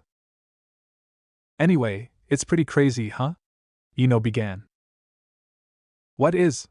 asked Tenten. "That Naruto and Shizuka are lovers." "What else?" Ino's eyes sparkled like gossips as she clasped her hands in front of her. "I never would have thought that Naruto would get a girl like that, or a girl at all. I know how much stronger he's become, but I still can only think of him as that bratty kid from our days in the academy who kept obsessing over Sakura. Well, I guess even idiots can grow up." The topic this conversation was taking wasn't something Tenten wished to discuss, but at the same time, a thought occurred to her. She glanced at Ino. Biting her lip, she debated whether or not to ask the question that had suddenly appeared within her mind. "Something up?" Ino seemed to notice before she could decide and tilted her head. Tenten sighed. "Mind if I ask something?" "Not at all. What's on your mind?" "Hypothetically speaking, let's say you were in love with Naruto, but then you found out that he already had several lovers and was intimate with them. What would you do?" "I'd beat the crap out of him, of course." Ino's shout came complete with her raising an angry fist into the air and shaking it. "There's no way in hell I'd let the guy I like get away with something like that. Sleeping with another girl is off limits." "And after you beat him up? What would you do once you cooled down?" Well, Ino scratched her head and thought about her answer. "I'd probably talk to him and see if I could convince him to leave the other girls." "And if he didn't?" "Then I'd drop him." Ino shrugged. "If a guy can't be satisfied with me, then I have no obligation to stay with him." "Yeah, I guess that makes sense." Ino had a different philosophy from Shizuka, who didn't mind that Naruto was intimate with other girls. Tenten believed she was more in line with Ino on this matter. At the same time, she didn't want to give up Naruto even if he was with other girls. She didn't know if that meant she loved him that much, or if maybe she just couldn't bring herself to remove him from her life. Her thoughts and feelings were a confounded mixture trapped in this swirling maelstrom inside of her. She didn't know what to do. The problem was ultimately that Naruto, for everything he had done, was still the same as she remembered. Thinking about it, he'd always been the kind of guy who'd freely give his affection to anyone who asked for it. She knew why. Of course she did. Naruto was lonely. Having lived his entire life without anyone to look after him, care for him, and love him, he craved the love and affection of others. However, because he was immortal, he could not have a normal relationship. If he got married and started a family, his wife and kids would die and leave him alone again. Of course, he said he couldn't have kids, so at least one of those points was moot anyway. In either event, Naruto didn't want that to happen, but he still wanted to form intimate bonds. That was why he formed relationships with Shizuka and Temari. What kind of relationship do I want with him? Tenten didn't know, and the more she thought about it, the more it bugged her. So Ino began, interrupting her thoughts. I'm guessing you love Naruto? That's why you're asking me about this, right? Tenten could feel her cheeks heating up like a furnace, pretty much letting Ino know that she'd hit the kunai on the hilt. The blonde girl grinned at getting it right. Meanwhile, Tenten tried to figure out what she should say. Well, yes. Her shoulders slumped, though the blush remained.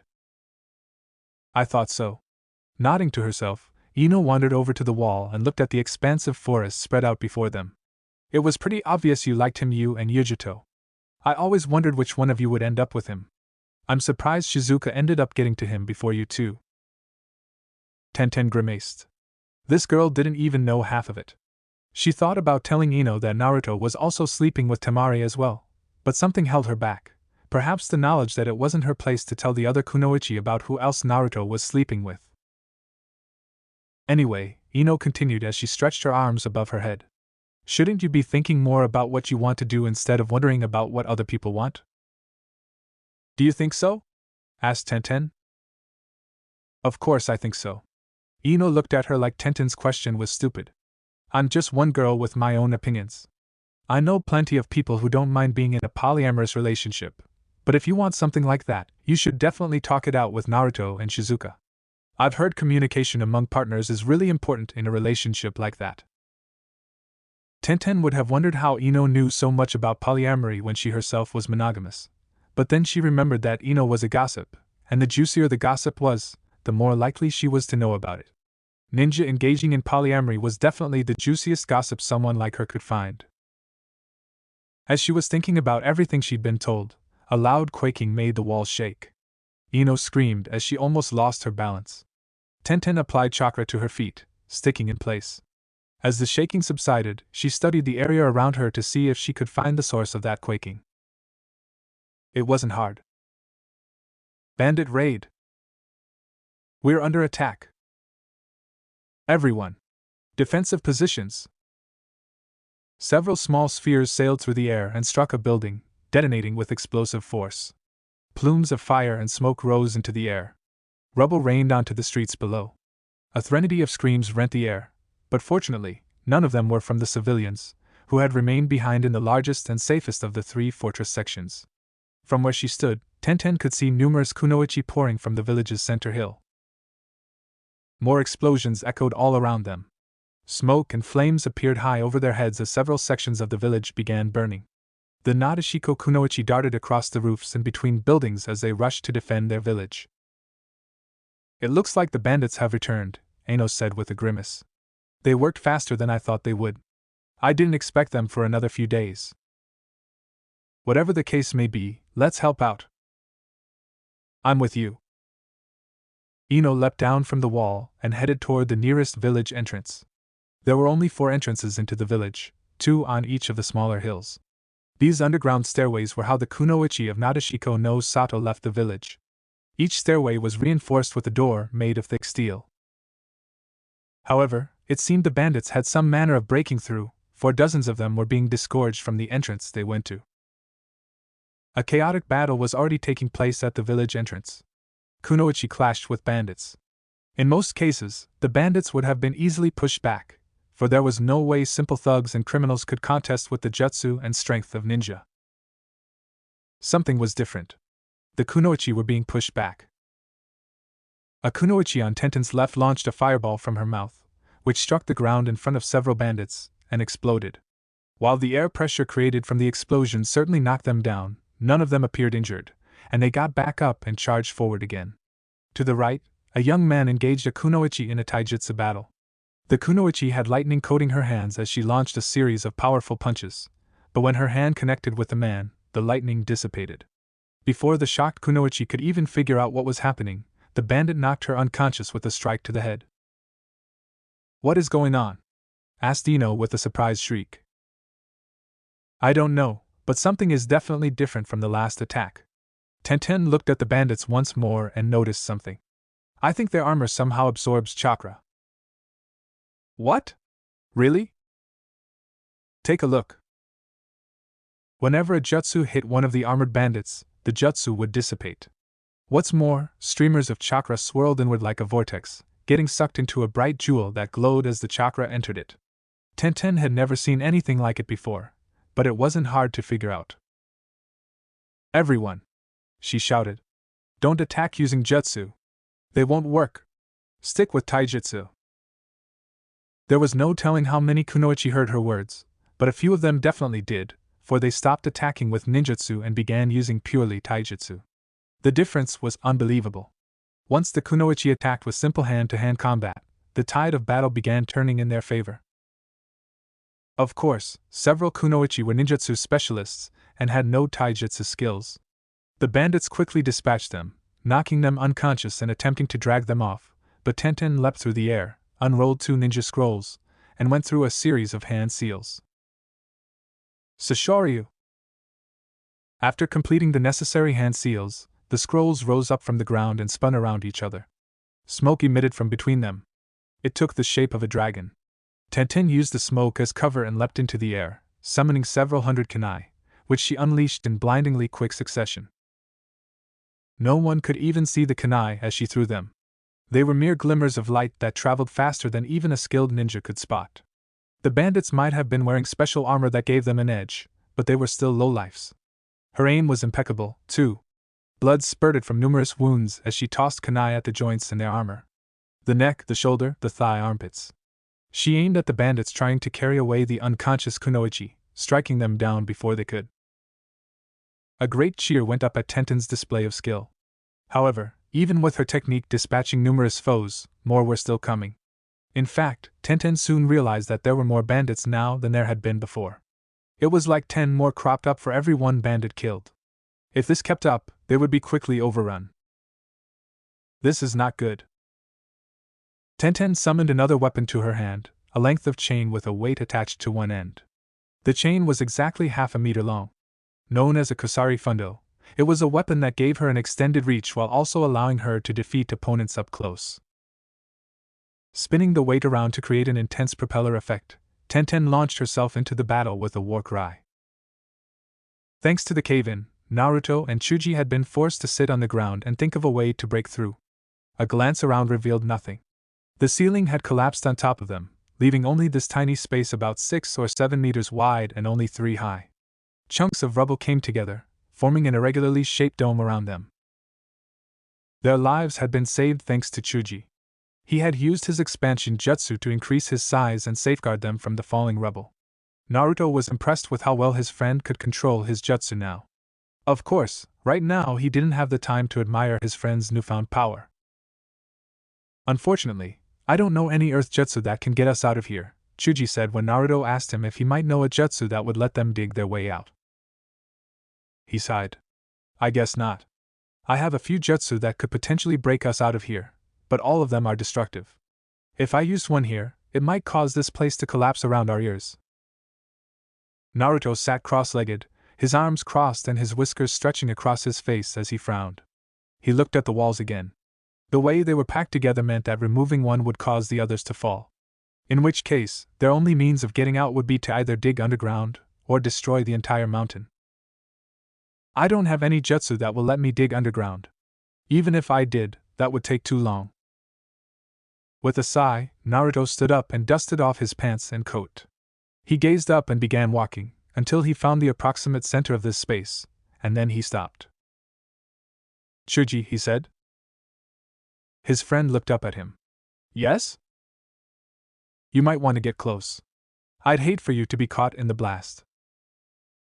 Chuji clearly didn't understand what Naruto meant, but he wandered over and plopped himself on the ground again. Naruto nodded, then focused his chakra into his left hand, creating a small swirling ball of energy. The Rasengan. Concentrating, Naruto changed the chakra nature of his Rasengan from non-elemental to the wind element. He bit his lip and compressed the wind-natured chakra into the Rasengan, which caused the entire orb to turn white. A small trickle of sweat poured down his brow.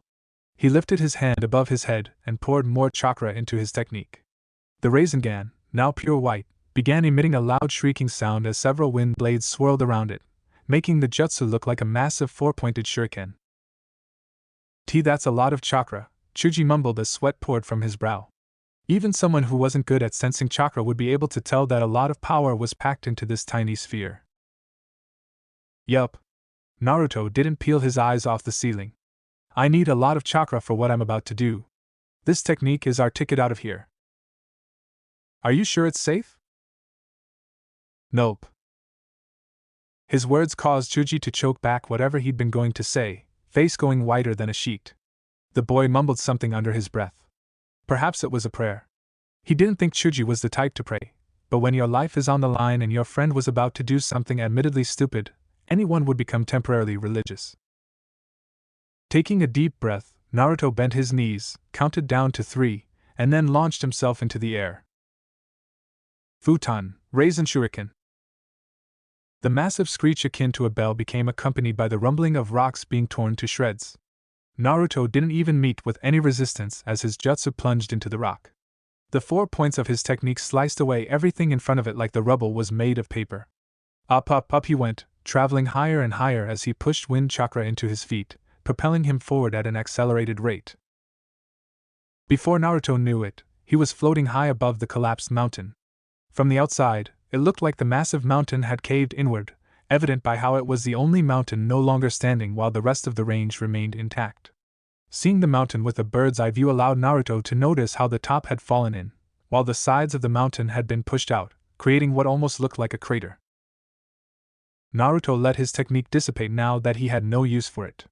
Landing on the edge of the hole, he peered down and found Chuji looking out of the hole with bulging eyes and a gawking expression. Chuji, he called down. Think you can climb up? Yeah. Just give me a moment. Chuji scrambled to his feet and leapt into the hole.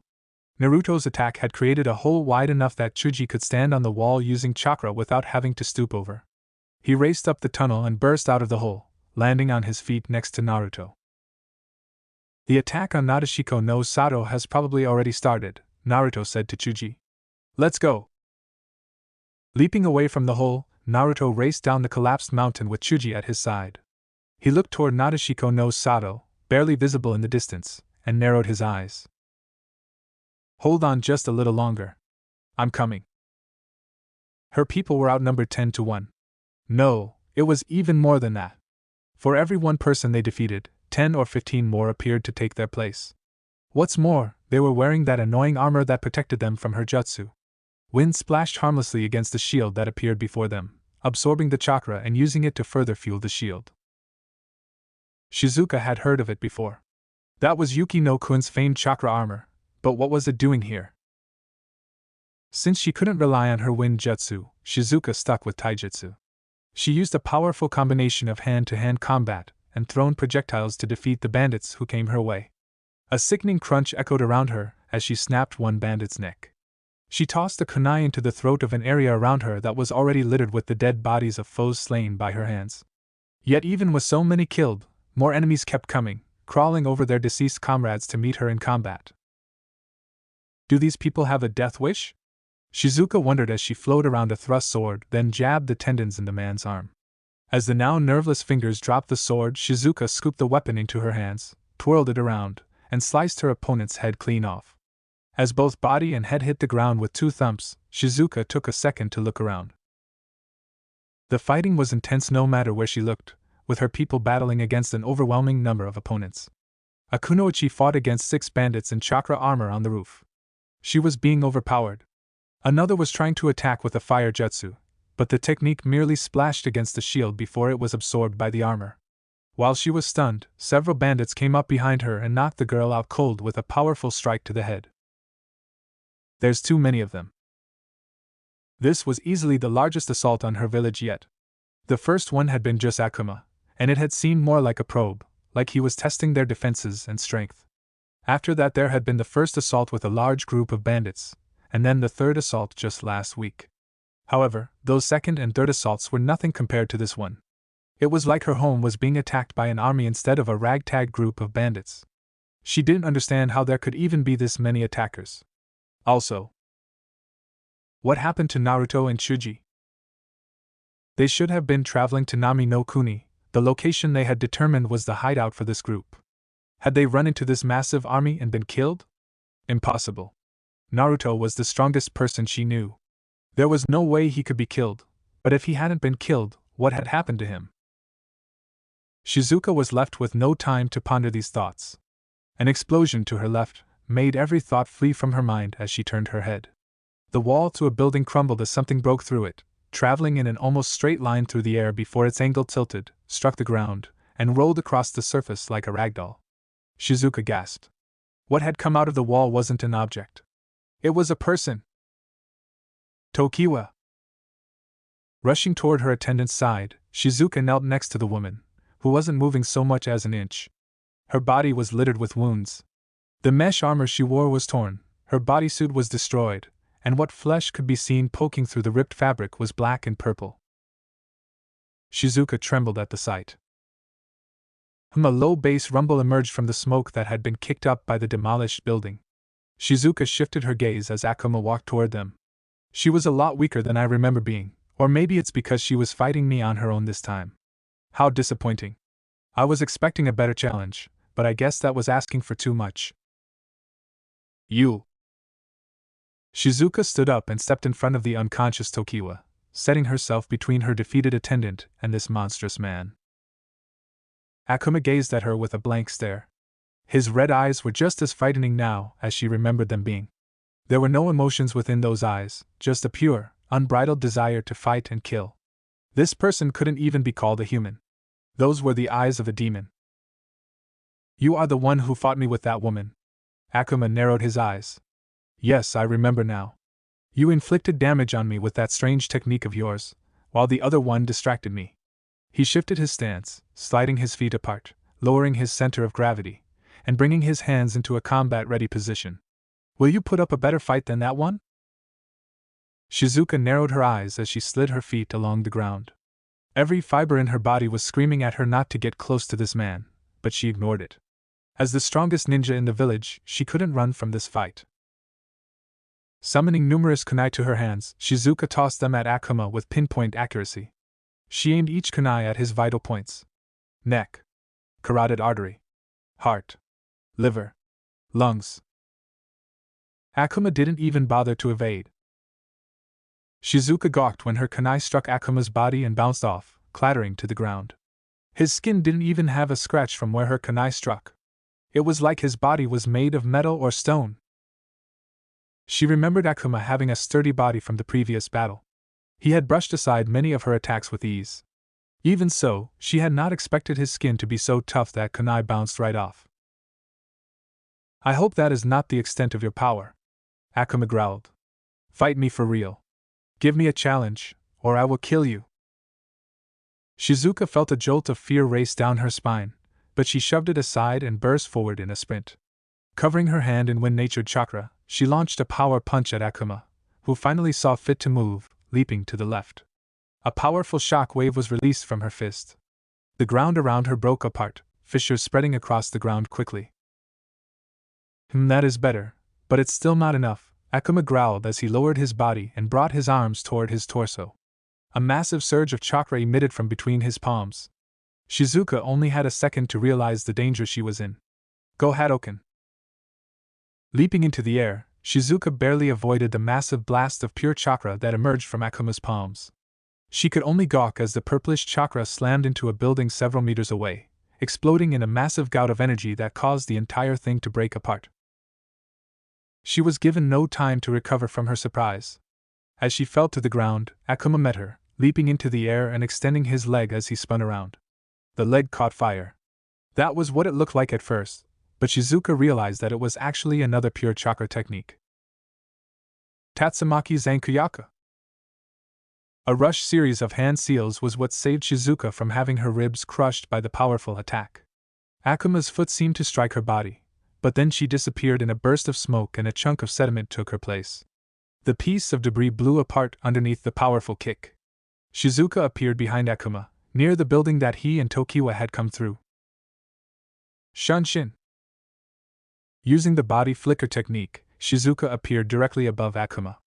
As she descended, she covered her leg in vast amounts of chakra, enough that her leg started glowing light green. Take this. Nada Shikoryu Koha Senkai Jairi. With her leg covered in wind chakra, her cutting power was maximized. She used the power of wind-natured chakra and gravity to land a solid falling kick that struck Akuma on his left shoulder. The dark-skinned man's knees buckled as the ground beneath him cratered. However, while abrasions spread quickly along the ground, Akuma himself remained unharmed. Weak. With a growl, Akuma unleashed another one of those Go Hadouken techniques, and this time, Shizuka had no room to dodge. She crossed her arms as the attack slammed into her, but that did little. A pained cry escaped her as she was blasted into the air. The world around her became white as pain flared in every nerve of her body. Ashura Senku. Akuma appeared directly above her, suddenly and unexpectedly. The man flipped around and extended his left foot in a powerful drop kick that connected with Shizuka's chest. Crack! The feeling of her ribs breaking would have made her cry out, but she couldn't even do that as her body was sent to the ground. Her mind numbed with pain, Shizuka's consciousness faded in and out before the world leapt back into startling focus. She groaned and coughed, unable to do much else. Blood welled up in her lungs and dribbled down her mouth. She must have punctured a lung. Step, step. Step, step. A figure swam into her line of sight, his dark skin, flame-like hair, and glaring red eyes making Shizuka's soul quake. Akuma reached out. His fingers clasped around her throat hard enough that she gagged. He lifted her out of the crater that her body had made as she used what strength she had left to grab his thick wrist. That was all she could do, however.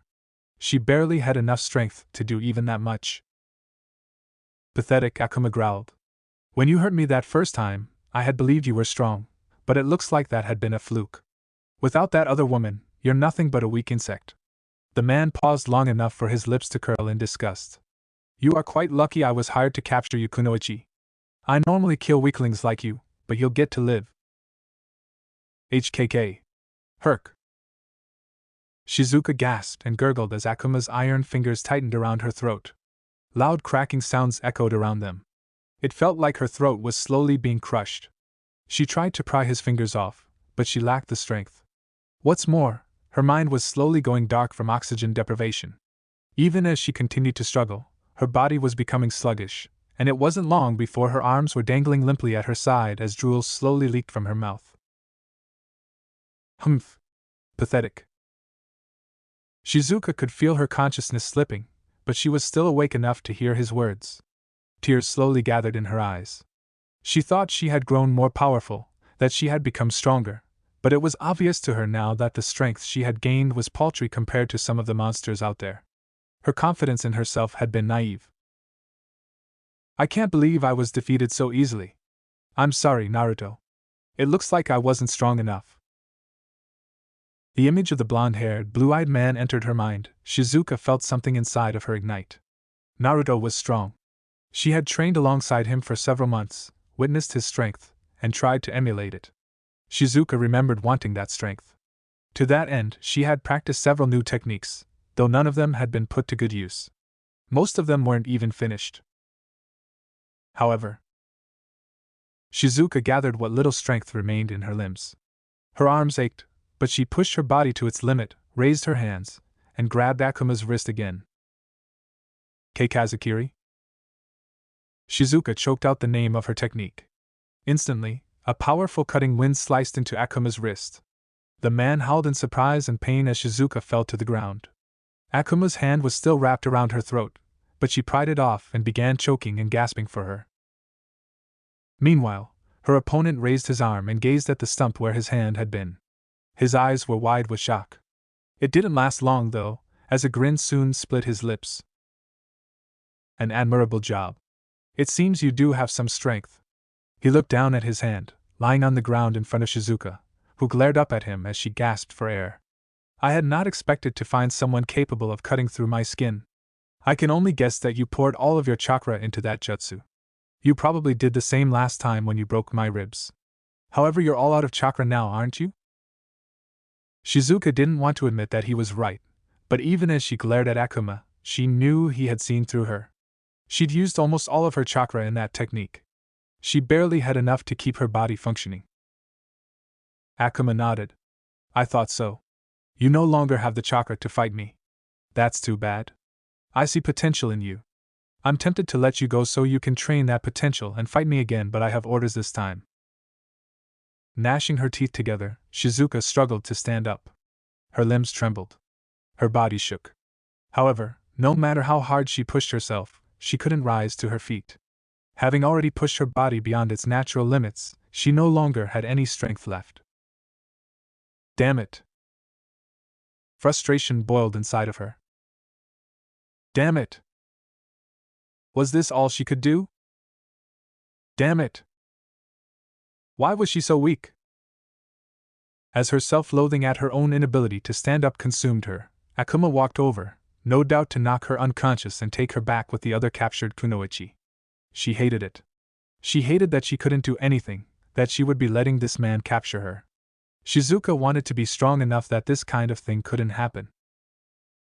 If only I had trained harder. Regret. A wellspring of negative emotions and what-ifs welled up inside of her.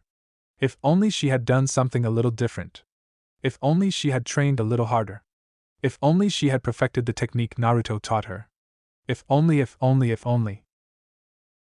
You put up a good fight, Akuma said as he stopped in front of her. But now it's time to end this. Shizuka looked up as the man pulled back his fist. She tried to glare at him, but her vision was still fading. Even if he did nothing, she didn't think her consciousness would last much longer. You're right. It is time to end this. Just as her hope waned, a voice spoke up. Shizuka blinked as something orange suddenly appeared in front of her.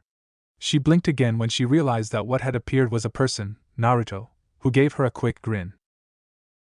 Sorry I'm late, but you know the hero always arrives at the last second, he told her, and then he spun around and delivered a crushing blow to Akuma's jaw. Senpuken! Akuma was lifted into the air by the powerful uppercut. This wasn't enough to defeat him, though. He spun around and landed on his feet several meters away, his jaw now bruised. Spitting out blood, Akuma stared at Naruto and grinned. So you escaped from the collapsed mountain? I planned on fighting you after I accomplished my mission, but this works too. Sorry, but I'm not the one who's going to be fighting you. Ignoring the dark-skinned devil, Naruto turned his head to gaze at Shizuka. His eyes were full of concern. You alright, Shizu? Naruto. She tried to say she was okay, but that was when her strength finally failed her. Like a puppet without its strings, she fell forward, but Naruto quickly moved before she could hit the ground and caught her. Warmth engulfed her body. She vaguely recognized it, this feeling of warmth, as Naruto's arms wrapped around her. Shizuka took a deep breath. You're covered in sweat and dust, she murmured. Sorry. I had a mountain collapse on me and had to blast my way out, Naruto said. There was a rustling sound before something soft was pressed against her lips. It's a soldier pill. Can you eat it? Maybe. Despite expressing her reluctance, Shizuka opened her mouth and let Naruto push it inside. She closed her mouth and chewed. Then she swallowed. While the effects weren't immediate, it didn't take long for her fatigue to ebb and strength to return. She understood. The soldier pill was granting her a temporary boost in power by restoring her chakra. However, it was only temporary. She'd probably pass out once the pill ran its course. Hey, Shizuka, Naruto began as he stared at Akuma, who wasn't moving from his spot. Perhaps it was his sense of honor, or maybe he just didn't want to ruin a good fight with a sneak attack. Do you remember the technique I taught you? I do, Shizuka mumbled as she slowly blinked to her feet. Can you do it? Only sometimes it requires a lot of chakra, so it usually fizzles out after a while, she admitted. Naruto nodded. That pill should have temporarily restored all of your chakra. I want you to use that technique and hit Akuma with everything you have. Oh, okay. Shizuka honestly didn't know if she could do it, but Naruto spoke with so much confidence in her that she couldn't help but decide to try. He was trusting her. Beyond that, he was giving her a chance to protect her village and fellow kunoichi by being the person who delivered the finishing blow to this man. Naruto grinned before his lips fell into a frown and he glared at Akuma. Hey Akuma! If you can withstand Shizuka's next attack, I'll give you the battle you're craving so much. Akuma crossed his arms and frowned. Is that so? Then I'll gladly take her attack head on. It's all on you, Naruto said. Give him hell. Shizuka didn't want to waste what strength she had left, so she settled on a nod. Stepping past Naruto, she first began to walk toward Akuma, but then she soon picked up into a jog. Taking the replenished chakra, she directed it all toward her hand and forced it to begin spinning in multiple directions. While the orb that appeared in her hand was a bit smaller than Naruto's, the unmistakable form of a Rasengan soon appeared. Despite seeing the clear threat, Akuma did not move from his spot. He spread his feet apart, bent his knees, and tucked his elbows into his torso as the muscles in his stomach hardened. This idiot was really intending to take her attack head on. Shizuka wasn't going to complain. Rasengan! Thrusting out her hand, Shizuka slammed her jutsu into Akuma's chest. Her attack hit dead center. Akuma gritted his teeth as his feet slid across the ground. He tried to stop himself from moving, but that only caused Shizuka's attack to drill into his body even more. She could see it. Her attack was grinding away his chest, peeling apart the skin and shredding his muscles. Blood splashed against her face as this idiotic man who only concerned himself with fighting strong opponents had his chest torn open until, finally, his strength failed him and his body began losing more ground. Ha! With a shout of her own, Shizuka sent the last remaining chakra she had into the Rasengan. A bright flash foretold the danger. Shizuka gave one more push, then her jutsu exploded with a torrent of powerful chakra. Akuma screamed as he was sent flying backward. His body disappeared as he crashed into a building, which toppled several seconds. Shizuka stared at the ruined building, forcing her body to remain upright as seconds ticked by, but that last jutsu had used up all of her strength. She had nothing left, and so her body fell backward. Only to be caught by Naruto, who scooped her into his arms like she was a princess. You did it, Naruto said with a grin. I did. Shizuka smiled. I really defeated him. You were amazing, Naruto complimented. Shizuka was too tired to blush. Thank you? Hey, Naruto? Yeah? I'm tired. Naruto chuckled. Get some sleep. My clones team, and your fellow kunoichi are mopping up what's left of the bandits. K. What little strength she had left disappeared as Shizuka closed her eyes and fell asleep in Naruto's arms. Many of the bandits lost their will to fight immediately after the defeat of Akuma. After handing Shizuka off to one of his clones, who fled into the inner sanctuary, Naruto had taken Akuma's corpse and dragged it through the village, announcing that Akuma had been defeated, that they should give up, and that any bandit who laid down their arms would be spared. Very few actually laid down their arms, but many tried to flee. Naruto wouldn't let them. He took Tenten, Chuji, Ino, and a squad of still-functioning Nadeshiko kunoichi and routed the bandits. It had been less of a fight and more of a wholesale slaughter. By the time they were done, not a single bandit had escaped. The cleanup had begun after their victory. Even if the victory was theirs, this was no time to rest on their laurels. Naruto created a couple hundred clones to take the bandit corpses out of Nadeshiko no Sato and cremate them. Meanwhile, Chuji, Tenten, and Ino helped move and heal the wounded. Shizuka slept for the entire day due to a combination of her injuries and chakra exhaustion, which only happened because she'd poured basically all of her chakra into that last Rasengan. The soldier pill probably hadn't helped. Those tended to have an inverse effect and were only supposed to be used during emergencies. In all honesty, Naruto should have taken care of the problem himself, but he had wanted Shizuka to use her own strength to claim victory instead of relying on him. A day passed. Shizuka awoke the next morning, and though she wasn't at 100%, the woman had called Naruto and his squad in for a meeting. They sat around the same table as before. Covered in several bandages that wrapped around her head, arms, legs, chest, and stomach, Shizuka gazed at each person in turn before offering them a deep bow. "Thank you very much for helping us as you have," she said. "This situation would have been much worse had you not come when you did." "Don't mention it," Chuji said. "We were more than happy to help." "Chuji is right," Ino added with a bright grin. "I can't stand the thought of something like this happening and not being able to do anything. Besides, this was a mission. It's only natural we do everything we can," Tenten added that last aside. Naruto was surprised she'd spoken at all. She'd been in a contemplative state ever since the battle ended. The few times he caught sight of her, she'd been staring off into space.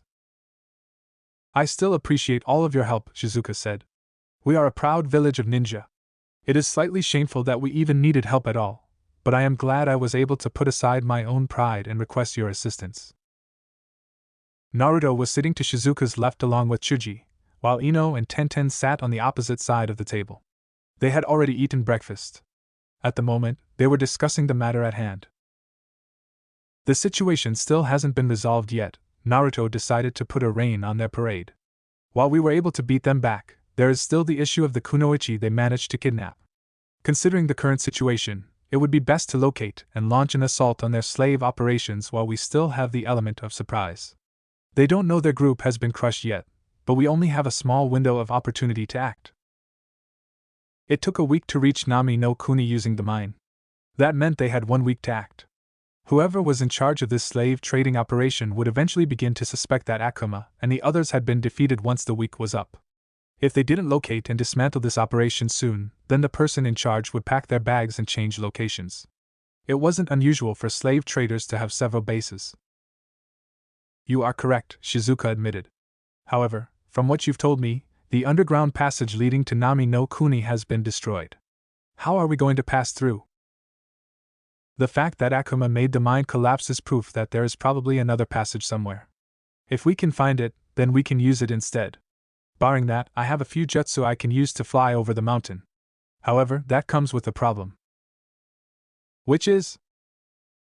"I can't take anyone with me." Shrugging, Naruto explained the basic concept for one of his jutsu, which allowed him to propel his body through the air using wind-natured chakra. It was a powerful technique that drained chakra reserves faster than launching repeated Rasen Shuriken. Naruto, with his inhumanly monstrous reserves and powerful wind affinity, was probably the only person alive who could use this technique for long-distance travel. "That is a problem," Shizuka murmured. They discussed the matter a bit more, and it was eventually decided that Naruto would fly over the mountains and land in Nami no Kuni first.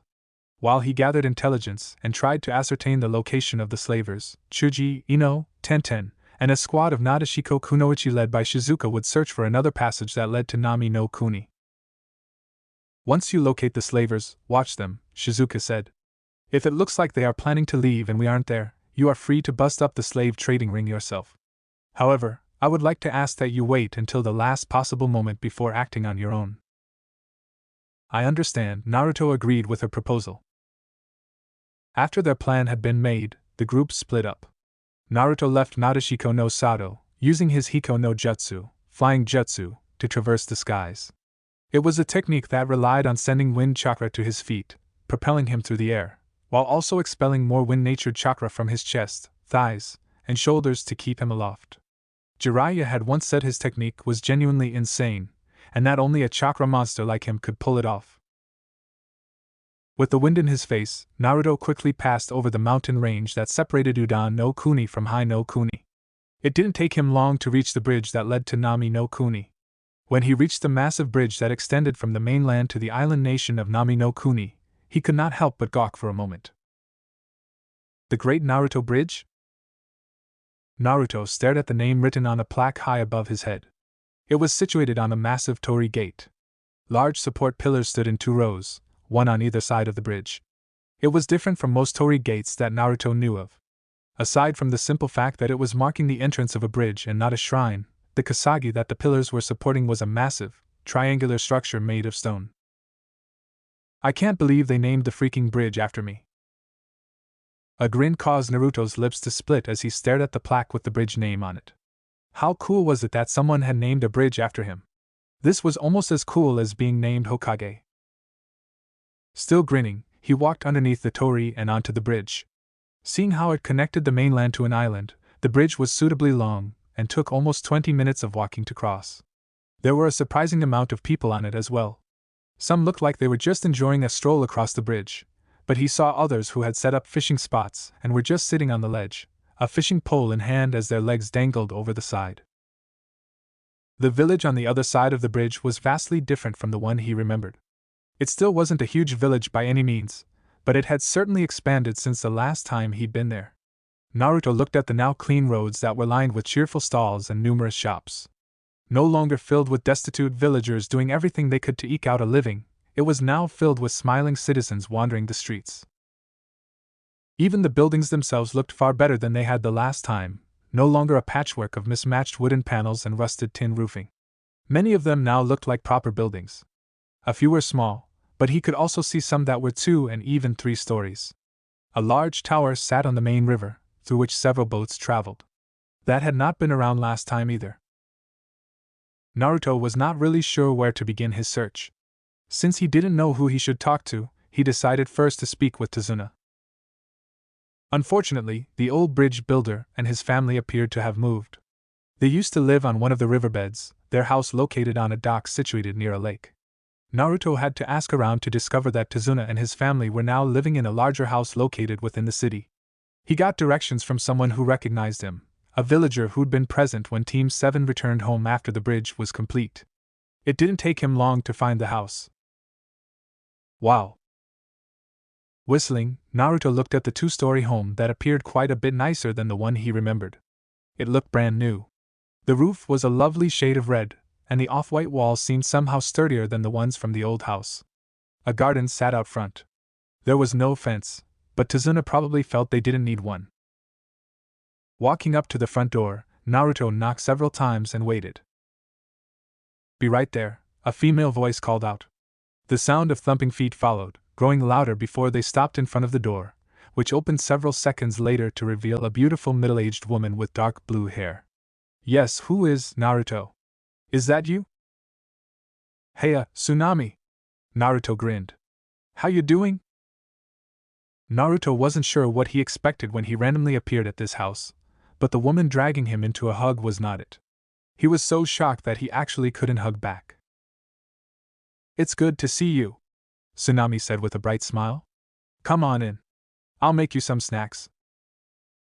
"Oh, thank you." While Naruto could have declined, he had no real reason to, and he was here to meet with Tazuna anyway. He followed the woman inside. Taking off his shinobi sandals, he padded barefoot along the wooden panels as Tsunami led him into a fully furnished living room. It really was a nice place. They even had multiple couches and a coffee table. "Please have a seat while I go fetch some tea and snacks." "Oh, yeah? Okay." With nothing better to do, Naruto sat down on a comfortable couch with blue upholstery and looked around. A lot of pictures hung from the wall. Naruto recognized a few of them, including the picture with Kaiza, Tsunami's deceased husband. However, there were also pictures of Team 7, several with Tazuna and his buddies, and a lot more with Inari. A little ways off was also a bookshelf, which had several books on architecture. "Sorry for the wait." Tsunami came out several moments later with a silver tray in her hands. She set the tray down, showing that it had a cup of tea, a kettle, and a plate of rice crackers. The dark-haired woman poured the hot tea into the cup, and set both the cup and plate in front of Naruto. "Here are your snacks and tea." "Thank you. You really didn't have to go through all this trouble." Naruto smiled as he took the cup in hand and sipped. It was hot, but his tongue was incapable of getting burned. "What are you talking about? It's not trouble at all." Tsunami's beaming smile was brighter than anything he'd seen from this woman. It looked as though life had treated her incredibly well after he and the rest of Team 7 had left. "Still, I'm surprised to see you. I had no idea you'd be visiting." Naruto hid his grimace behind a sardonic grin. "To be honest, I didn't either." Inari will be really happy to see you. Speaking of, where are Inari and old man Tazuna?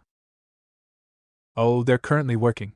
Now that she had given her guest something to munch on and drink, Tsunami sat down on the opposite couch, smoothed out her dark skirt, and began talking again.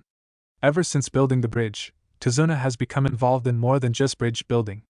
He currently owns and operates a company that specializes in architecture. Inari is training with him to one day take over the business.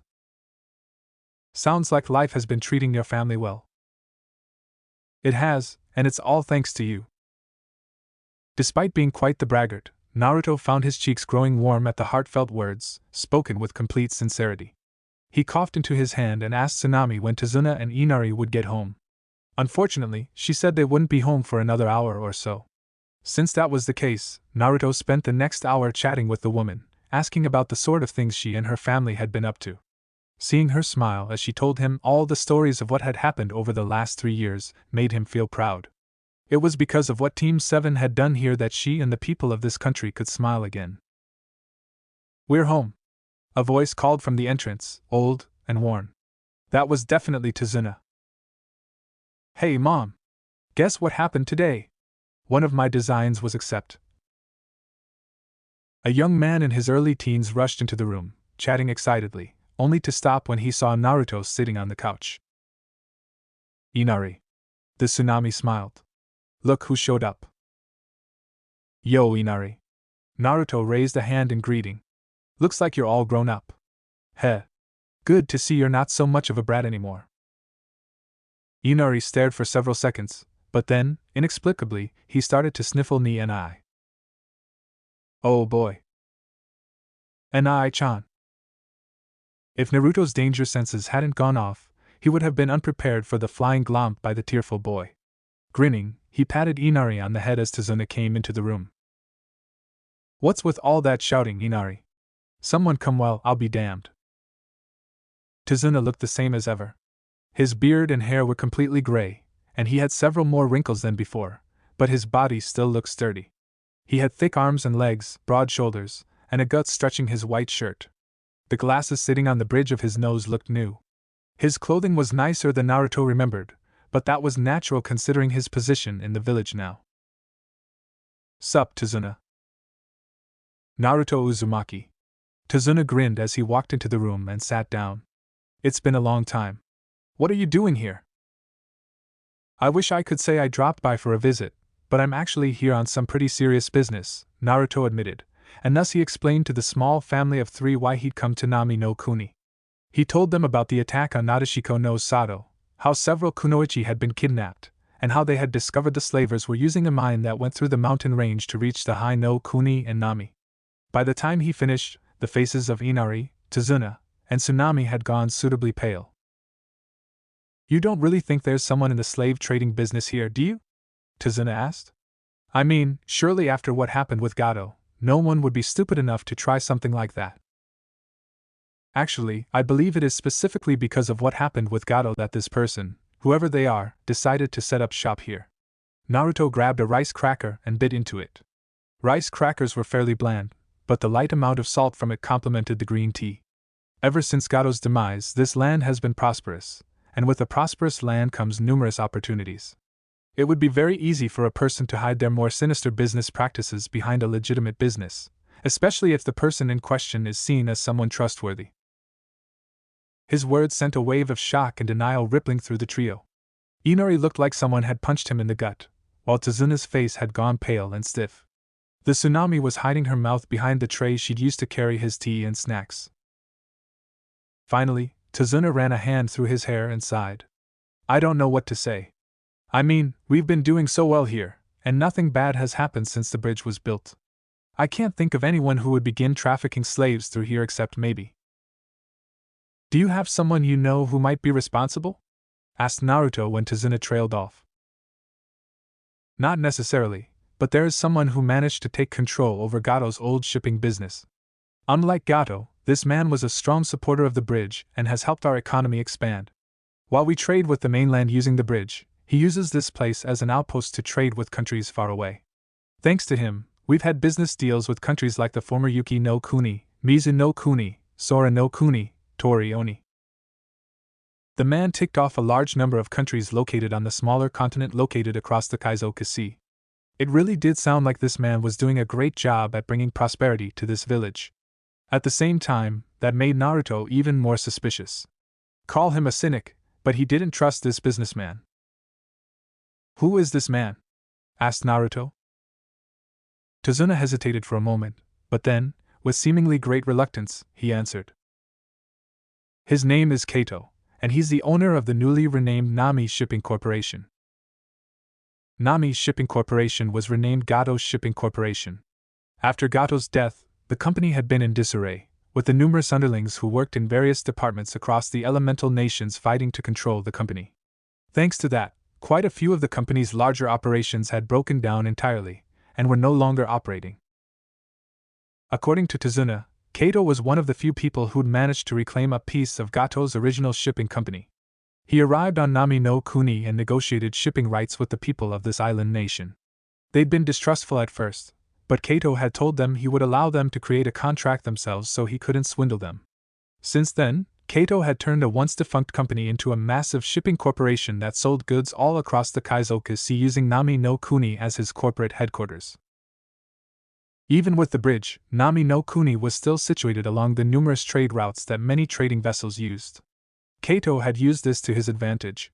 Not only had he remade the company, now newly named Great Again, but he did so in such a way that the people of Nami no Kuni also prospered. It was genius. And that was why Naruto didn't trust him. Nami Shipping Corporation was located on the docks, a massive dock made of cement and brick instead of wood. A large number of ships were currently docked in several stations. There was everything from large cargo freighters to smaller passenger ships. Quite a few giant cargo crates were stacked against each other a little ways off. A massive crane was picking them up and setting them onto a ship that would no doubt set sail soon. Naruto had come to this place without disguising himself. He'd thought about sneaking around, but he actually believed the best method of getting the information he needed was to be upfront and honest. It would throw Kato off guard. The headquarters building loomed before him, a 4-story complex that was longer than it was wide, stretching across the dock like a massive snake. Made of cement, the industrious feel of the building made Naruto somewhat unnerved. He was so used to buildings being made in a more traditional style of architecture. He entered the building, which bustled with activity. Wandering past a pair of dock workers, he strolled across the tiled floor of what seemed like a lobby, though it was far too big for that in his mind. What did they need all this space for? Like most businesses, this place had a front desk, which could be used for inquiries. The woman behind the desk was a pretty gal with brown hair, dark skin, and a bright smile. As Naruto stepped up to her, she greeted him with a friendly and cheerful demeanor. "Hello, good sir? How may I help you today? Is it possible to speak with Kato at all? Do you have an appointment?" "I'm afraid not." The woman's smile became slightly fixed. "I apologize, but Kato is an incredibly busy man, so unless you have an appointment, I'm not sure if he'll have the time to see you. In fact, I believe he's currently doing an inspection of our docking facilities, which often takes hours, so even if he was inclined to meet, he wouldn't be able to do so right now." Naruto could tell this woman wasn't lying. More than likely, this woman worked for the legitimate side of this company, and knew nothing about what was going on behind the scenes. Well, that was if Naruto turned out to be correct about what Kato was really up to. "Is that so? Is it possible for you to get in touch with him?" "Well, we do have a method of getting in touch with him, yes." "Then could you please tell him that Naruto Uzumaki would like to speak with him sometime soon?" The woman was definitely not a native of Nami. Naruto would have known if she was, but her eyes widened all the same upon hearing his name. No doubt she knew the story of what happened in this country. It was apparently quite famous. Many of the people who'd lived in this country when he was a genin told stories about how Naruto and his team had saved this country from the corrupt Gato. Of course. I shall do so right away. Please wait for one moment." "Sure thing." Naruto stood around as the woman scurried toward a small comm unit. It wasn't like one of the earpiece comm units worn by Team 7 when they were doing missions in the village. It was bigger, bulkier, but it apparently allowed short-distance communication like the earpieces they used to wear. He could have listened in, but there was no need. The woman came back to him seconds later. He said he'll be right down. Sounds good. Thank you. Oh, of course. The woman blushed as she fiddled with the hem of her skirt. And, can I just say that it's an honor to meet you, sir? Sir? Naruto almost grimaced, but he contained it with a smile as he scratched his cheek. Ah. Thanks. The woman was apparently a big fan of his. Her uncle had lived in Nami when Naruto was guarding Tazuna. According to her, he was one of the bridge workers that Naruto had saved, and he'd been able to witness a good portion of the fight. Her uncle told her the story of how Naruto and his companions had defeated the evil Gato so many times that she'd become enamored with his story. It was actually kind of embarrassing. About 15 minutes later, a tall, handsome man with articulate and almost delicate features walked into the lobby. His immaculate face spoke of someone with good breeding. Naruto would have mistaken him for a noble at first glance, but this man wore a business suit, something that a noble wouldn't be caught dead in. He had dark hair and dark eyes, and the polite smile he wore was deceptively sincere. You must be Naruto Uzumaki. The man extended his hand. I'm Kaito. It's a great honor to meet you. Likewise. Naruto took the man's hand in a firm shake. Kaito didn't seem to notice the chakra emitting from Naruto's palm. I've heard a lot about you from Tazuna. Ah, yes. The bridge builder. He's making quite a name for himself. Kaito kept a smile on his face, though he quickly moved this along. I would honestly love to sit down and talk with you, but I actually am really busy. I'm assuming you're here for a reason? I am. Naruto remained polite as he explained the situation. Several kunoichi from Nadeshiko no Sato have been kidnapped. We managed to track them to Nami no Kuni, but we have no idea where they might be. As the head of a large company, I'm sure you hear a lot of things that most people don't. I was hoping you might have heard something. Kidnapped kunoichi? That sounds like a lot of trouble, though I can't say I've heard anything about it. Are you sure the kidnappers are here? Naruto nodded. Yes. They used a mine that went from Udan no Kuni to Hai no Kuni. The location is close to the Great Naruto Bridge, and since traveling via caravan is more likely to be noticed than traveling by sea. You believe there might be someone using the docking stations for the purpose of trading slaves? Yes. A troubled expression crossed Kaito's face. It looked so genuine that Naruto really did have to wonder if this man might truly be innocent. He seemed guileless. If he was innocent, then it meant Naruto was not only barking up the wrong tree, but that he was accusing an innocent man. On the other hand, the cynic inside of Naruto was telling him this man knew something. I haven't heard of anyone trading slaves here, but I will admit that it's a large dock, and we have had problems with scrupulous individuals in the past. Kaito sighed as an expression of remorse mixed with determination caused his face to both harden and age. He looked like a man carrying the world on his back. I don't know what I can do, but I promise to look into this and inform you of anything I find out. Would Tazuna's house be a good place to reach you? Yes, that would be fine, Naruto said. Okay. I'll be sure to let you know if I uncover anything. Thank you. After giving Kaito one last handshake and secretly placing a tracking seal on the businessman, Naruto left the docks. Chapter 55. One more push to freedom. Naruto returned to Tazuna's residence after meeting with Kaito.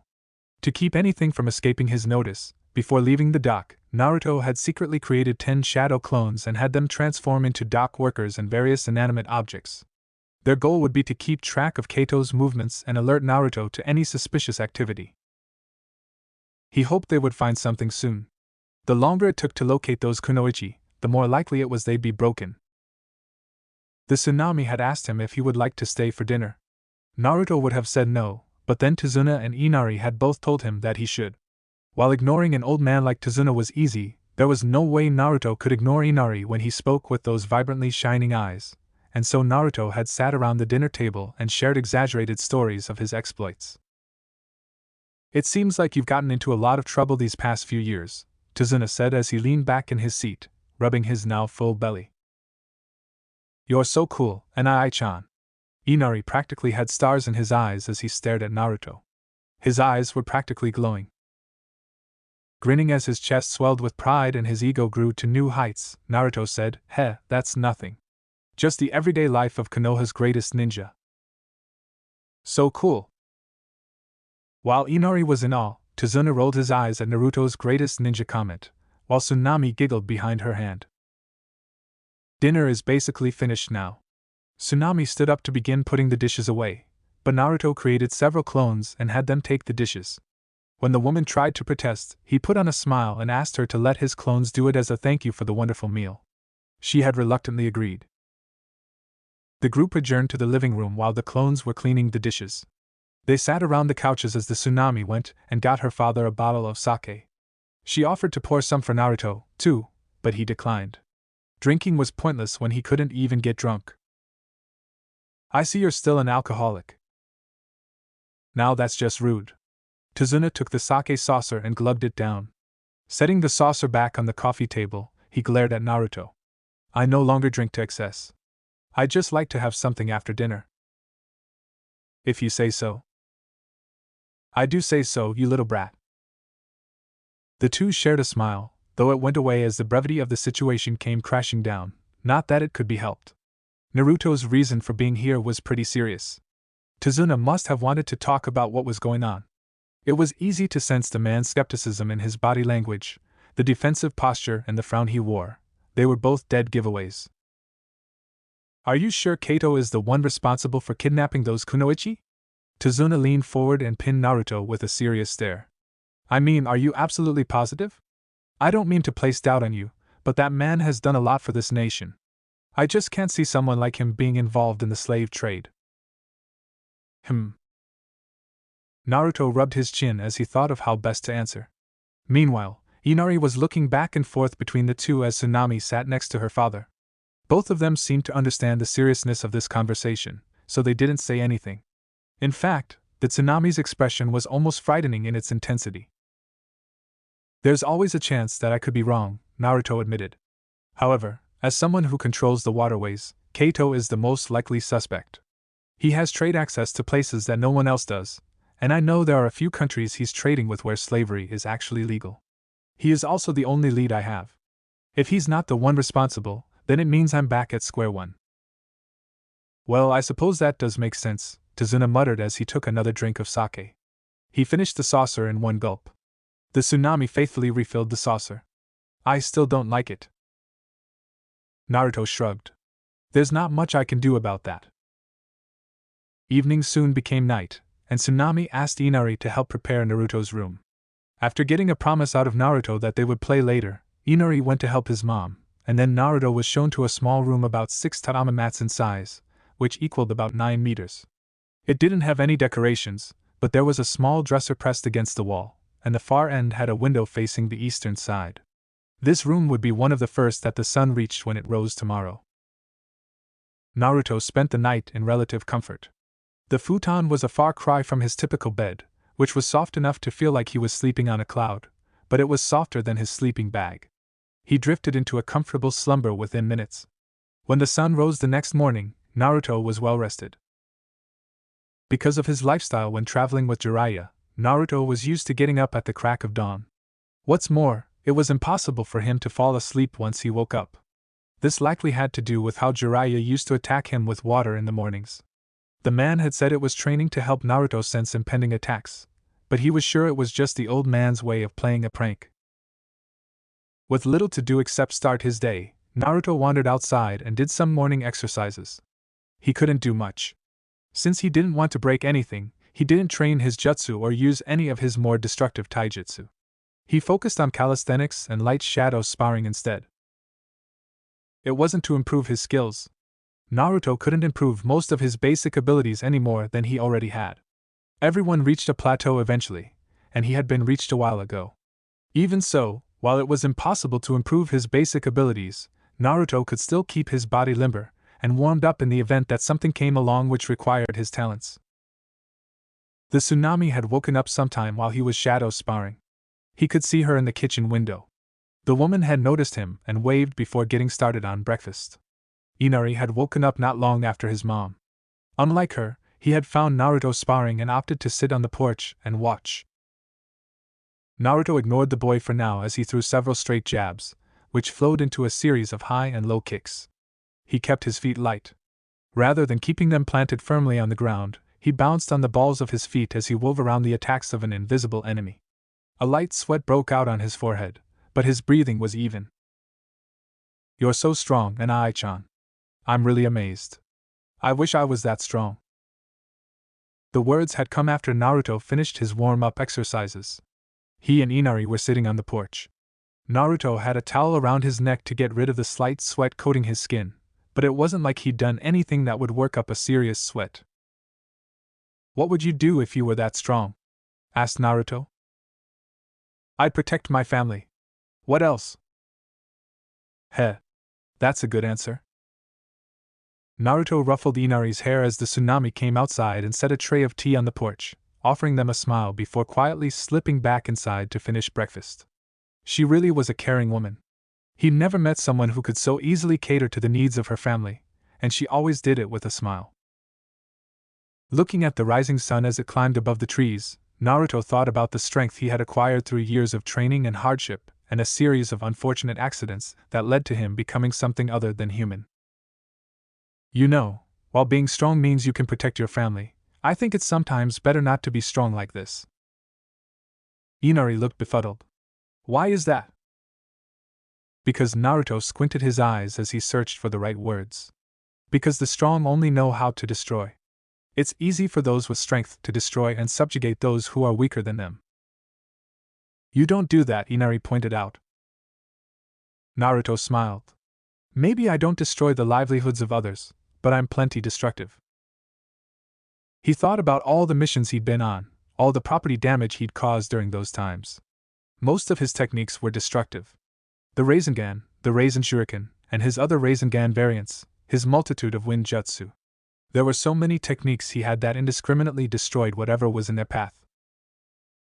Of course, it wasn't like he destroyed things on purpose. That was just the way life went. No one had ever really complained about it either, but he always felt bad when he saw how much people had to work to repair the damage one of his fights had caused. That was one of the reasons Naruto tried to fight opponents far away from civilization. No one cared if a few trees were destroyed. "But you're still a hero," Inari said. "I really look up to you, and Ai-chan. You saved my mom and grandpa. So what if you're a little destructive? It doesn't change the fact that you've saved lots of people." Grinning, Naruto placed a hand on Inari's head again. I know. I'm not saying I regret what I do, or that I regret becoming stronger. I'm just saying that what you and old man Tazuna do are even greater than my own accomplishments. You guys build stuff. You create. I think that's worthy of praise." Inari didn't understand right now. While he wasn't much older than Naruto had been when he first became a ninja, Inari also hadn't grown up the same way. Yes, he'd been oppressed by Gato. However, in many ways, Inari was still a naive boy who hadn't experienced the horrors that ninja do. He'll understand when he grows up. "Hey, you two." A tsunami appeared in the entrance to the house. "Breakfast is ready." "K. We'll be right there." Naruto and Inari joined Tsunami and Tazuna for a traditional breakfast of white rice, salmon, and pickled vegetables. It was the kind of home-cooked meal Naruto never got to experience at his apartment, not even when Temari was over, since either of them were all that great at cooking. That was why he took extra care to savor every bite. Inari and Tazuna left soon after eating. They were currently working on a large-scale renovation project of some kind. According to Inari, they were rebuilding an old inn that had been abandoned during Gato's reign of terror. Their goal was to replace it with something better, though either of them seemed to know whether it would remain an inn or become something else entirely. Naruto didn't have a whole lot he could do after they left, so he ended up sitting on the couch and meditating. His clones hadn't reported any suspicious activity back to him. According to the one that had dispelled last night, all Kato had done was speak with several of his workers, and then lock himself in his office. That meant either Kato was being exceedingly cautious or they just hadn't found anything useful. Doubts crept into his mind as he wondered if maybe Tazuna was right. Could it be that he'd gotten it wrong and Kato really wasn't the one kidnapping Kunoichi? It wasn't impossible. At the same time, if it wasn't Kato, then who was it? Naruto would literally be back at square one if Kato wasn't the person responsible. Furthermore, he wouldn't have any more leads he could follow. Just as he was beginning to let his frustrations get the best of him, someone knocked on the door. "I'll get it," Tsunami called before Naruto could even stand up. The sound of her footsteps echoed down the hall and stopped. Naruto heard the door open. "Yes? Can I help you?" "Oh, you have a message for Naruto? Very well. I'll deliver it to him." Naruto blinked as the door closed again, and then Tsunami came into the living room with a letter in her hand. She seemed concerned. "A man in a business suit wanted me to give this to you." Tsunami handed Naruto a letter. There was nothing extravagant about it. The envelope was simple and unadorned with anything. Opening it, Naruto pulled out a small sheet of paper that had a simple note attached to it. The note read, "I believe I have located the person who kidnapped the kunoichi. Please come to the docks post haste. Kato." Naruto frowned as he read the letter, wondering what was going on. His clones had not reported this, though they had admittedly been keeping their distance so as not to arouse suspicion. Was this being done to throw him off? Maybe. Naruto would have to proceed with caution. "It looks like I'm heading out." Naruto stood up. "I'm not sure when I'll be back, but if I'm not around by the time Inari and Tazuna get home, please tell them not to worry." "Okay," Tsunami said, wearing a small frown. "Be careful, Naruto." "Don't worry about me." Naruto thumped his chest. "I'm the epitome of care." "I don't believe that for 1 second. Not many do." Because the mine that Akuma and the bandits had been using to reach Nadeshiko no Sato had been destroyed, Shizuka, Naruto's teammates, and the kunoichi traveling with them had been forced to find an alternative route. Of course, there were several such routes they could use. According to the map Tokiwa had acquired at the nearby village, there were several mines and tunnels that led through the mountain range. Each one was a bit further from Nami no Kuni than the first, but it wouldn't take more than a few extra hours to reach the island nation. The mine they were traveling through was a sloping tunnel that twisted and turned. The tunnels were small, the rock walls spiky and sharp. There was barely enough room for 2 people to walk shoulder to shoulder. Tokiwa was in the lead. With the map in her hand, she determined which routes they would take. Shizuka and Tenten were immediately behind her, while Ino was in the center of their formation with Nadeshiko kunoichi. Chuji was taking up the rear.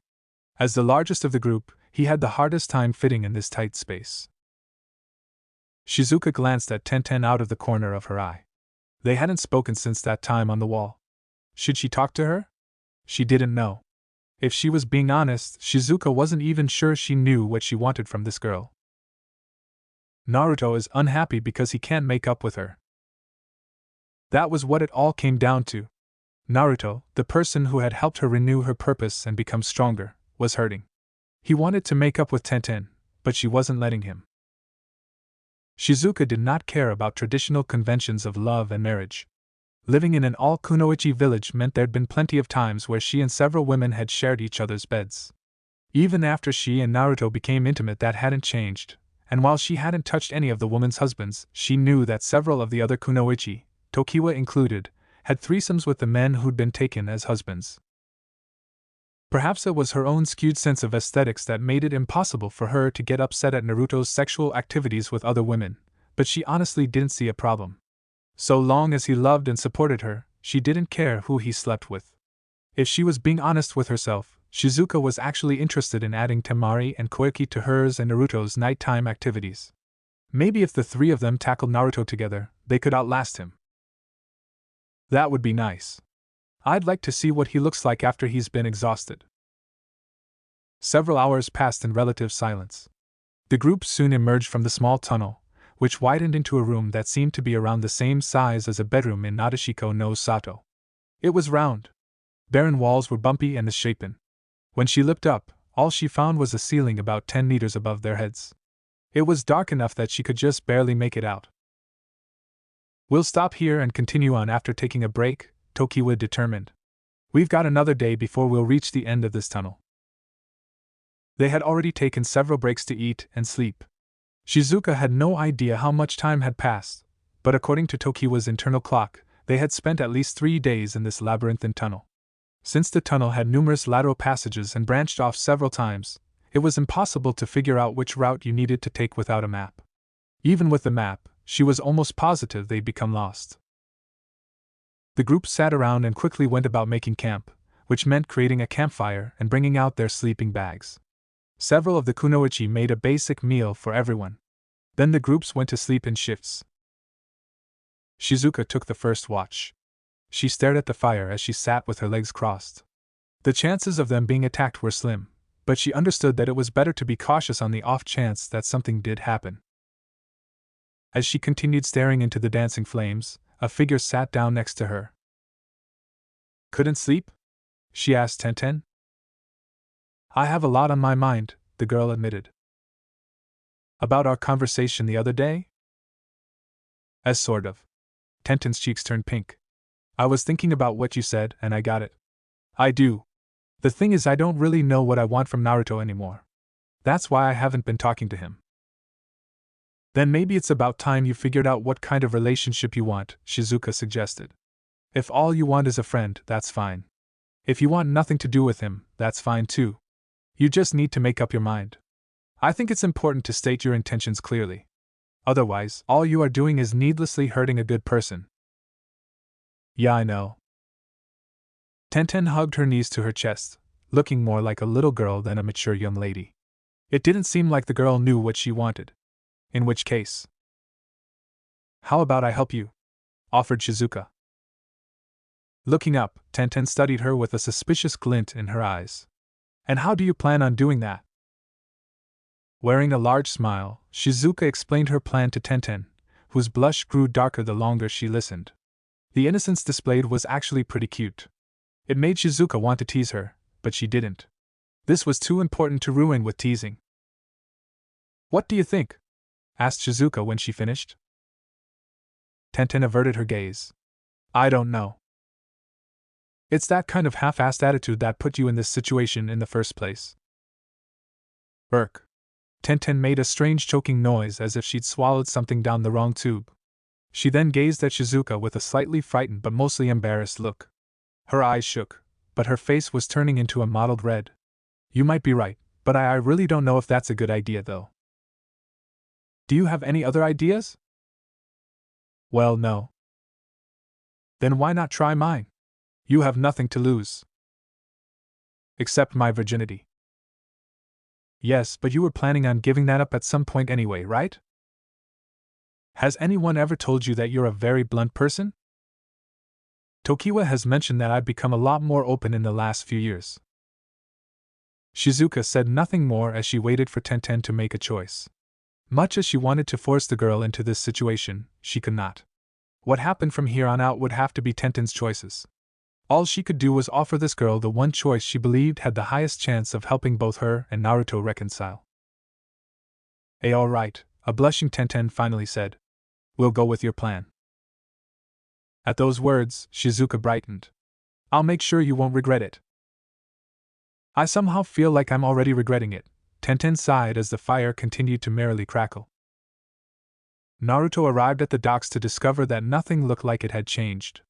There were still a lot of ships in port, a lot of people wandering around, and a lot of crates being loaded and offloaded various ships.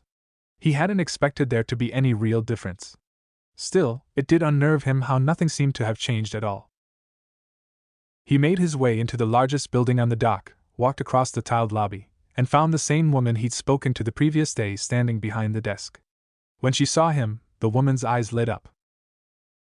"Naruto, sir! I'm glad you came." While he didn't know how he felt about being called sir, Naruto didn't let on to the strange squeamishness churning his gut. He tried to act naturally. "I received a letter saying Kaito had some information for me." "Yes. Please follow me. He'd like to speak with you in his office." Walking out from behind the desk, the woman, whose name was Angela, bade him to follow her. She walked through a door on the far side of the lobby. It led to a hallway. There were only a few doors in this hall, and none of them looked noteworthy. They were probably offices.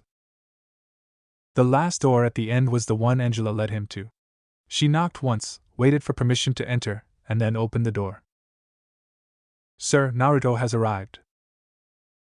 "Thank you," said Kaito. "Please send him in." At the invite, Naruto walked into the room, wary of any traps. The large office space was a lot bigger than he expected, but that might have also been due to how empty it was. A desk sat at the far end. A table sat in the middle. There were a few shelves with scrolls and books. However, aside from a couple of posters and maps decorating the wall, there really wasn't much. Kato stood by the table, leaning over it as he looked at a map that lay spread across the surface, hands pressed firmly against the hardwood. He looked surprisingly destitute. His shoulders had a slouch that Naruto didn't remember seeing last time. There were also bags under his eyes. He wondered if the man had gotten any sleep. "Naruto, I'm glad you came so promptly," Kato said as Angela left the room and shut the door behind her. "Considering your message, I couldn't come quickly." "Yes, I suppose that is true." Naruto wandered over to the table and looked at the map, which was of the Kaizoku Sea and its surrounding nations. There were quite a few nations attached to the sea. Even parts of Hai no Kuni were connected to it. Aside from the map, several objects shaped like ships were sitting on the sea. They must have denoted the trade routes his vessels used. Something like that. "Your note mentioned you had discovered who you think is the kidnapper," Naruto prodded. "Yes." Kato sighed and ran a hand through his hair. "After you came to inform me about the kidnapped Kunoichi, I decided to run an inspection of the ships stationed in port. I called it a random inspection to check for structural integrity. However, while I was inspecting the ships, one of them left before my people could do an inspection of it. I checked the ship's cargo manifest, and the amount of crates that had been packed onto the ship didn't match up with what the manifest told me the ship was carrying." Naruto did remember a ship leaving port from his clone's memories, but he hadn't given it much thought at the time, assuming it was just a regular ship heading off to deliver goods. Could that have been it? "And you think this ship has the kidnapped Kunoichi?" he asked. "I believe so," Kato admitted. "Why else would he leave before I could inspect his ship if he didn't have something to hide?" "True enough." Naruto frowned as he tried to sense a lie in the man's words, only to find nothing but honesty. Even as he strained his five senses, he could find nothing. Kato's heartbeat was regular, his breathing and pulse were normal, and his eyesight was unwavering. He was either the best liar in the entire elemental nations, or he was telling the truth. "So, who is this person you think kidnapped the Kunoichi?" asked Naruto. "My half-brother Shato." Naruto soon learned that Kato was the illegitimate child of Gato, who apparently had sired several such children from women he had raped and prostitutes he'd slept. Kato was a child born from rape. Despite this, his mother had raised him with love and done her best to provide for him. When he grew up, Kato got a job working for a branch of Gato Company, rose to the ranks, and used the money he earned to help ease his mom's burden. After Gato died, Kato had used his intelligence and wit to take the reins of the company. Shato is another one of Gato's children. He was born from a prostitute that Gato slept with, but unlike me, he was abandoned by his mom. Kato's melancholic eyes told Naruto everything. "I found out that we were half-brothers and offered him a job because I felt a kinship with him, but Shato is a cruel man. There have been numerous infractions against him. I've been trying to change his ways, but I think I've finally realized that all I've done was enable him to commit more crimes. I am sorry for the trouble I've caused you." Realizing that his own estimation of this man had been wrong, Naruto shook his head. "Don't apologize. You tried to help someone you believed was family. I can't blame you for that. For now, let's just focus on stopping Shato and rescuing those women. Do you know where he is heading?" Kato bit his lip. "Not quite. I know where he would be going if he follows his normal trade route, but he might change course to give me the slip." "When did he leave?" "Over an hour ago." "Which means he couldn't have gotten far." Naruto thought the situation through and tried to think about what the best method of finding out Shato's location was. However, in the end, there was really only one option. "Thank you for letting me know what's going on. Please leave the rest to me." "Are you sure? I can offer my ships to help you find him," Kato offered. "There's no need." Naruto gave the man his most confident grin as he thumped his chest. "After all, I'm a one-man army." True to his words about being a one-man army, Naruto had sent out a literal army of shadow clones, over 10,000 in total, to discover the route that Shato was taking. He didn't know how long it would take. That being the case, each shadow clone had enough chakra to last at least one day at sea provided there were no storms or giant fish that ate people. He stood on the docks and looked out at the ocean. The line between ocean and sky was an easy one to see during the day, the gradient shift from a deep blue to a lighter hue plain as day. Naruto watched the waves as the salty breeze hit him in the face. Footsteps signaled someone's arrival, and Naruto turned around as Kato walked up to him. "I've impounded all of the ships," Kato informed Naruto. "No ship can exit the port until your mission is concluded. That should make it easier for you to find Shato's vessel." "Won't that mess with your schedule?" "It will, but I consider it a small price to pay." Kato stared at him with eyes that were nothing like his father's. "This is also my fault for not keeping a closer eye on Shato and allowing him to do as he pleases. I should have been more attentive, but I let my wish to help my family blind me to what he was doing. Suffering a hit to my company's reputation is a small price to pay for correcting my mistake." Those words made something unsettling twist Naruto's stomach into knots. He tried to ignore the feeling, but the more he did, the stronger it became. In the end, all he could do was sigh and relent. "It appears my initial assumptions about you were incorrect." Naruto scratched his chin. "When I first arrived in Nami no Kuni, Tazuna told me about who you were and what you had accomplished, and I immediately assumed you were the one responsible for kidnapping those kunoichi. I'm sorry for suspecting you." Kato shook his head. "Pay it no mind. Were our situation reversed, I probably would have assumed the same thing." As they were talking, Angela came up and said several shipping captains were requesting an explanation from him as to why they weren't being allowed to leave. Kato sighed and told her that he'd be right along. He offered Naruto one last goodbye, and then departed to placate his captains. Not long after Kato left, one of Naruto's clones dispelled. He closed his eyes as several images came to him. He saw an alcove hidden on a small island. Retracing the route his clone took using the memories he gained, Naruto furrowed his brow when realized that it was the largest island outside of the Heron Bay. That meant he needed to travel north. Naruto created a clone and ordered it to inform Kato that he'd located Shato and was leaving to rescue the kidnapped kunoichi. Then he took off. Rushing along the water's surface, he used wind chakra to boost his speed by creating a funnel behind him. His actions caused the water to quake as a large wake spread like a trail at his back. It took a long time to reach the island. In truth, he had probably arrived earlier than anyone else could have, but it felt like hours had passed to him. When he reached the alcove, Naruto found another one of his clones crouching on the water's surface, staring into the inlet where the alcove was located. "Has there been any change?" asked Naruto. "None, boss." The clone shook his head. "They haven't moved." Nodding, Naruto said, "Dispel yourself to alert the others that they should also dispel." "Asa!" With a cloud of smoke appearing around him, the clone dispelled. Seconds later, Naruto felt the memories of 10,000 clones hit him as the rest dispelled as well. He grimaced as a headache slammed into his forehead. Those damn clones should have known better than to dispel all at once. They must have been playing a prank on him. Stupid clones. Shaking his head to clear it, Naruto turned back toward the inlet, with its rocky cliff face and dangerous waters. This side of the island looked abandoned. That said, Naruto knew there was a village on the other side. A glance further down the inlet revealed the alcove. The large cave, which must have formed naturally over the course of eons, was big enough that Shato's vessel, a massive cargo ship, was able to easily sit inside of it. Not only was the ship docked next to a naturally formed docking station that rose from the water's surface, but there were numerous pieces of loading equipment. As he watched, a massive crane sitting on the dock lowered into the ship. Naruto couldn't see what was happening, but several seconds later, the crane tilted up again. He narrowed his eyes when he saw the cage of naked women. It didn't take a genius to know those people were the slaves Shato planned on selling. Whether or not those were the kidnapped kunoichi, he didn't know, but it honestly didn't matter. He planned on rescuing everyone. Using his godfather's transparency technique, Totan Jutsu, Naruto crept into the alcove, made his way to the ship, and then deactivated the jutsu. It was hard to use this and wall walk.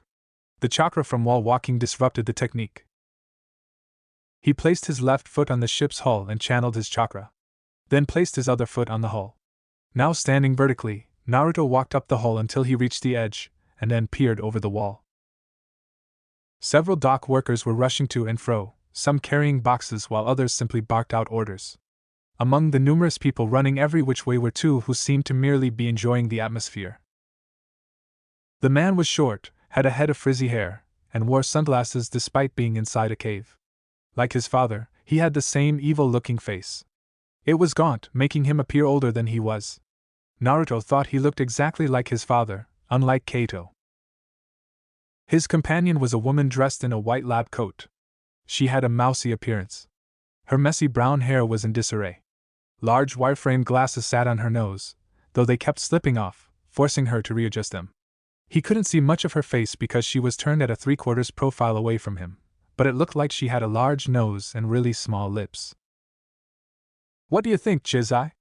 asked Shato. "That damn Kaito caught on to us faster than I thought he would, but I think we managed to get away with a large enough haul. I would have liked to have acquired a few more kunoichi personally, but I suppose it can't be helped." The woman adjusted her glasses some more as the crane emerged from a cargo hold down below. Attached to the crane was another cage filled with women. "The ones we do have should be enough to further my research. And they will provide a hefty sum once they've been properly broken," Shato added. "Yes."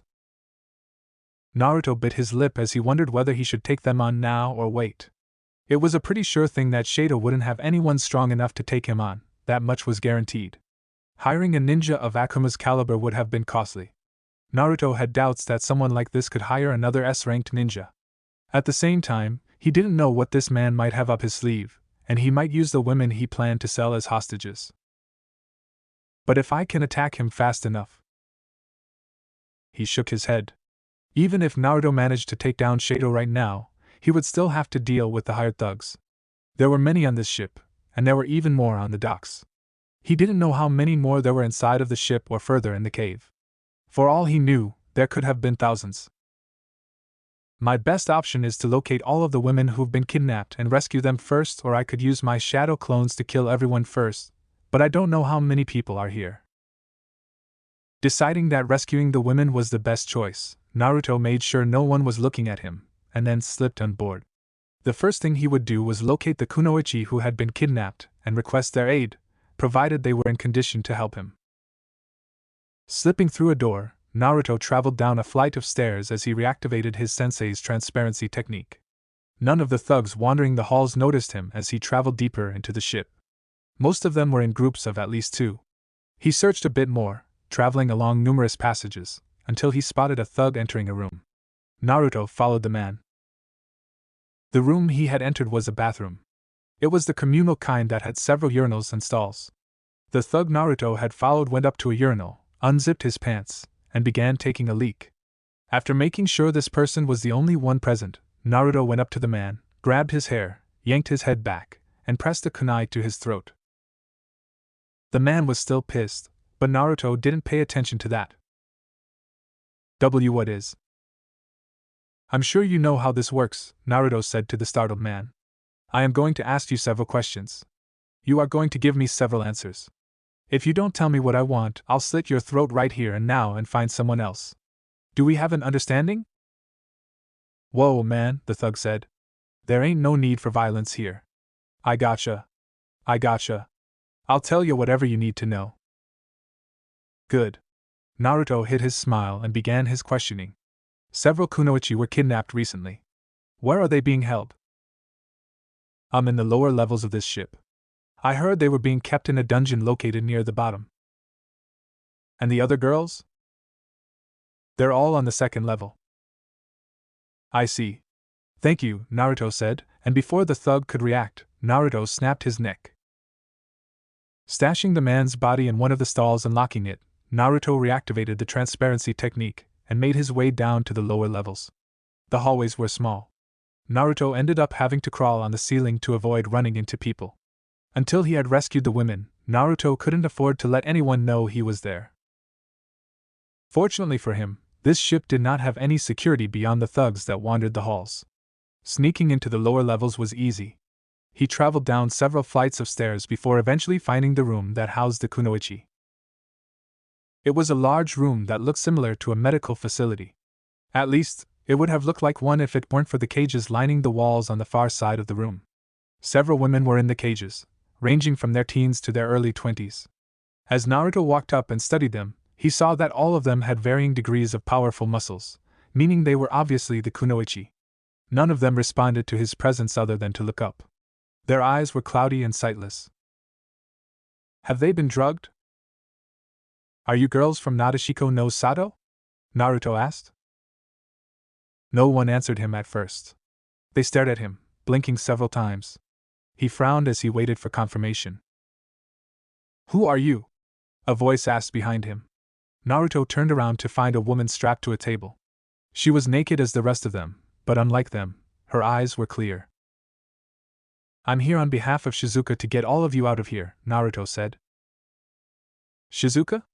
The woman's eyes widened at his words, and then widened further seconds later. Wait. You're Naruto Uzumaki. Yes, that's me. It's been so long, I almost didn't recognize you. Well, it's also pretty dark in here. Oh, shut up. Naruto didn't know who this woman was, but if she was from Nadeshiko no Sato, then she definitely would recognize him. He had lived there for several months during his training trip. The relationship between him and Shizuka was also well known in the village. Let me get you out of this. Unsealing a kunai, Naruto sliced through the bonds keeping the woman in place with wind chakra. Once free, the woman climbed off the table and rubbed her red and blistered wrists. Damn, those jerks weren't gentle when they bound me. Motherfuckers. Are these all kunoichi? Yeah, they didn't take any of us outside of this room. I suspect they don't plan on letting us leave this prison until they've broken us. Fortunately, their mind-breaking drug hasn't been perfected yet. Is that why these kunoichi are acting so docile? Nah, that's just an act. The kunoichi clapped her hands together. All right, ladies. It looks like we're gonna be making our escape. Look alive. As if those words had been a magic signal, the women in the cages all stood up, eyes returning to a more vibrant state. Naruto realized they'd just been putting up a front. They had probably done so to make them seem harmless in front of their captors. Being a ninja meant deceiving your enemies. After pulling a scroll from his ninja pouch, Naruto set it on the ground and unfurled it. Black symbols and lines ran along the surface. He placed his hands on the seal and channeled his chakra. The area was engulfed in smoke barely a second later, and when the smoke cleared, there was a large pile of women's clothing lying on the ground. You ladies should get dressed, Naruto said as he stood up. The kunoichi who'd been strapped to the table raised an eyebrow. Do you always carry around women's clothing with you? Yes, Naruto answered without inflection. Ever since I began busting slave trading operations, I've taken to carrying women's clothing. It's much easier to maintain a disguise than it is a transformation, especially since getting yourself captured involves letting them knock you out. Jutsu like the transformation technique always dispelled when someone was knocked unconscious. That was why, whenever Naruto infiltrated a slave operation, he used a combination of makeup, women's clothing, fake breasts made from molding, and a special type of underwear that hid his junk to fool people into believing he was a woman. You are a man without shame, the kunoichi said as she grabbed hip-hugging pants and a dark shirt. She slid into the pants, foregoing underwear, and then put the shirt on. Naruto shrugged as the other kunoichi began getting dressed. Shame has no place in the life of a shinobi. Heh. True. Naruto learned that the kunoichi's name was Mai Shiranui. She was a busted blonde woman who specialized in Tai ninjutsu, a type of close-range combat that focused on body-enhancing ninjutsu to increase her taijutsu capabilities. Her body also had a unique constitution that allowed her to resist and flush out various drugs and poisons, which explained why she let those people drug her. She'd probably pissed them off so they would try to break her first.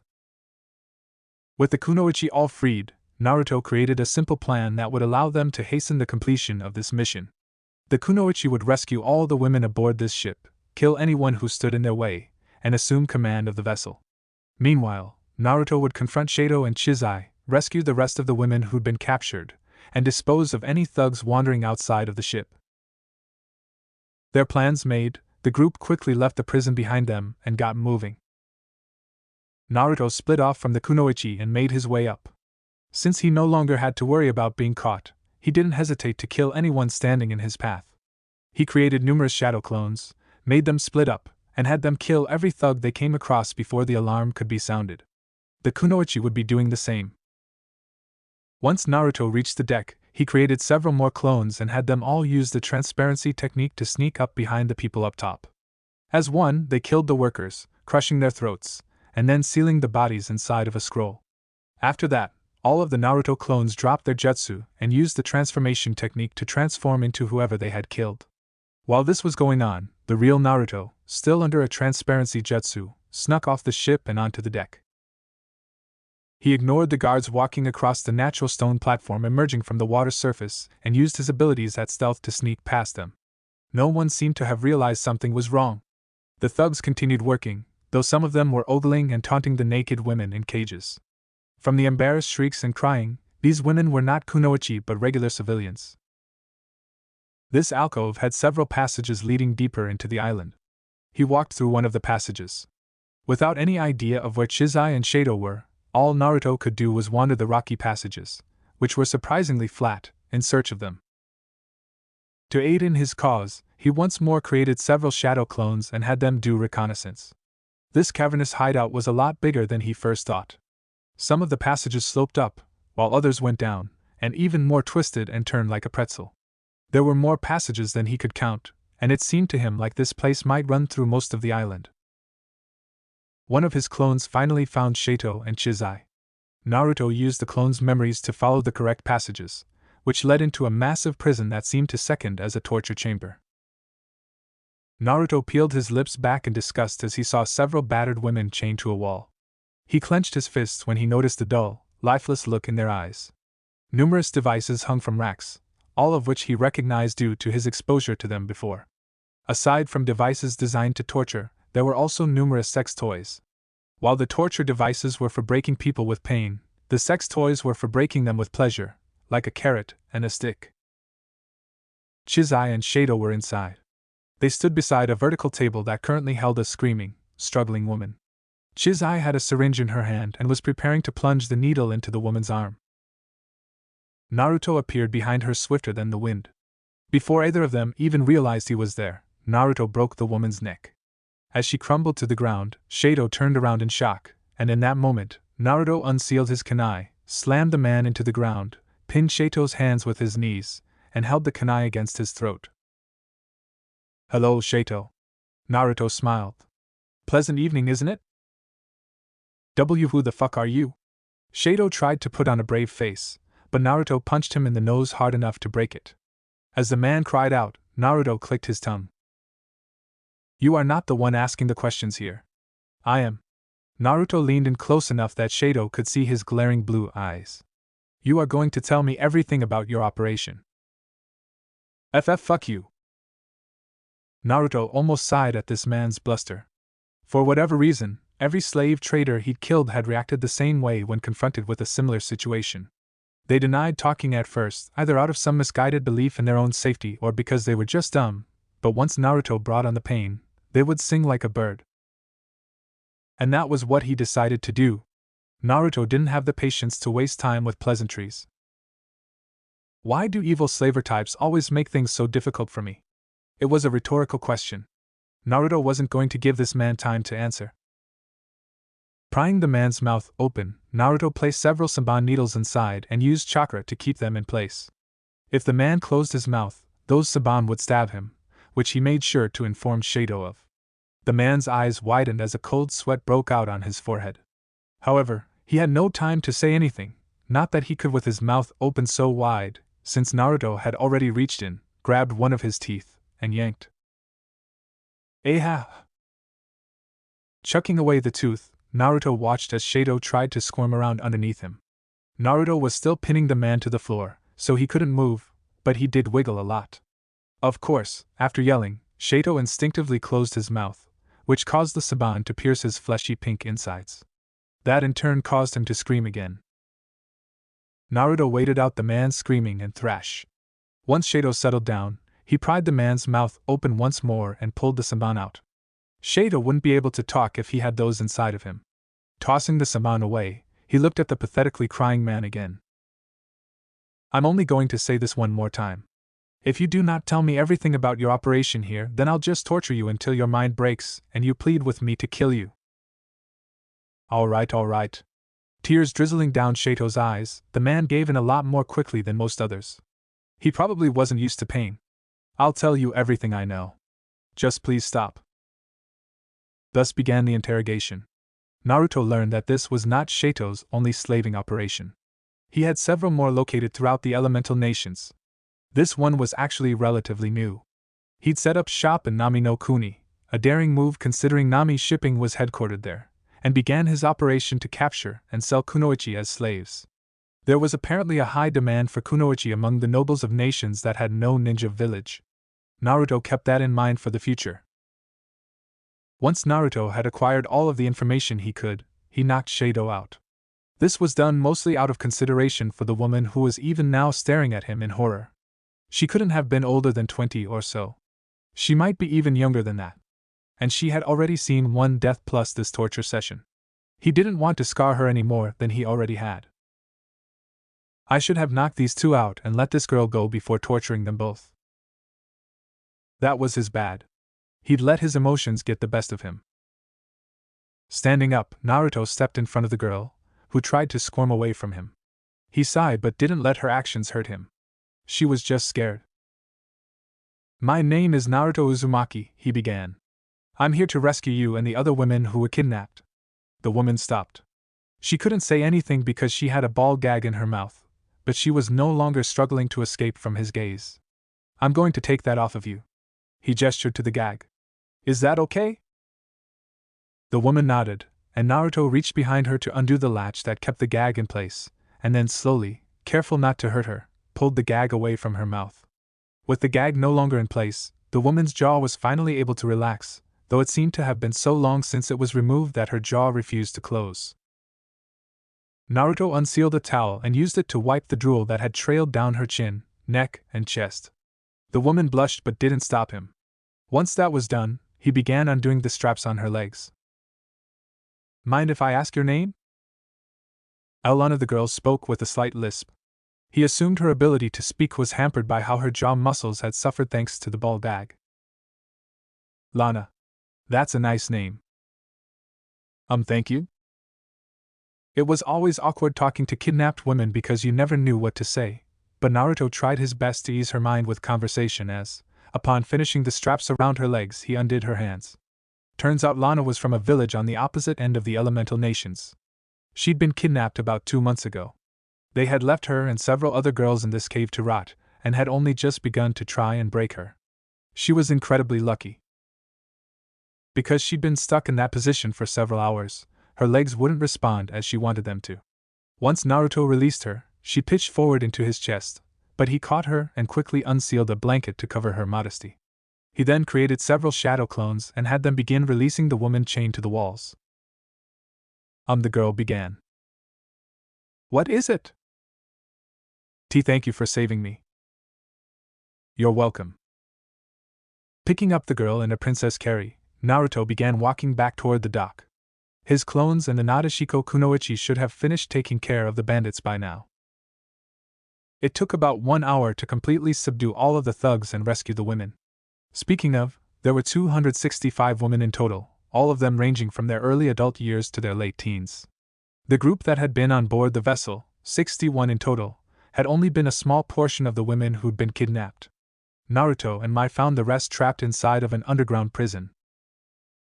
The girl who Naruto had personally rescued had fallen asleep several minutes after he picked her up, so Naruto had placed her inside of one of the rooms on the ship.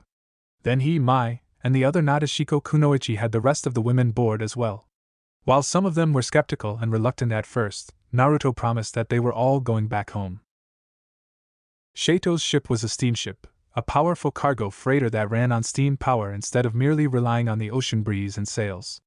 It shaved off the distance between them and Nami no Kuni in a matter of hours. The hour was still late when they arrived at the dock. The evening sun was slowly disappearing behind the ocean. Even so, several dock workers greeted Naruto when he emerged from the ship. Please inform Kato that I have rescued the girls Shato kidnapped, Naruto said to one of the workers, a burly man with thick arms that were covered in hair and a beard that made him think of a lumberjack. He looked almost like a bear. "We'll do that," Kato said, to let him know when you returned anyway. "I see." He also asked me to pass on a message for when you got back. "What's the message?" "He said to tell you that Shizuka and your team are at Tazuna's house, and that you should head over there as soon as you can." "Thanks. I guess I'll do that." Naruto paused as he looked back at the ship.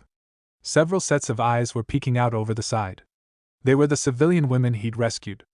Naruto turned back at the man who looked like he would be more at home in the mountains. "What about the women I rescued?" "We'll have them stay on the ship for now." The man scratched his beard. "We don't have any accommodations ready that can house so many people. I'm sure Kato will figure something out once he's made aware of the problem." "I understand. Thank you." The bear-like man left with a nod, and Naruto spoke with Mai Shirane about what they should do. Of course, Mai had said she was going with him to meet with Shizuka, but they couldn't leave these women alone. Only Mai would come with him. It was decided that the rest would stay with the girls and protect them, just in case. While he didn't think Kato would follow in his half-brother's footsteps, there was nothing wrong with being safe. Naruto returned to Tazuna's house to find Tsunami entertaining Shizuka, Ino, Tenten, Chuji, Tokiwa, and a group of Nadeshiko Kunoichi. There were 8 people in total. The living room was fairly cramped, with the seats being filled by the members of his team and the Kunoichi. Poor Tazuna was grumbling as he stood off to the side with his arms crossed. "My!" Shizuka leapt to her feet and raced for the woman, who returned her leader's enthusiastic greeting with a smile. "It's good to see you, Shizuka. I'm sorry for allowing myself to be kidnapped. I have no excuse." "What are you saying? It was my fault you got kidnapped in the first place.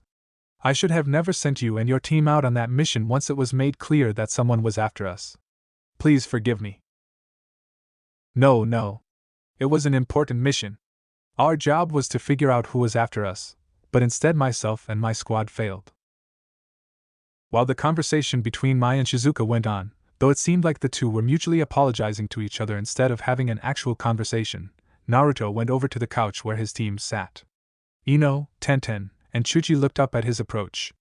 A sly grin appeared on his fellow blonde's face. "It looks like you really did end up completing the mission without us." Naruto shrugged. "I had planned on waiting for you to arrive, but then the person who kidnapped all those kunoichi caught wind of what I was doing and left. I didn't have much choice but to follow them and take care of the situation myself." A likely excuse. "Maybe you should tell us what happened," Chuji suggested as he munched on some rice crackers, obviously provided by Tsunami, who'd gone back into the kitchen.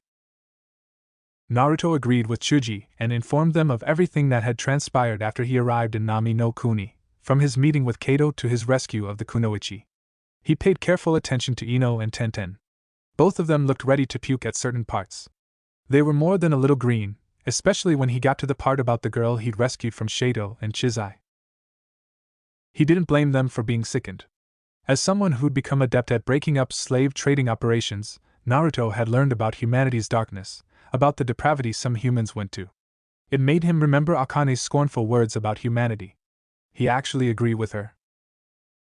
The conversation between Mai and Shizuka continued for nearly an hour as Mai informed her leader about everything that happened to her and her squad.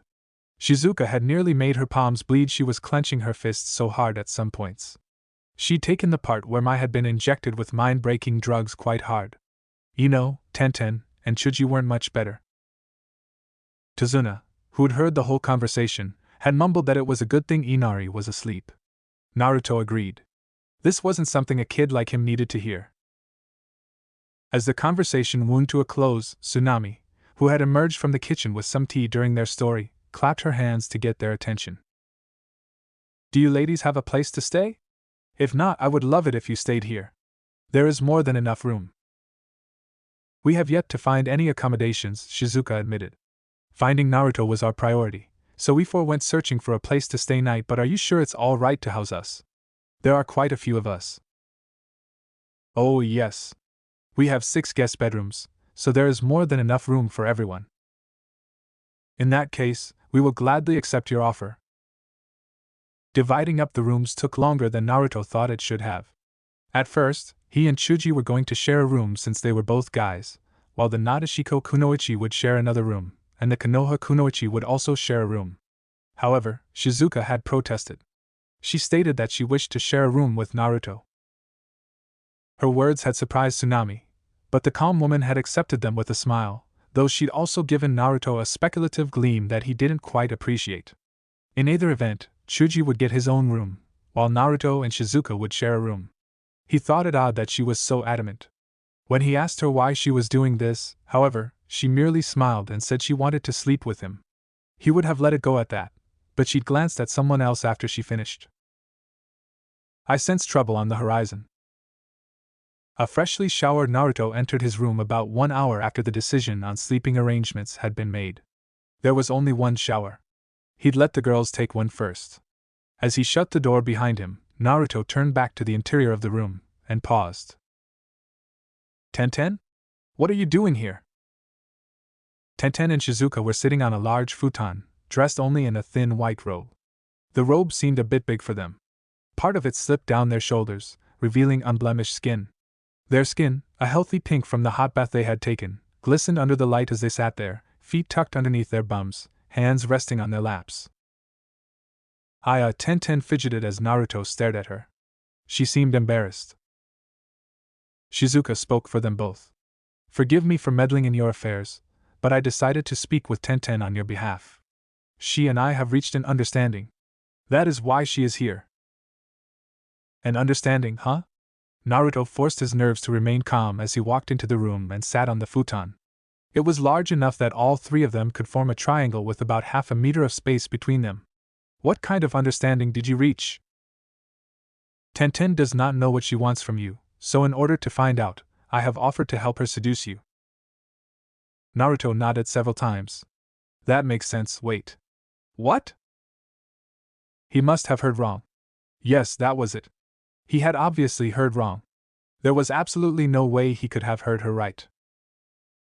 But Shizuka gazed at him with an impassive and serious expression. Meanwhile, the healthy blush on Tenten's cheeks had grown immeasurably darker.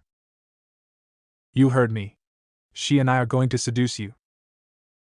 Naruto needed a moment to process this new information. His brain felt like it had been fried by a fire jutsu. So you plan on seducing me? And you're okay with this? His question was directed at Tenten, whose face had become so red she looked like a boiled lobster. She looked down at her thighs, which she rubbed together, and then nodded with the slowness of a turtle. Shizuka talked about it, and she said the reason I can't figure out what to do is because I don't know what I want. She said sleeping with you might help me come to a decision. Naruto stared at Shizuka, who only smiled at him with a perfect poker face. He couldn't figure out what she was thinking. That being the case, he looked back at Tenten, who peeked at him from beneath her fringe of hair. If this is what you want, then I don't mind, but are you sure you won't regret this? Why, yes. Tenten looked back down. I thought about it, and I think she's right. I'd like to know what I want, and I think the best way is by being intimate with you. If he was being honest, Naruto didn't really understand it, but he did know that intimacy often lets people understand things about another person that they couldn't figure out just by knowing them normally. He likened it to fighting. When two powerful warriors fought, they could understand each other through their fists. In this case, when two people had sex, they understood each other through the connection such an act formed. He guessed this was something like that. So long as it is something you're okay with, Naruto said. Tenten merely nodded. While the two of them stared at anything but each other, Shizuka moved behind Tenten until she was able to wrap her arms around the girl's middle. While Tenten squawked, the Nadeshiko no Sato leader smiled at Naruto, her eyes brimming with an effervescent sheen. Since we've agreed to this now, why don't you start off with a nice kiss? No, but that's not. Tenten tried to speak, but Naruto knew they had to start somewhere, so he crawled toward them on all fours, until he was right in front of Tenten's face, and leaned forward. When he pressed their lips together, Tenten went silent. Naruto kept his mouth over hers for several long seconds. He frowned when she didn't return the kiss. He pulled back. Are you okay, Tenchan? Huh. Oh yeah, I'm great. Are you really sure you're okay with this? You can back out if you want to. Why wouldn't I be? You're not kissing back. That's just because I'm so surprised. Give me some warning before you do something like that. You already knew what was going to happen. Don't act like you didn't have ample time to react. Naruto didn't say his thoughts out loud because he knew it wouldn't matter. Women could be quite illogical when they wanted to be. Then is it okay if I kiss you now? Asked Naruto. Tenten shifted her eyes away from him, but she still nodded. Oh, okay. With her permission, Naruto leaned forward and pressed their lips together once more. Despite telling him it was okay, Tenten clearly had no idea what to do. Well, that made sense. It wasn't like she'd ever kissed anyone. Naruto decided to take the lead, nibbling on her lower lip before switching to her upper lip. A delicate sound escaped her mouth. Her lips parted. Naruto could have chosen to slip his tongue inside of her mouth, but he didn't think she was ready for such an act. That said, he did dip his tongue briefly into her mouth to caress her tongue. HNN. Before the kiss could get too intense, Shizuka, still behind Tenten, pulled the girl back. The weapon user was already breathing as though she'd run 100 kilometers with Rock Lee and Meito Gai. Her shoulders heaved, and the robe she wore had slipped off to reveal more of her lightly tanned skin. I think we should switch tactics here, Shizuka said with a smile. We can't have you neglecting one of us in favor of the other.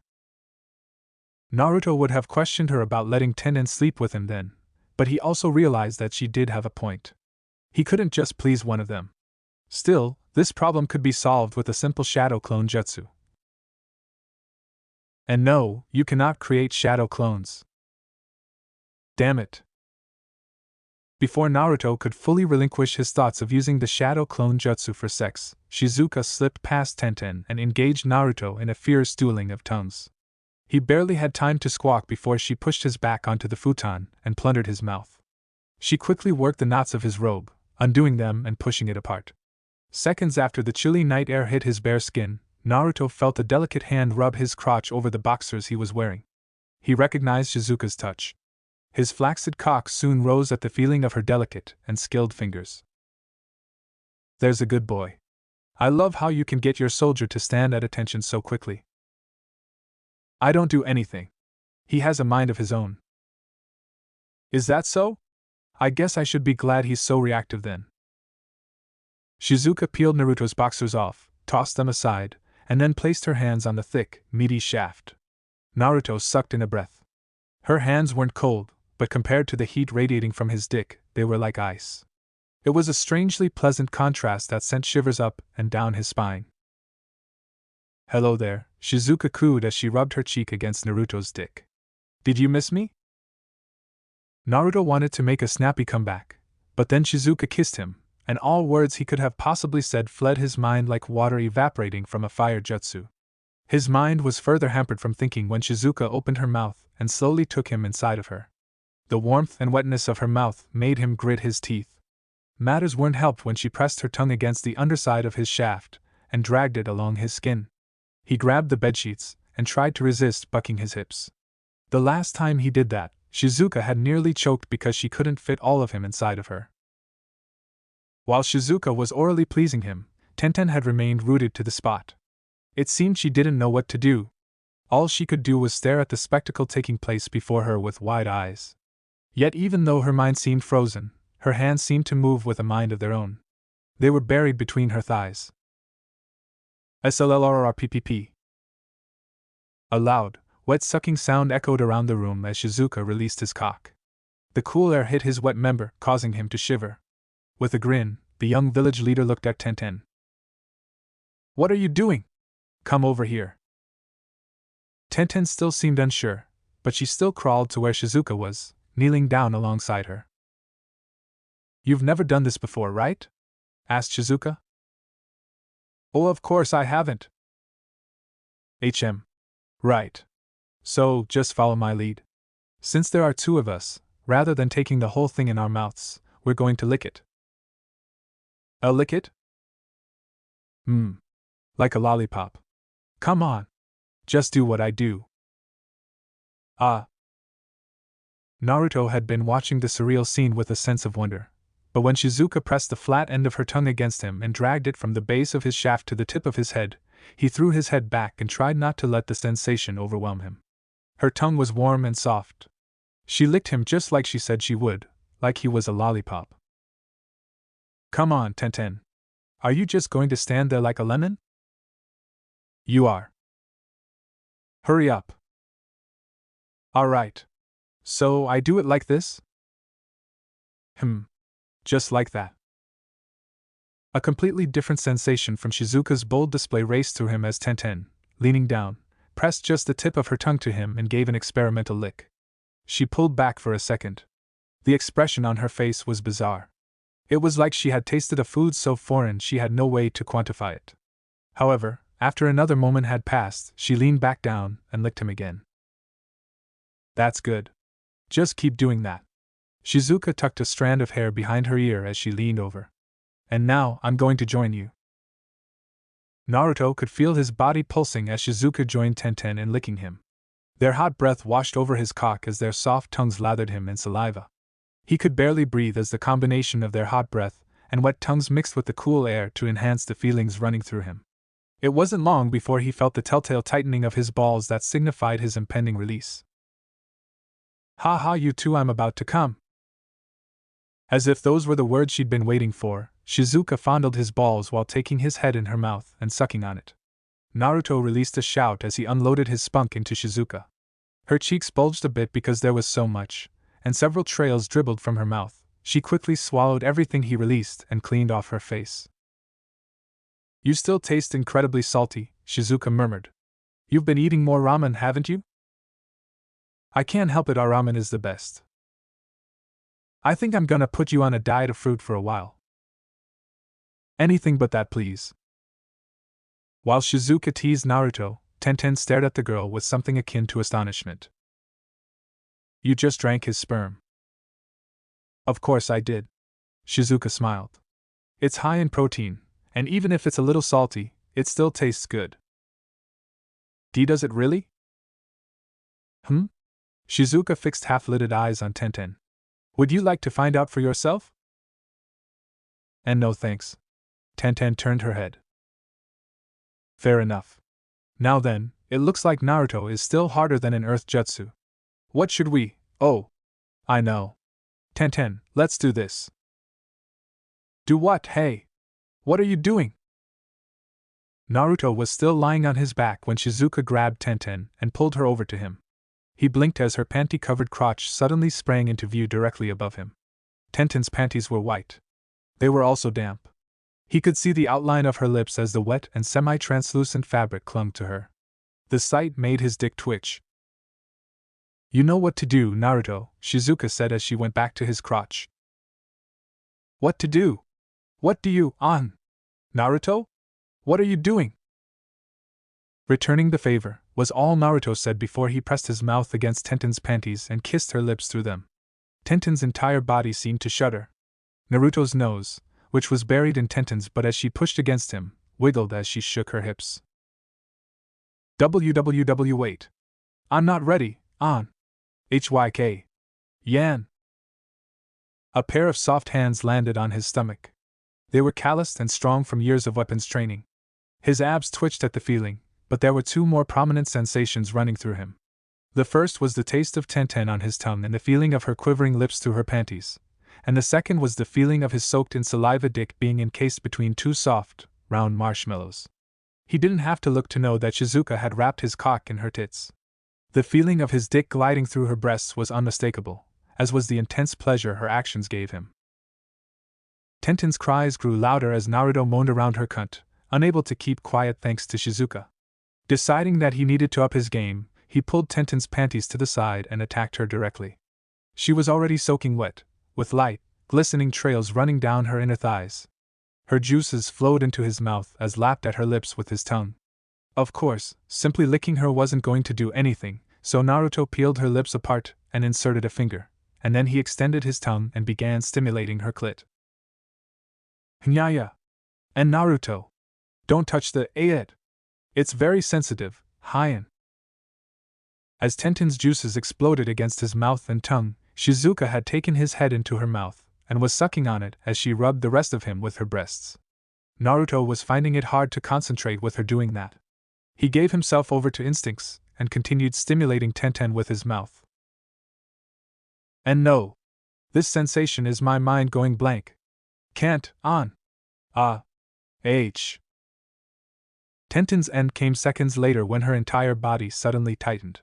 Her thighs, which rested on either side of Naruto's head, suddenly clamped together as she pushed her ass and pussy against his face. Naruto struggled to breathe as the love nectar's flow suddenly became a deluge. At the same time, his own impending release came quickly as he lost control over his body. Pua! Huff huff. Naruto was able to finally pry his head free from Tenten's ridiculously strong glutes after the girl had slumped over. He could see the ceiling now, though when he raised his head to look past him, all he saw were Tenten's quivering thighs, ass, and nether lips. Her juices were flowing from her twitching pussy and creating wet trails on his chest. I'd say she's ready to receive you, Shizuka mumbled. Wouldn't you agree, Naruto? Despite having already come twice, Naruto was still hard. Nodding, he grabbed Tenten's thighs and slowly rolled her off him. The girl was practically boneless as she flopped onto her back. As Naruto crawled up, he glanced at the girl and noticed that her eyes were glazed and her slack mouth had a drool leaking from it. Her robe was also open enough that he could see her nipples peeking out. Naruto wiped his mouth and crawled between Tenten's legs. He didn't touch her with his member yet. Leaning over, he tilted her head until her glazed eyes were gazing into his and placed several pecks on her lips. And Naruto. Are you okay? I feel really good. Naruto almost snorted at the dumbstruck reply. I can make you feel even better if you want. May I? Tenten blinked several times, seemingly coming down from her pleasure-induced high. She stared at him for a second. He wondered if she was wondering what he could do that would feel better than what he had just done. Then she nodded. Oh, okay. Please be gentle. I will. Grabbing her panties, Naruto slid the soaking wet undergarments down her legs. He lifted her left thigh, pulled her foot out of the hole, and then did the same to her right. Afterward, he repositioned her legs and placed his cock against her lips, admiring the way her entrance parted as he rubbed his shaft along her. Tenten released a soft moan-like sigh as her toes clenched from his actions. Naruto, Shizuka said. I think it's time. Right. Lining himself up, Naruto began pushing his dick into Tenten's pussy. He winced as he met resistance. She was a lot tighter than Shizuka. Tenten groaned in discomfort as he continued pressing forward, until he finally came upon her hymen. He hadn't expected it. Most kunoichi lost their hymens thanks to the rigorous training they did. Tenten, Naruto said, this will hurt a bit. Please bear with it. Oh, okay. I'll do my best.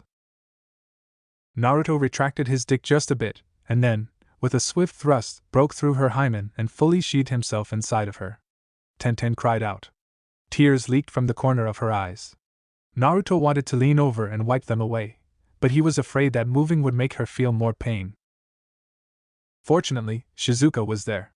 She stroked Tenten's cheeks with her hand and kissed away the tears. You did a good job, she said. Tenten groaned. I knew it would hurt, but I didn't expect that. Naruto is a bit bigger than some men, and you're a virgin, so it probably hurts more. But you did a great job. Did I? Tenten looked from Shizuka to Naruto. He nodded. You did. Also, let me know when I can begin moving. It was actually hard for him right now. Tenten's walls were clamping around him so tightly it felt like he was being strangled. He wanted to begin moving to loosen her up, but he refused to move until she gave the okay. You can move now, Tenten said as she closed her eyes. I'm ready. Okay then. Here I go. A loud sucking sound lewdly echoed around the room as Naruto pulled himself out of Tenten. It felt like her pussy was trying to suck him back inside. Tenten's discomforting groan mixed in with the noise as Naruto pulled back until just his head was inside of her, and then, just as slowly as he pulled out, he pushed himself back in. He repeated the process, hoping it would eventually become easier. How do you feel? He asked Tenten. I feel better. Haha, Tenten released several slow, deep pants. It's beginning to feel good. I feel like you're filling me up. There's this electric sensation running through my body, and it's so good. Good. That's how it's supposed to feel. As he moved in and out of Tenten at a snail's pace, Naruto was vaguely reminded of the term sawing logs. He knew that meant sleeping, but he was moving so slowly, sawing his log in and out of Tenten, that he couldn't help but think of the phrase. It almost made him giggle. Now that we've got a good mood going again, I think it's time I joined in, Shizuka said as she leaned down and pushed Tenten's robe apart. Ah. Tenten's breathing stilted as Shizuka tongued her nipple, flicking it back and forth. After swirling her tongue around it, she lightly bit on it, and then tugged. Tenten released a loud ohu. Naruto, who had a more or less front row seat as he slowly sawed his log in and out of Tenten's passage, witnessed Shizuka as she coated the girl's hardened nipple in saliva before taking it into her mouth. Ah. Ha. And no. Don't do that. It feels weird. There was no telling if Tenten's protests meant she was unwilling or not. Her hand was already pressed against Shizuka's head, pushing the other girl down as though asking her to keep doing what she was doing. While Shizuka played with Tenten's tits using her mouth, she pleasured herself. Burying her hand between her legs, Shizuka moaned around the nipple in her mouth as she fingered herself. Naruto couldn't see it all, but he could practically hear the lewd sucking sounds as she shoved her fingers into her shopping center. By this point, Tenten had loosened enough that he could move faster. He increased the speed of his thrusts. However, he couldn't really pound her like he did with Temari or Shizuka. Her pussy really was tighter, almost uncomfortably so. He kept his pace even, though, which seemed to work for Tenten just fine. HGNN. Ha! My mind is going blank. I can't think. It feels so good. On. Ah. H.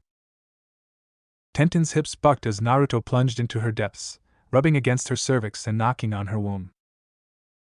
Oh. Oh. Oh. Oh. I can't take this. I'm gonna come. Naruto actually had to stop moving, or rather, he found himself unable to move when Tenten suddenly clamped down on him to the point where it simply became impossible. He gritted his teeth and wrote out Tenten's orgasm. It was hard, especially because Shizuka had switched from playing with Tenten's breasts to making out with the girl. His cock became even harder as he watched Tenten and Shizuka share in a sloppy, wet kiss. Shizuka must have known he was watching, too. She kept their mouths apart enough that he could see their tongues twining around each other. The act made his dick feel like it had been encased in a diamond jutsu. Since neither of the girls could talk, Naruto decided to simply begin moving again. He pulled back, then pushed forward faster than before. Tenten's eyes widened as she moaned into Shizuka's mouth. She couldn't say anything, though. Shizuka wouldn't let her. The other kunoichi plunged her tongue into Tenten's open mouth and ravaged her, all the while Shizuka's own fingers plunged in and out of her now sodden passage. Naruto grunted as Tenten's body tightened again. Her thighs trembled, her legs clamped around his waist, and her stomach spasmed. Not even the extra lubrication from her orgasm helped ease the incredible tightness acting like a vice. Even so, Naruto pushed through that, continuing to fuck her silly. He gritted his teeth as he finally sensed his own release coming. When his balls felt like they were going to burst, he thrust himself into her one more time and unleashed his load, which caused Tenten to orgasm one more time. Pulling out, Naruto fell back onto his haunches as he struggled to catch his breath. He looked down. Tenten lay before him, body covered in sweat and Shizuka's saliva. Oddly enough, none of his cum was leaking from her lips. He guessed it was because her pussy was so tight it was all sealed up. She was breathing deeply. Naruto realized with a shock that she'd fallen asleep. I guess that means I did a good job. Wait. Where's Shizu? Naruto groaned as something warm engulfed his still hard member. Looking down revealed Shizuka cleaning off his shaft. She licked the mixed juices coating his dick like it was a popsicle. Then she looked up at him as her mouth sucked him in, though she could only take about half of him. With a lewd slurping nose, she pulled back and smacked her lips. So that's what it tastes like when your spunk mixes with another woman. She licked her lips. It's different than when you have one or the other separately. I might begin to enjoy this flavor. You sound awfully perverted right now, Naruto mumbled. When did you start speaking like a lecherous barmaid? Shizuka smiled. Since I decided to help Tenten make a decision, I figured it would be fine if I took the lead tonight. She hesitated long enough to reveal her uncertainty. Do you not like it? Honestly, you sound incredibly hot right now, Naruto admitted. You could probably make it hard for me by just talking dirty to me. Is that so? I'm glad. Shizuka gave him a genuinely happy smile before it turned devious. She discarded her robe, then slipped out of her panties. Turning around, she presented her posterior and, more important, her dripping vagina, to Naruto. As she leaned down and stuck her butt in the air, she reached out and spread her lips. I hope you're still able to go on. You have one more hole that needs to be filled. How right you are. Naruto sat up and walked on his knees to Shizuka. A soft smacking sound echoed around them as Naruto placed his hands on her hips, and then slowly filled Shizuka with his dick. You did such a great job helping Tenchan out that I feel you deserve a reward. In that case, I want you to fuck me silly. Pound me so hard that my womb breaks.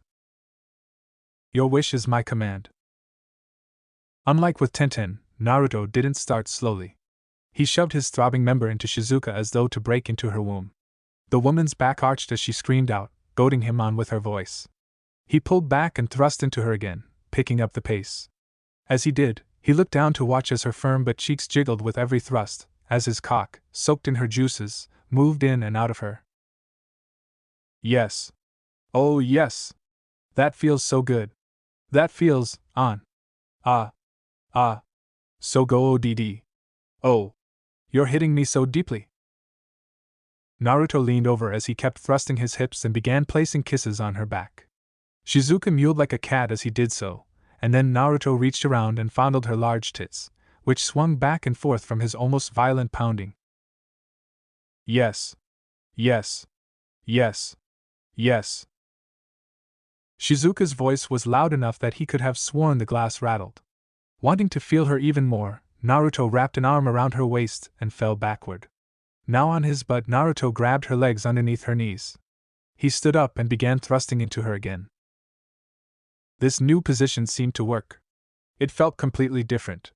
Shizuka threw her head back against his shoulders, her cries completely incoherent now as her inner walls tightened around him. Her juices leaked out from her filled passage, dripping down her butt and his thighs. Even though she had already orgasmed, Naruto didn't stop. He kept going, bringing Shizuka to one more orgasm before he finally shot his spunk inside of her. Now completely spent, Naruto pulled out of Shizuka and set the young woman on the kunoichi was limper than a wet noodle. She didn't even have the strength to lift her arms. Naruto wasn't much better. He flopped down between her and Tenten, lying on his back as every cell in his body told him he pushed himself too hard. Hey Naruto? Shizuka spoke. That was fun. I want to do it again. Maybe you'll have to ask Tenten. I could also ask Temari or Koiki. You could. Threesomes are fun. So fun. Naruto didn't deny it. This had been a lot of fun, tiring but fun. He wouldn't mind having another one, though he really didn't want this to become a regular occurrence. While he was quite proud of his stamina, Naruto didn't think he would be able to keep up if they had a threesome all the time like this. Strength returned to his body after a while. Shizuka must have regained some stamina too since she quickly cuddled into him. Tenten was still out like a light, so Naruto decided to just let her sleep. He closed his eyes and wondered what tomorrow might bring. After their first night in Nami no Kuni, Tazuna had told them, implicitly, and with a face that could have boiled a lobster, that if they were going to have sex, he wouldn't let them stay with him and his family. Naruto agreed to the man's terms. They wouldn't have any sex until after they left Nami no Kuni. For their part, both Tsunami and Inari had been blushing a lot the next morning. Inari couldn't even look Naruto in the eye, but the Tsunami was even worse. She kept sending discreet glances when she thought he wasn't looking. On a side note, Ino had been teasing Naruto almost nonstop since that night, while Chuji had discreetly asked him what having sex was like. Talk about embarrassing. There were still numerous matters that needed to be settled. First, Naruto had Ino conduct a medical exam on all of the kidnapped kunoichi and civilian women to make sure they were healthy. He didn't want to send them on their way if they were suffering from medical problems. There were a few women who had medical issues, including the kunoichi, Mai Shiranui, who was suffering from the mind-breaking drug flowing through her bloodstream. Mai was strong enough to ignore it. However, the civilians were not. Several women were actually in a nearly comatose state because of those drugs. Ino worked around the clock to flush the drug from their system, and even after she finally succeeded, she informed Naruto that there would be lingering side effects. While Ino dealt with the healing side of things, Naruto spoke at length with Kato. The first thing he did was give Kato the now captive Shato. He hadn't killed the man, though he was sure Shato wished he was dead. Since the two of them were related, Naruto believed it was Kato's duty as his brother to come up with a suitable punishment. Since he seemed so set on selling slaves, I believe I will let him know what being a slave is like, were Kato's words during their conversation. Kato had also promised to help get all of the women safely home. He said it was the least he could do to fix his mistake of not stopping his brother from doing this in the first place. They stayed in Nami no Kuni for about 1 week, long enough for Ino to do everything she could for the kidnapped women, and then the group, now including over a dozen new kunoichi, journeyed back to Nadeshiko no Sato. Their procession to Nadeshiko no Sato was incredibly slow thanks to how many of them there were. It took about 1.5 weeks. Once they arrived, however, the group was welcomed back by the other kunoichi of the village. During the time where they had been in Nami, the Nadeshiko kunoichi had repaired the village until it was almost as pristine as it had been before. Since their mission was officially complete, Naruto and the others didn't stay for long. After spending a few more days helping the kunoichi settle back in, Naruto and the others left Nadeshiko no Sato. It sounds like you guys had a lot of trouble with this mission. I can see why it took so long, Tsunade said. Naruto, Ino, Chuji, and Tenten were in the Hokage's office, giving a report on what happened during their mission to Nadeshiko no Sato. The woman sat with her fingers laced on the desk, brown eyes piercing them as they finished. It looks like this mission was a lot more complicated than we first realized. If I had known well, you four seemed to handle it well, so good job. The group was promptly dismissed by Tsunade after the report had been made.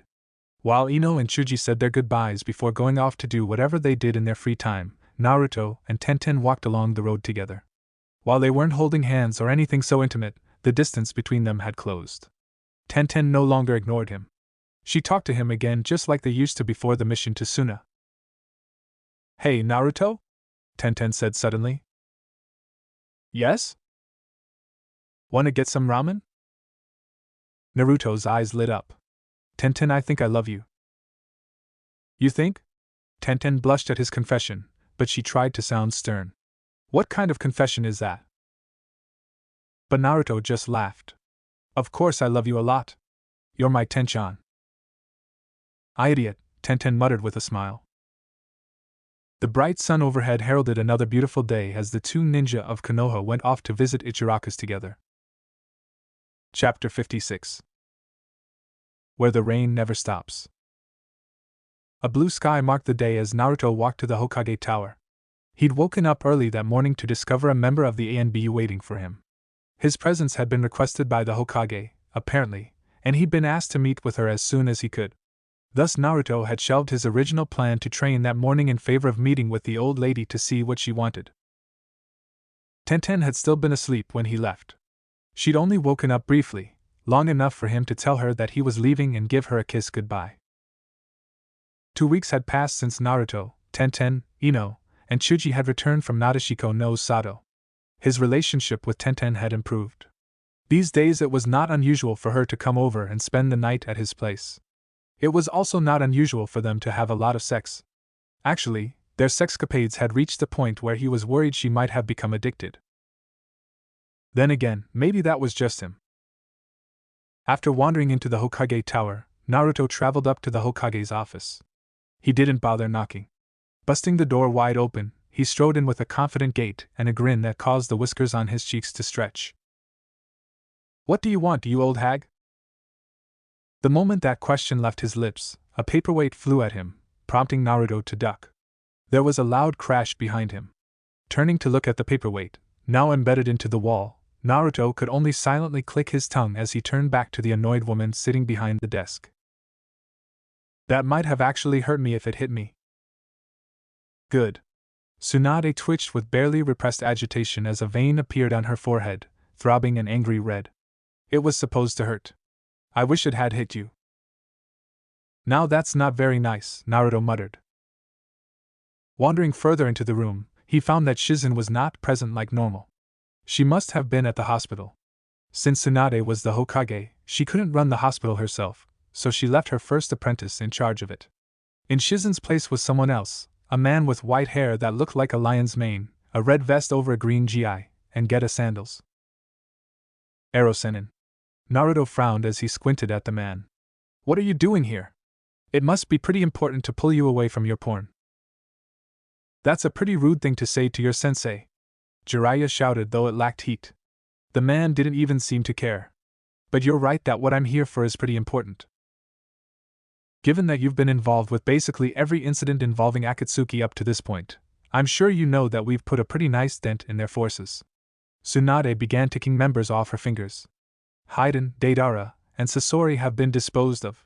Akatsuki consisted of 7 S-ranked ninjas from what we've gathered. Provided they haven't gained any new members, that means they are now down to only 4. Itachi and Kakazo are 2 of them, but we don't know anything about the others. Naruto nodded along with what they were saying, though he also rolled his eyes. I already know all of this, though I guess if you're reiterating this information, it means you've either discovered who the other members are, or you've found out where they are hiding. Give the brat some ramen. Jiraiya grinned as he clapped his hands. That's right. I believe I know where Akatsuki's leader is hiding. To be honest, I think I've known about it for a long time, but I dismissed the idea originally since I didn't think it was possible. Naruto looked at Jiraiya, at the look on the man's face, a mixture of cocky and serious. Jiraiya had crossed his arms and was giving off a stern yet somehow nervous vibe. And? Where is this hideout? We believe the leader of Akatsuki has holed himself up in Amigekyo no Sato, Tsunade said. How much do you know about the Hidden Rain village? Barely anything. Naruto shrugged as he shifted his feet against the floor. I know that because of its location between 3 of the 5 great shinobi nations, it has frequently served as a battleground during the various ninja wars. I also know that most of its population are war refugees because of those same ninja wars. That's about what most people know. Jiraiya stepped forward, toward the Hokage's desk, which he placed one of his hands against and began tapping on. Because Amigekyo had suffered so much during all the ninja wars, Hanzo the Salamander adopted a heavy isolationist policy, leading to the village's defenses becoming almost impenetrable. Just being admitted into the village is a pain in the ass. Naruto didn't say anything at first as he pondered what Jiraiya and Tsunade were telling him. He bit the inside of his cheek, lightly, and came to the only conclusion he could think of. You believe that Akatsuki's leader is there? We do, Tsunade said. Naruto looked at Jiraiya, and then at Tsunade. And I'm guessing the reason Jiraiya is here, and the reason you summoned me, is because he and I are going to infiltrate Amigekyo no Sato to locate this mysterious leader. Got it in one. Jiraiya's broad grin spoke of pride. That's right. You and I are going to be heading out on this mission tomorrow. This mission is an S-ranked one, Tsunade added. Not only that, but its confidentiality is being classified as SS rank. This is the kind of mission that never happened. You understand what I'm getting at, right? I do, and don't worry. Naruto raised a hand over his mouth and pretended to zip it closed. My lips are sealed. Saying his goodbyes to Jiraiya and Tsunade, Naruto quickly left the Hokage Tower and headed back to his apartment. He would have to get ready. However, there was someone he'd like to spend more time with before leaving on a dangerous mission that would last for Konoha. Jiraiya and Tsunade watched Naruto leave. The door shut behind the young blonde, and the sound of his receding footsteps tapered off. Once they were both certain that Naruto had left, the 2 Konoha ninja relaxed. Tsunade leaned back in her seat, crossed her arms, and turned her chair around to look at her old partner. Are you sure it's a wise idea to have Naruto come along with you? Tsunade asked. Worried? Jiraiya smirked at her.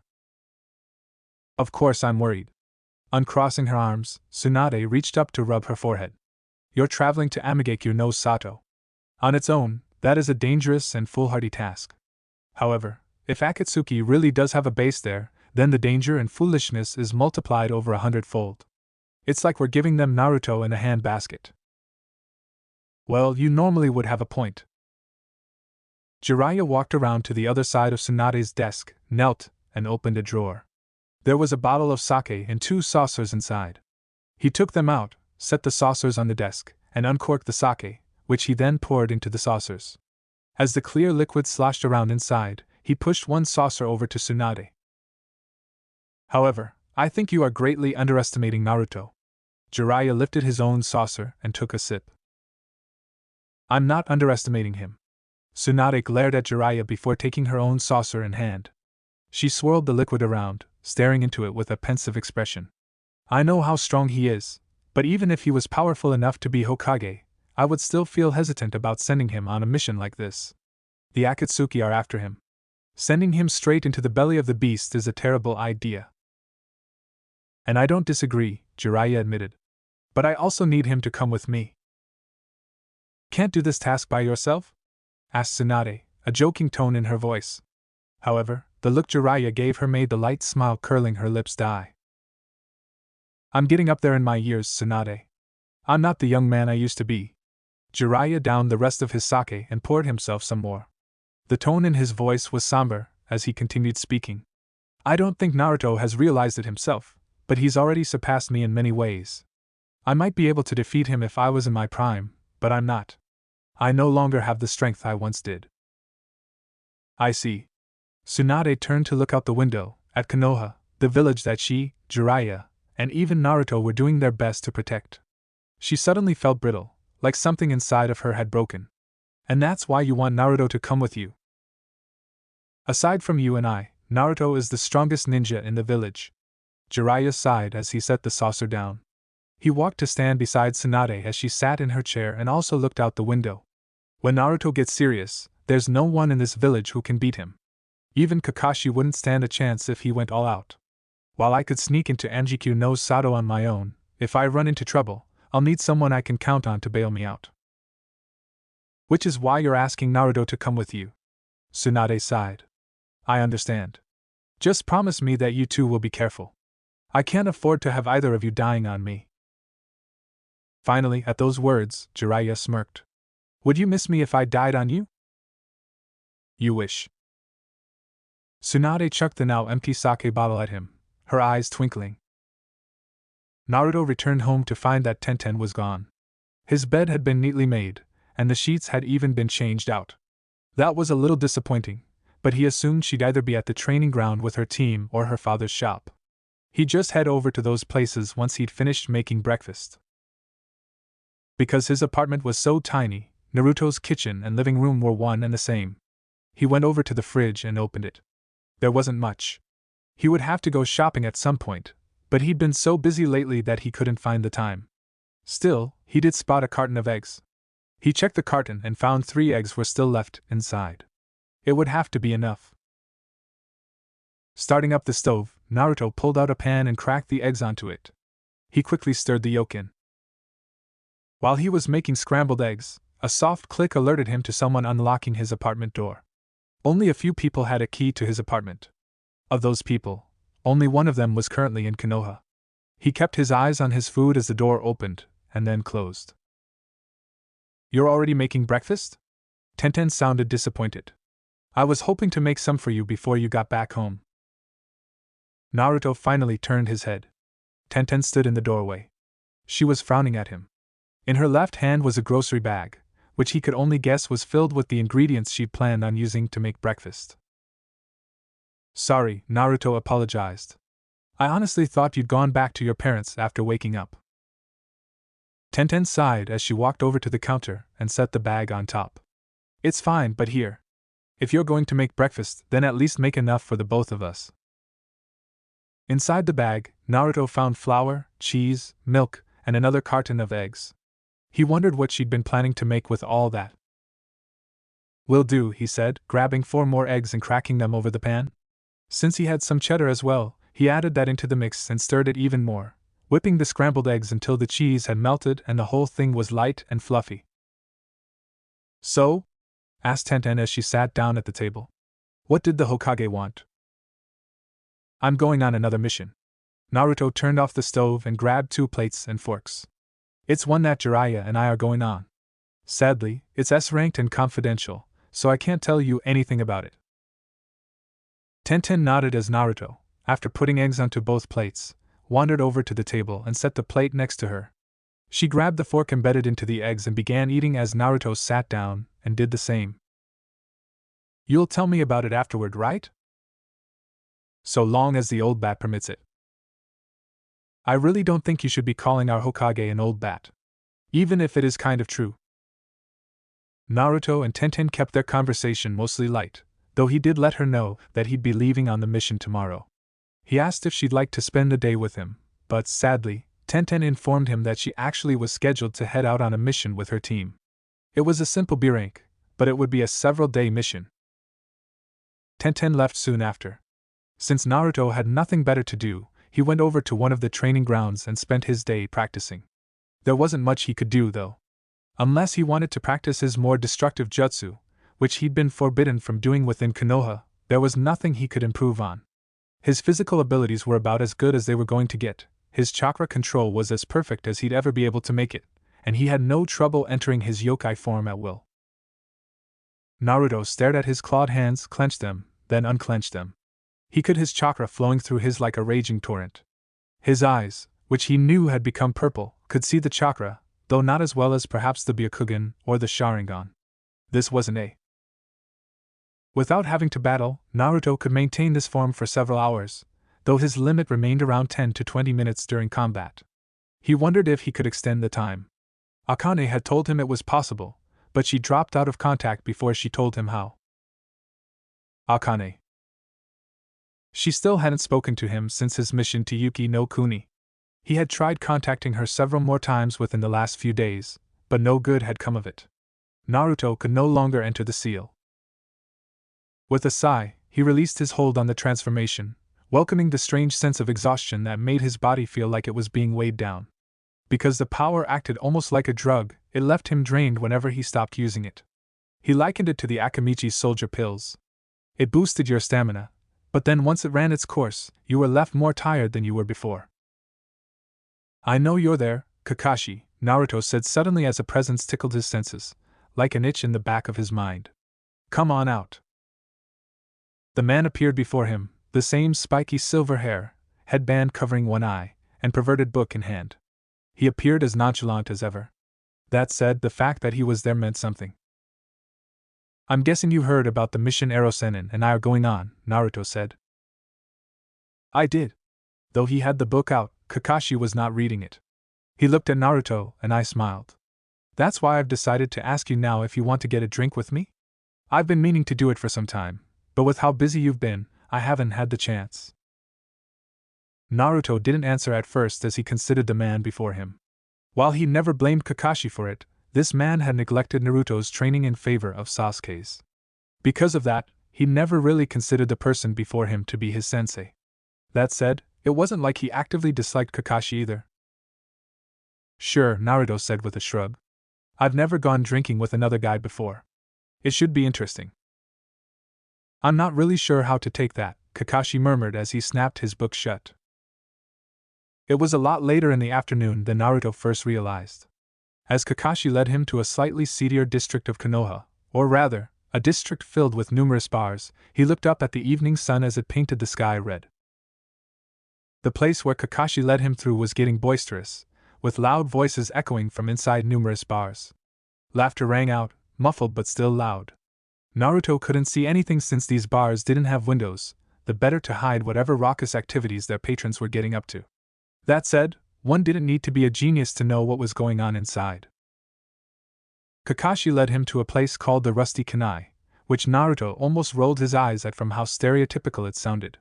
He wondered if all shinobi hangouts lacked originality, as he entered the bar to see about what he had expected to see. Low lighting made it difficult to fully make out the patrons as they sat around tables, guzzling ale and laughing. Some were standing up, arms wrapped around each other's shoulders as they sang off-key songs. A woman with a sleeveless shirt arm-wrestled several men at one table. Every man who came up to her lost. "Come on," Kakashi said. Naruto followed the man up to the bar, where they both took a seat. He expected to find a bald man with more muscles than he knew what to do with cleaning a mug, but what he found instead was a young woman who seemed really cute. She was short, coming up to about his shoulder, had brown hair tied into pigtails and an innocent smile. "What the fuck?" "Heya, Kakashi," the woman greeted with good cheer. "I see you're not with the usual crowd. Who is this cutie?" Naruto raised an eyebrow at the cutie comment, but Kakashi answered before he could come up with a suitably witty retort. "Why, this is one of my cute students. I told you about them, remember?" "That you did." The woman nodded several times, then studied Naruto. "Blonde hair, blue eyes, whiskers, you must be Naruto. I've heard a lot about you." "It seems a lot of people have heard about me." Naruto couldn't think of anything else to say, so he said that. "And you are?" "Katarina." Her smile brimming with pride, the woman thrust out her modest chest. "I'm the owner of this establishment." "Really?" Naruto looked around at all of the people causing mayhem inside. Then he looked back at her. "I never would have imagined such a cute girl could run a bar like this." Hoo hoo hoo. This Katarina woman sure had a strange laugh. "Not many people do, but it's true. I am the one who owns and operates this fine drinking establishment." "Uh-huh. We'd like to get 2 of your specials, please," Kakashi said when Naruto found himself unable to think of anything else he could say. His brain felt like it had been melted with a fire jutsu. "Also, bring us some of your chilled sake, please." "Sure thing. I'll have your order up in a jiff." The woman turned around and began shouting in a voice that somehow carried over the ruckus. "Hey, Ichi! We've 2 special orders of the special." Naruto looked past the woman to find a kitchen located in the very back of the bar. The bar itself was located in the center, a round table encircling the entire thing. The center had numerous taps with different names on them. He only recognized a few of the alesh being stacked on top of one another. "Your orders will be out in just a minute." In the meantime, Katarina took out a large bottle of chilled sake from somewhere below, set it on the counter, and then pulled out 2 small glasses and set them next to the sake. "Here is your chilled sake." "Thank you." Kakashi smiled at the girl, who beamed right back before having to turn around because one of the other patrons called out to her. "This is an interesting establishment," Naruto said as Kakashi poured sake into both glasses and slid one over to him. "That woman may not look like it, but she's a former ANBU operative," Kakashi stated as he lifted his cup. Naruto could only shake his head when the man drank it without even pulling down his mask. "She worked under me for a time, but the stress became too much, and she quit. After that she opened this bar, claiming that if there had been a bar like this where she could unwind after a mission, she would have had an easier time coping." "Well, that's an interesting reason to run a bar, isn't it?" The 2 sipped their sake in silence for a time, though that certainly didn't mean silence reigned supreme. They might have been quiet. However, pretty much every other patron in the bar was anything but. Naruto could not withhold a grimace as numerous loud noises echoed all around him, from overly enthusiastic voices to the sound of hands and mugs slamming into tables. Finally, Kakashi sighed. "The reason I brought you here is because I wanted to apologize."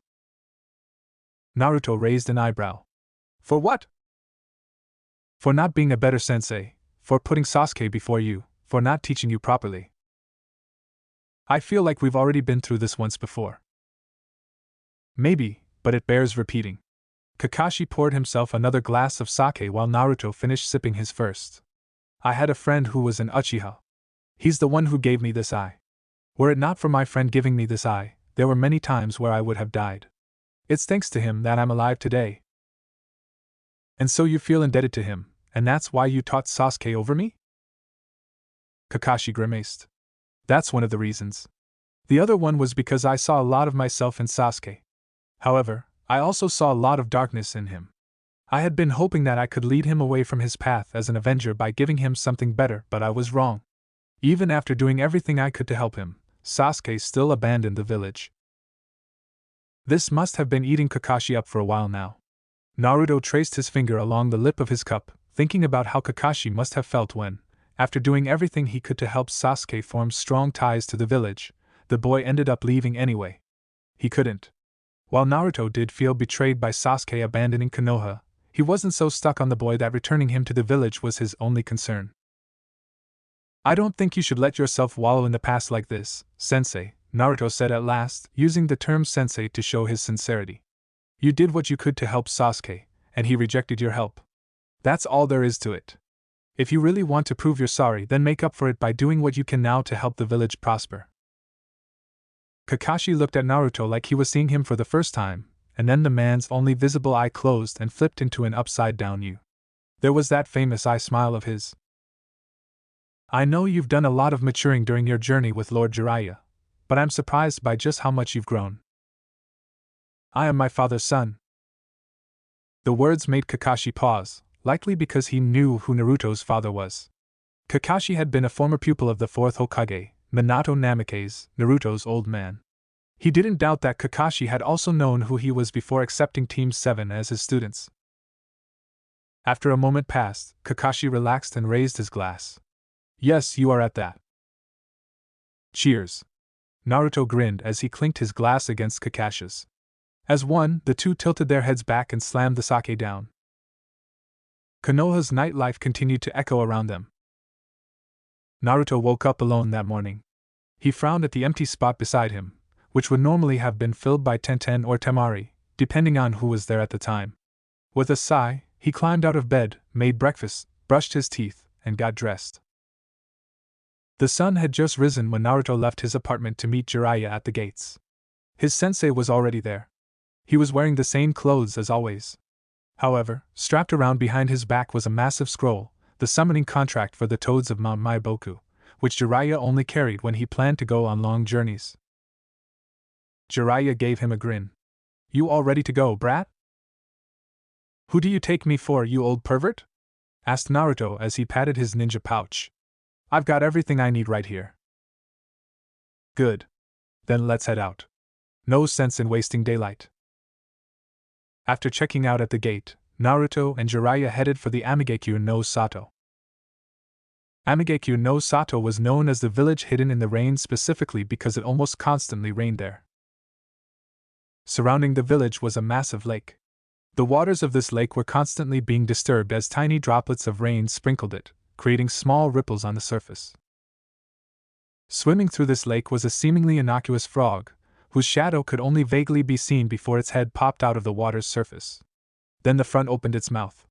Without warning and defying every logical convention known to man, a hand emerged from the frog's mouth.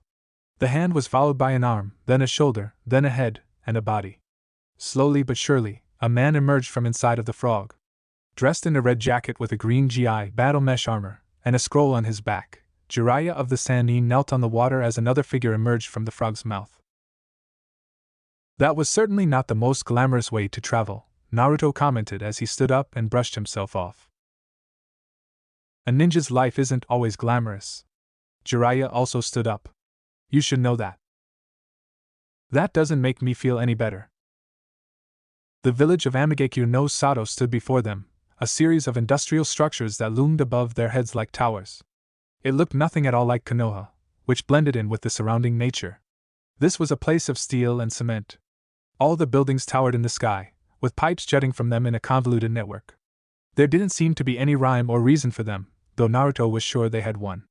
That said, he didn't think they were sewage pipes, so he was at a loss to figure out what they were. Well, let's not waste any daylight. Jiraiya adjusted the scroll on his back and began moving toward the village. Naruto sighed, but he dutifully followed his sensei. They both put on a raincoat and pulled the hoods over their heads as they entered the village. Naruto was not wearing his headband, but his vibrant blonde hair would definitely stand out. Perhaps because the village was surrounded by a lake, there were numerous large rivers running through it. As Naruto and Jiraiya walked past other people wearing raincoats, he wandered over to the railing and looked down at the boats, ferrying people across the river. Beyond the river were numerous other walkways. Some sloped. Others were flat. Naruto spotted a large number of staircases in the distance. Everything looked very dull. Naruto didn't know if it was the rain, but this place just looked dreary. The buildings were all a very drab color, a faded gray that blended in with the steel pipes running throughout the village. Likewise, none of the people looked truly happy. Their expressions were lifeless and shallow. He wondered if that meant they were being oppressed, or if the people who lived here were just that boring. As they continued to wander, Jiraiya went over to a small shop that was selling steamed pork buns. An old lady sat on a stool next to the wooden steamers. Rain dripped off and Naruto walked over to him just as Jiraiya paid for 2 pork buns and tossed one to him. "I haven't seen your faces before," the woman said. "Are you not from around here?" "That's correct. I'm actually a writer," Jiraiya said easily enough.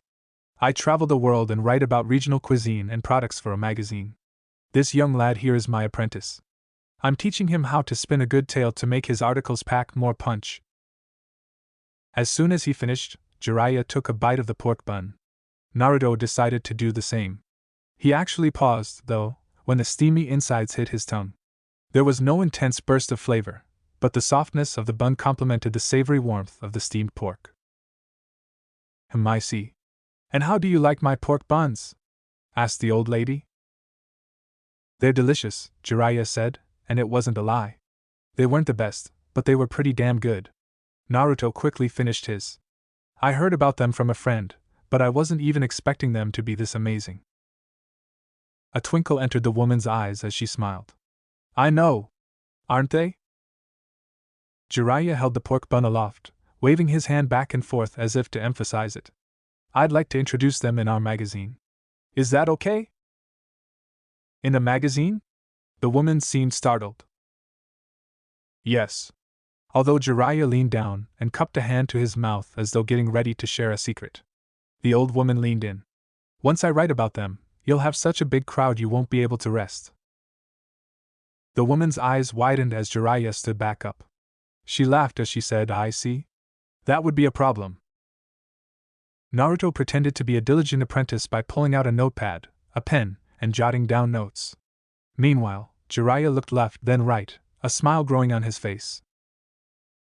"It sure is peaceful around here." "Ah." The woman nodded as her face brightened even more. "This village is no longer plagued by war thanks to Lord Pain." She closed her eyes and clasped her hands together. "We're so grateful to him."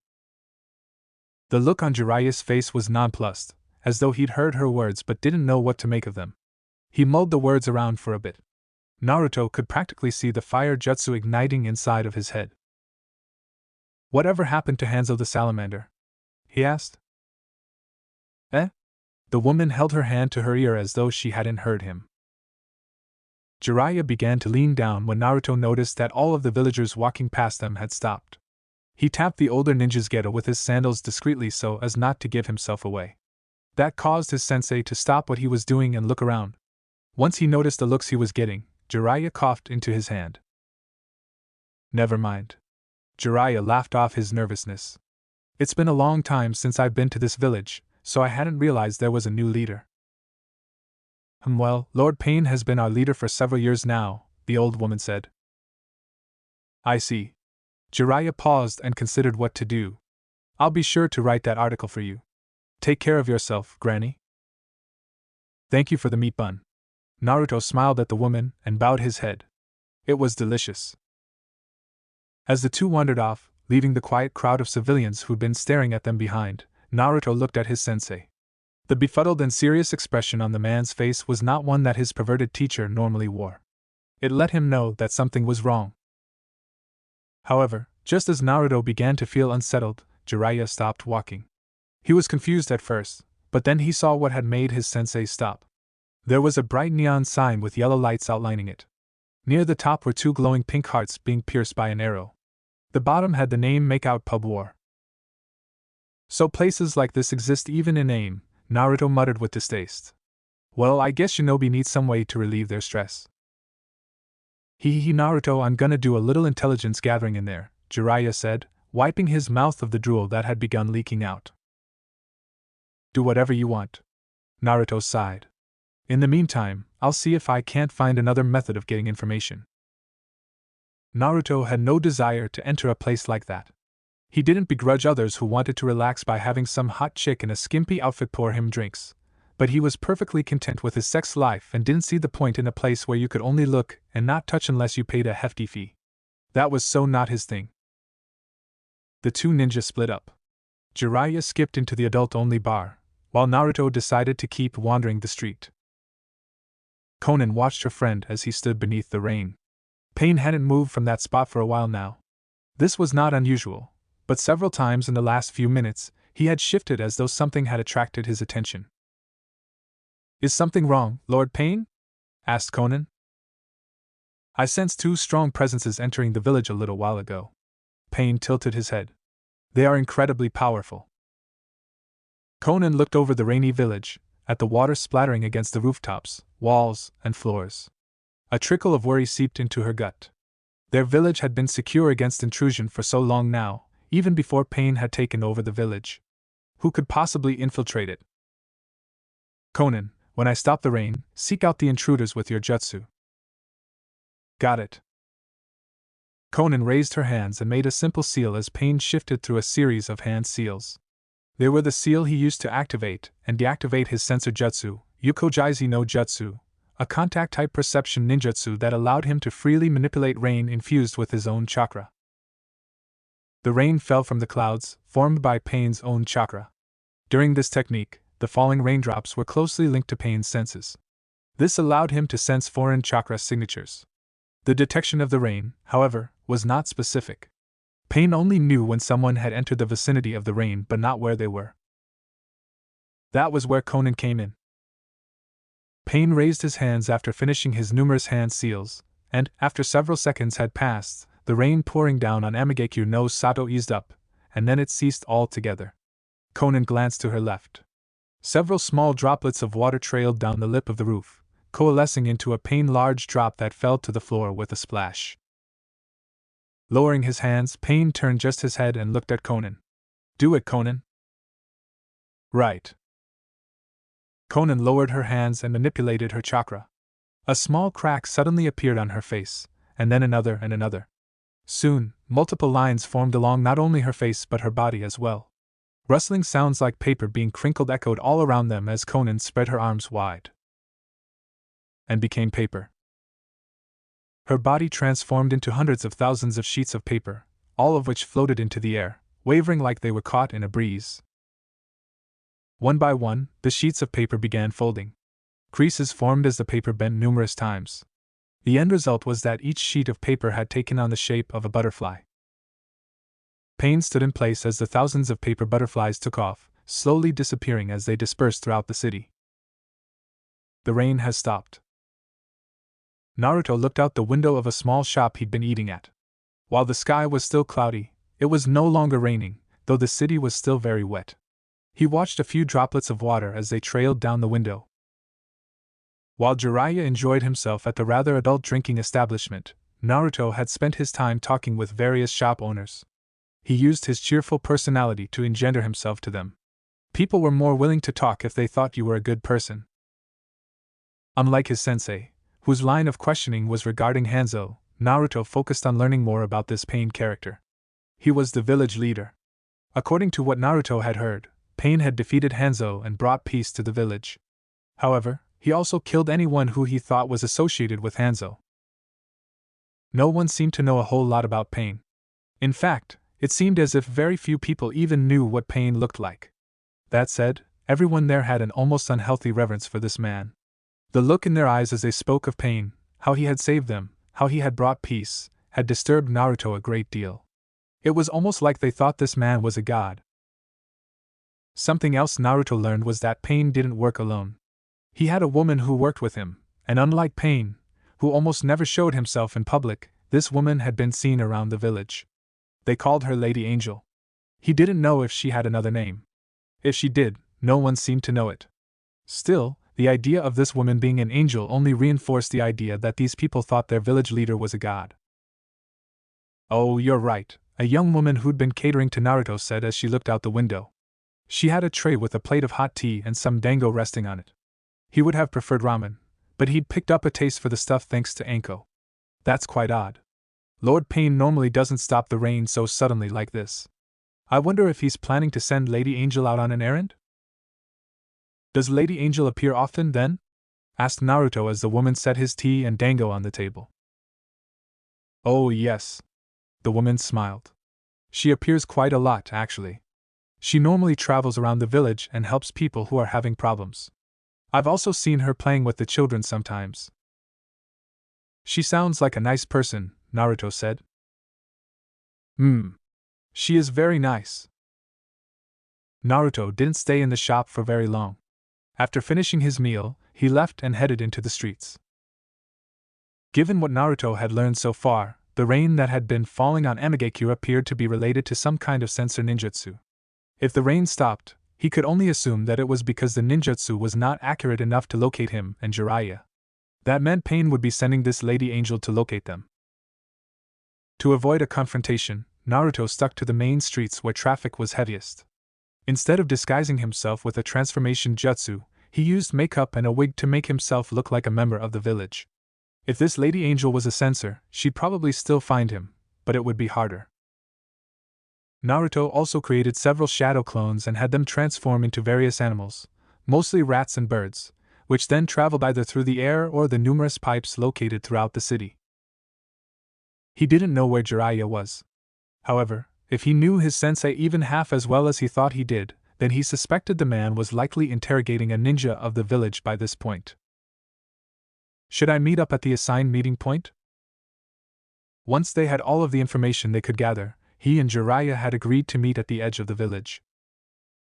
As he pondered whether or not he should head to the meeting point, a large surge of chakra erupted from several dozen meters away, causing Naruto's head to snap around like it had whiplash. He wasn't the greatest sensor. That said, the giant surge of chakra was something that even a novice could sense. Channeling chakra into his eyes, Naruto looked in that direction. The world around him shifted. Everything became shades of gray, save for the chakra signatures all around him. Most were very basic. Their blue flames were small and let him know they weren't very powerful. However, there were 3 among those flames that were impressive. Naruto recognized Jiraiya. The man's chakra looked like reddish-brown flames. He was next to 2 other signatures. Both were powerful. The size of their flames of their chakra was on par with Jiraiya and other Kage-level ninja. One of them was white. The other was muddled. Naruto couldn't make heads or tails of that one, but it was easily the most powerful chakra signature he'd felt to date. Has he been found out? Well, obviously. If 2 such powerful signatures were confronting Jiraiya, then they had definitely discovered the man. Cursing to himself, Naruto discarded his disguise and took to the roofs. Several shouts echoed behind him. He ignored them and created several shadow clones to keep any ninja that chased him busy. Traveling along the walls, over pipes, and across roofs, Naruto soon came upon a very obvious battle site. Jiraiya was fighting against a man with orange hair and many piercings. Both were standing atop summons. Jiraiya was on a toad, who Naruto recognized as Gamaken, while the man was on a giant chameleon-like lizard. The lizard summon looked odd. There were so many piercings stuck in the creature's body that Naruto wondered how it was still alive. Also, its eyes were unusual. There were no whites in its eyes. Concentric rings spread out from the pupil like ripples on the surface of a pond. Naruto noticed that those eyes matched the eyes of the man standing on top of it. Naruto would have wondered what that was about, but before he could even begin to get closer, several shuriken flew from out of nowhere. He twisted his body like a corkscrew, dodging the attacks. A sharp pain struck his cheek as one sliced into him, or so it seemed, until Naruto disappeared in a burst of smoke. A shadow clone, is it? A woman floating high above Naruto asked as she turned to face the real Naruto, who stood several meters from where the clone was dispelled. You were quite skilled to replace yourself with a shadow clone so quickly. I barely even noticed it. Thank you for the compliment. Naruto gave the woman a cheerful smile. You must be this Lady Angel that everyone keeps talking about. The woman before him really did seem angelic, and not just because of her paper wings. Her light blue hair framed a delicate face. Brown eyes were narrowed in a natural sensuality. She had a lip piercing. While her body was covered by the traditional Akatsuki cloak, even Naruto could tell from the way certain places swelled that she had a body worth dying for. And if I am not mistaken, you are the Kyuubi's, Naruto Uzumaki. The lady gazed at him as her wings flapped to keep her aloft. It was foolish of you to come here. You think so? Naruto began circulating chakra through his body. I don't know about that. It seems to me like I'm doing something you Akatsuki people never expected. Sometimes doing what your enemy least expects is the best thing to do. Humph. You sound just like Jiraiya-sensei. Jiraiya-sensei? Naruto was nonplussed by those words, but he wasn't given any time to question them. The woman before him suddenly split apart into many sheets of paper, which then folded themselves into shurikens and flew at him. Left with little choice, Naruto replaced himself with yet another shadow clone. As he reappeared on a roof several meters away, Naruto took off running. It would be better to battle this woman away from Jiraiya. There was no sense in mixing their battles together. Neither of them needed that kind of chaos right now. The woman quickly chased after him. He could hear the flapping of her wings behind him. Given that they were also made of paper and that she had transformed into paper, Naruto could only assume that all of her jutsu were paper-based techniques. He'd never seen jutsu like that before. They must have been unique to her. Several more paper shuriken flew at him from all directions, but Naruto twisted his body and blew them all away. Senpuken! Large gusts of wind burst from his fist and tore the shuriken apart like they were made of paper. Naruto landed on a roof and fired off several more of the same jutsu. Each one blasted apart numerous paper shuriken. He then back-flipped to avoid an attack that came from above. 6 shuriken became embedded into the roof. The woman raised her hands above her head as she floated in the sky. Naruto narrowed his eyes when a large quantity of paper sheets converged above her head, turning into a chakram-like shape. With little ceremony, the woman threw the chakram at him. Narrowing his eyes further, Naruto waited until the last moment before dodging to the side. Nice try, he taunted, but that won't. Alarm bells flared inside of his mind. Naruto leapt away from where he'd been standing. The chakram the woman had thrown flew through the spot not even a second later. It then curved around, coming toward him again. What's more, the woman had made 2 more chakrams, which she threw at him as well. Well, this is annoying.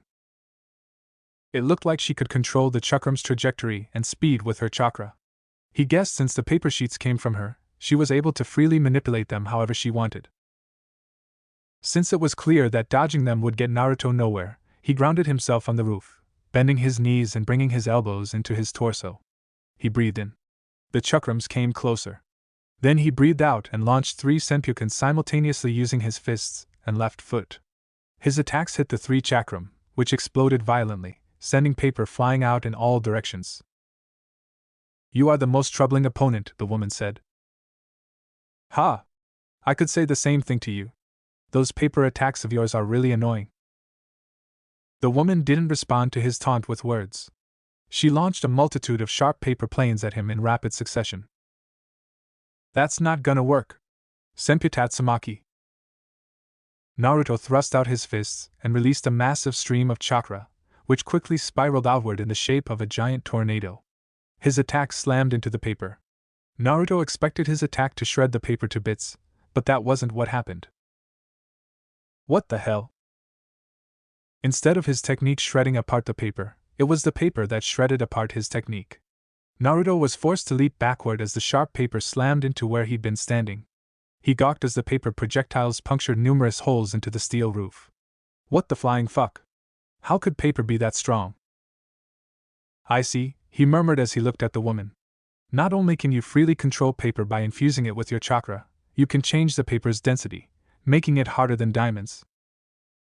You are very astute, the woman said. Heh. Of course I am. You're looking at the best damn ninja on the face of the planet. Naruto grinned at the lady, whose eyes widened ever so slightly. That was an interesting reaction. Humph. Anyway, if we're going to continue this battle, do you mind if I at least had your name? Calling you Lady Angel in my head is annoying. The woman didn't say anything for a long time, leading Naruto to believe she wouldn't say anything. But then. My name is Conan, the voice came from behind him. What Herc? Naruto turned his head to find Conan standing behind him, and then something sharp pierced his back, slicing through his body and emerging out of his chest. He looked down. Poking from his chest with a slick coating of blood was a paper sword. He looked up.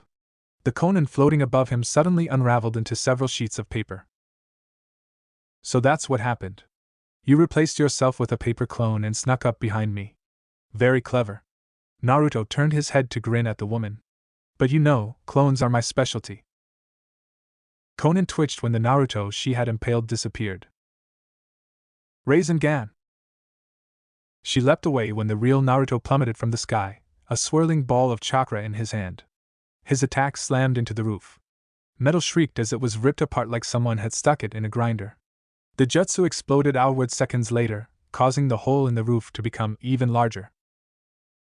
Naruto stood up and glared at Konan as she floated away again. This game of cat and mouse was beginning to get annoying. As they fought, several loud explosions rang out from far away. Neither of them looked away from each other. However, both of them knew that the explosions were being caused by the battle between Jiraiya and Pain. It looks like Erosenin and your master are still going at it. So it seems. Then perhaps we should end this. I agree. Konan launched more of those paper projectiles, which Naruto decided to call paper kunai, from her wings. He moved back to avoid them. However, this time, when they struck the roof, each one exploded in a massive geyser of fire. The heat singed his face while the force of the explosions threw him back. She must have wanted to knock him off balance. Konan appeared above him and threw numerous paper shuriken at Naruto while he was stumbling, but he avoided them by launching a powerful tornado to his left, using the resulting force to push him away from her attacks. Since Konan was flying in the sky, Naruto decided to follow her lead. He expelled wind chakra from his body, particularly his feet, and launched himself at her. A frontal assault like that won't work. Konan once more sent numerous paper kunai at Naruto, but he expelled more wind chakra from specific to push himself into a series of complex aerial maneuvers. Deftly avoiding each attack, Naruto closed the distance as he created a Rasengan in both hands. Rasengan! He thrust out his right Rasengan first. Konan dodged by rotating her body to the left, but doing so left her wing exposed, and his Rasengan tore through it with ease. Using the force created from dispelling his Rasengan, Naruto spun around and shoved the Rasengan in his other hand straight into the woman's chest. Konan exploded. A massive gout of fire tossed Naruto away, burning his skin and clothing. He fell to the ground, striking it with great force, and then he disappeared in a cloud of smoke. This is getting us nowhere, Naruto muttered. Konan was clearly an intelligent shinobi who analyzed her opponents and used deception to attack with paper ninjutsu. She could also use exploding notes to great effect, which he guessed was an extension of her paper ninjutsu. Her main method of fighting seemed to be luring shinobi in to attack her, then attacking with explosive tags. She also had a jutsu where she would transform into paper and cover her opponent's body, but Naruto could break out of that easily by expelling wind chakra from his. The problem was that Naruto couldn't land a solid attack. Whenever he got close, she replaced herself with a clone and made it explode or tried to restrict his movements. She was excellent at keeping her distance. Naruto assumed this meant she wasn't well versed in close-quarters combat, but since she wasn't good at taijutsu, it meant she had become adept at avoiding situations that required close-quarters combat. If he wanted to win, Naruto would have to trick her into getting close. By this point in time, their battle had taken them far across Amigakure, over many roofs and through numerous pipes. The amount of damage left in their wake was extensive. Fortunately, no one else had been around for their battle, meaning there'd been no civilian casualties. Naruto wasn't the type who wanted to hurt innocent people. Kage Bunshin no Jutsu. Naruto created 6 shadow clones that threw themselves at Konan, attacking from all directions. They converged on her like vultures on a corpse. However, the Konan they attacked exploded with incredible force. The pipe Naruto found himself shook as a massive hole appeared on the side. His sense of danger alerted Naruto to an attack from behind. He dodged left, shuffled his feet along the ground, and spun like a top. Expelling wind chakra from his body created a massive tornado around him that tore several dozen paper shurikens apart, but just as he did that, each shuriken exploded with impossible force and his tornado was engulfed in flames. Replacing himself with a shadow clone, Naruto rushed out through the hole, leapt onto another pipe several meters away, and then ran up a wall until he had landed on the roof. The flat roof only had a few pipes sticking out, and they weren't very big. That meant he had no cover. Conan tried to follow him, but Naruto finally created several hand seals and unleashed a massive ninjutsu. Futon, Fury no Jutsu, Wind Release, Wind Dragon Technique. Chakra gathered in Naruto's lungs, expanding his chest. Just as Conan was about to reach his roof, he expelled all of that chakra in a single gust, which burst from his mouth like an enraged monster, and quickly assumed the shape of a dragon easily 10 meters in length. The dragon slammed into Conan, tearing her body apart. She was another paper clone. However, the real one did not appear to be present. Before Naruto could search for Conan, something else caught his attention. Naruto was standing on the roof of a building near the edge of Amigakure Lake. Down below was a multi-tiered walkway that acted as a wall with multiple levels of defense. Dozens of large pips emerged from the bottom of the wall and traveled into the water. One section of the wall was rounded out, forming a half-cylinder. 6 people stood on that wall. All of them had orange hair and wore the black cloak with red clouds that Akatsuki had made famous. Each one had pale skin, numerous piercings, and strange, ripple-like eyes. Naruto couldn't make heads or tails of them. Were those eyes part of a? But how could so many people have the same? Were they members of a clan like the Hyuga or the Uchiha? The 6 individuals were gazing down at someone standing on the water, and Naruto felt a jolt travel through him when he realized it was Jiraiya. The man's nose had grown large. Several warts had formed on it. What's more, his pupils had turned into black bars. There were 2 toads standing on his shoulders, whom Naruto recognized as the elder toads. Jiraiya had entered the fabled sage mode. That was surprising, but what surprised Naruto, no, what sent ripples of shock and fear through him, was not that Jiraiya had been forced to use his ultimate technique. It was that Jiraiya was missing his right arm. Naruto had no idea what was going on, but just then, all 6 of the strange individuals leapt from the balustrade and attacked Jiraiya. Even with one arm, the man was a badass. He held off the first 3 that attacked him, avoiding their attacks, and then launched himself at the one standing further back. However, that man caught his hand, twisted his wrist, and then threw him away like he weighed less than AI. One of the other ninjas raised his hand. Several strange tube-like things appeared around his wrist, which flew at Jiraiya as the man landed on a wall. He ran up the wall. The devices struck the wall, and then they exploded. As Jiraiya leapt away from the explosions, the man with spiky hair raised his hand, and as though it was being pulled by an invisible force, the wall behind Jiraiya was torn from the surrounding area with the intent to slam the old ninja into the water. Naruto wasted no time in leaping down from the roof. He used wind chakra to boost his speed, creating distortions in the air as he flew unerringly toward the massive chunk of wall that was threatening to crush his sensei. While he flew, Naruto created 6 shadow clones and had each one charge up a powerful attack. Futon, Rasengan. 6 Rasengans powered with wind chakra slammed into the wall, creating a massive detonation of wind. The clones were dispelled. Their own attacks had destroyed them. Meanwhile, the real Naruto grabbed Jiraiya and leapt away as the wall was engulfed in a massive sphere of destruction. Naruto! It looks like you could use a hand, Naruto said. Seeing how you're missing one of yours. Now's not the time for jokes. Jiraiya snapped as 3 of the strange figures leapt at them. Senpuken!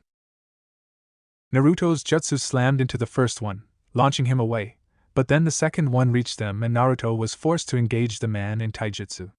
Unfortunately, he was still in the air and therefore had no traction. He let go of Jiraiya and was pushed back. Landing on the water, Naruto shuffled backward as a long-haired man and a bald man attacked him. The bald one threw a punch.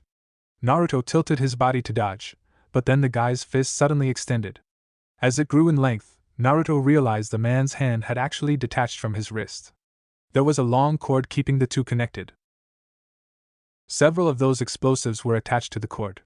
With plumes of smoke, they were launched at Naruto, who had no choice but to replace himself with a shadow clone. When he appeared several meters away, he made several dozen more shadow clones and had them split up and hide themselves. The long-haired one tried to attack him next, but Naruto flowed around his less than coordinated attacks and launched a powerful, wind-infused kick that sent the man crashing into a wall. He would have celebrated, but then several more explosives were launched his way. Rather than avoid them by dodging, Naruto held out his hands and created a powerful barrier of wind chakra. He winced as the explosion slammed into his barrier. Leaping back, he kept the barrier up while charging his next attack. That was the plan. Before he could, the man he'd launched away came at him again. Naruto had to release his wind barrier in favor of defending himself.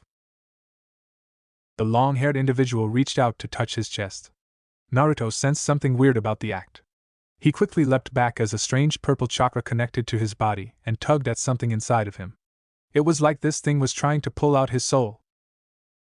Slamming his hands on the water, Naruto shoved a huge amount of wind chakra underneath the surface, which created a massive tidal wave that rose up and swallowed the two individuals. They weren't the only ones either. The 4 people who Jiraiya had been fighting were forced to leap away from his sensei as the wave crashed into them.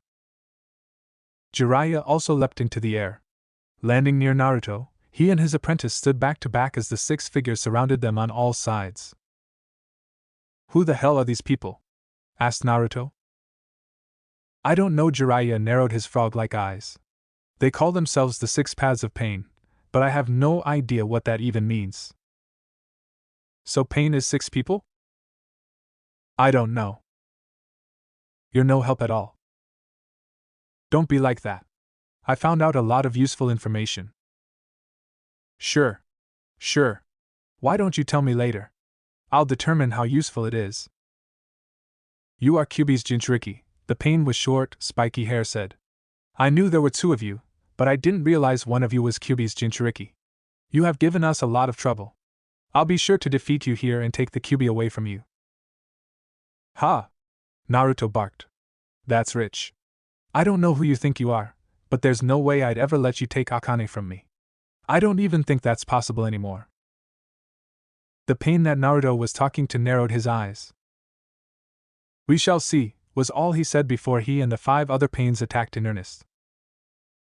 Thanks for watching, Shinobi Squad. If you enjoyed this what if, hit that like button, subscribe, and ring the bell so you never miss the next twist. Drop your theories in the comments, I'm always reading. Want more Naruto heat? Check out the other videos on the channel. Stay sharp, stay awesome, and remember even shadow clones need love. Peace out, Shinobi!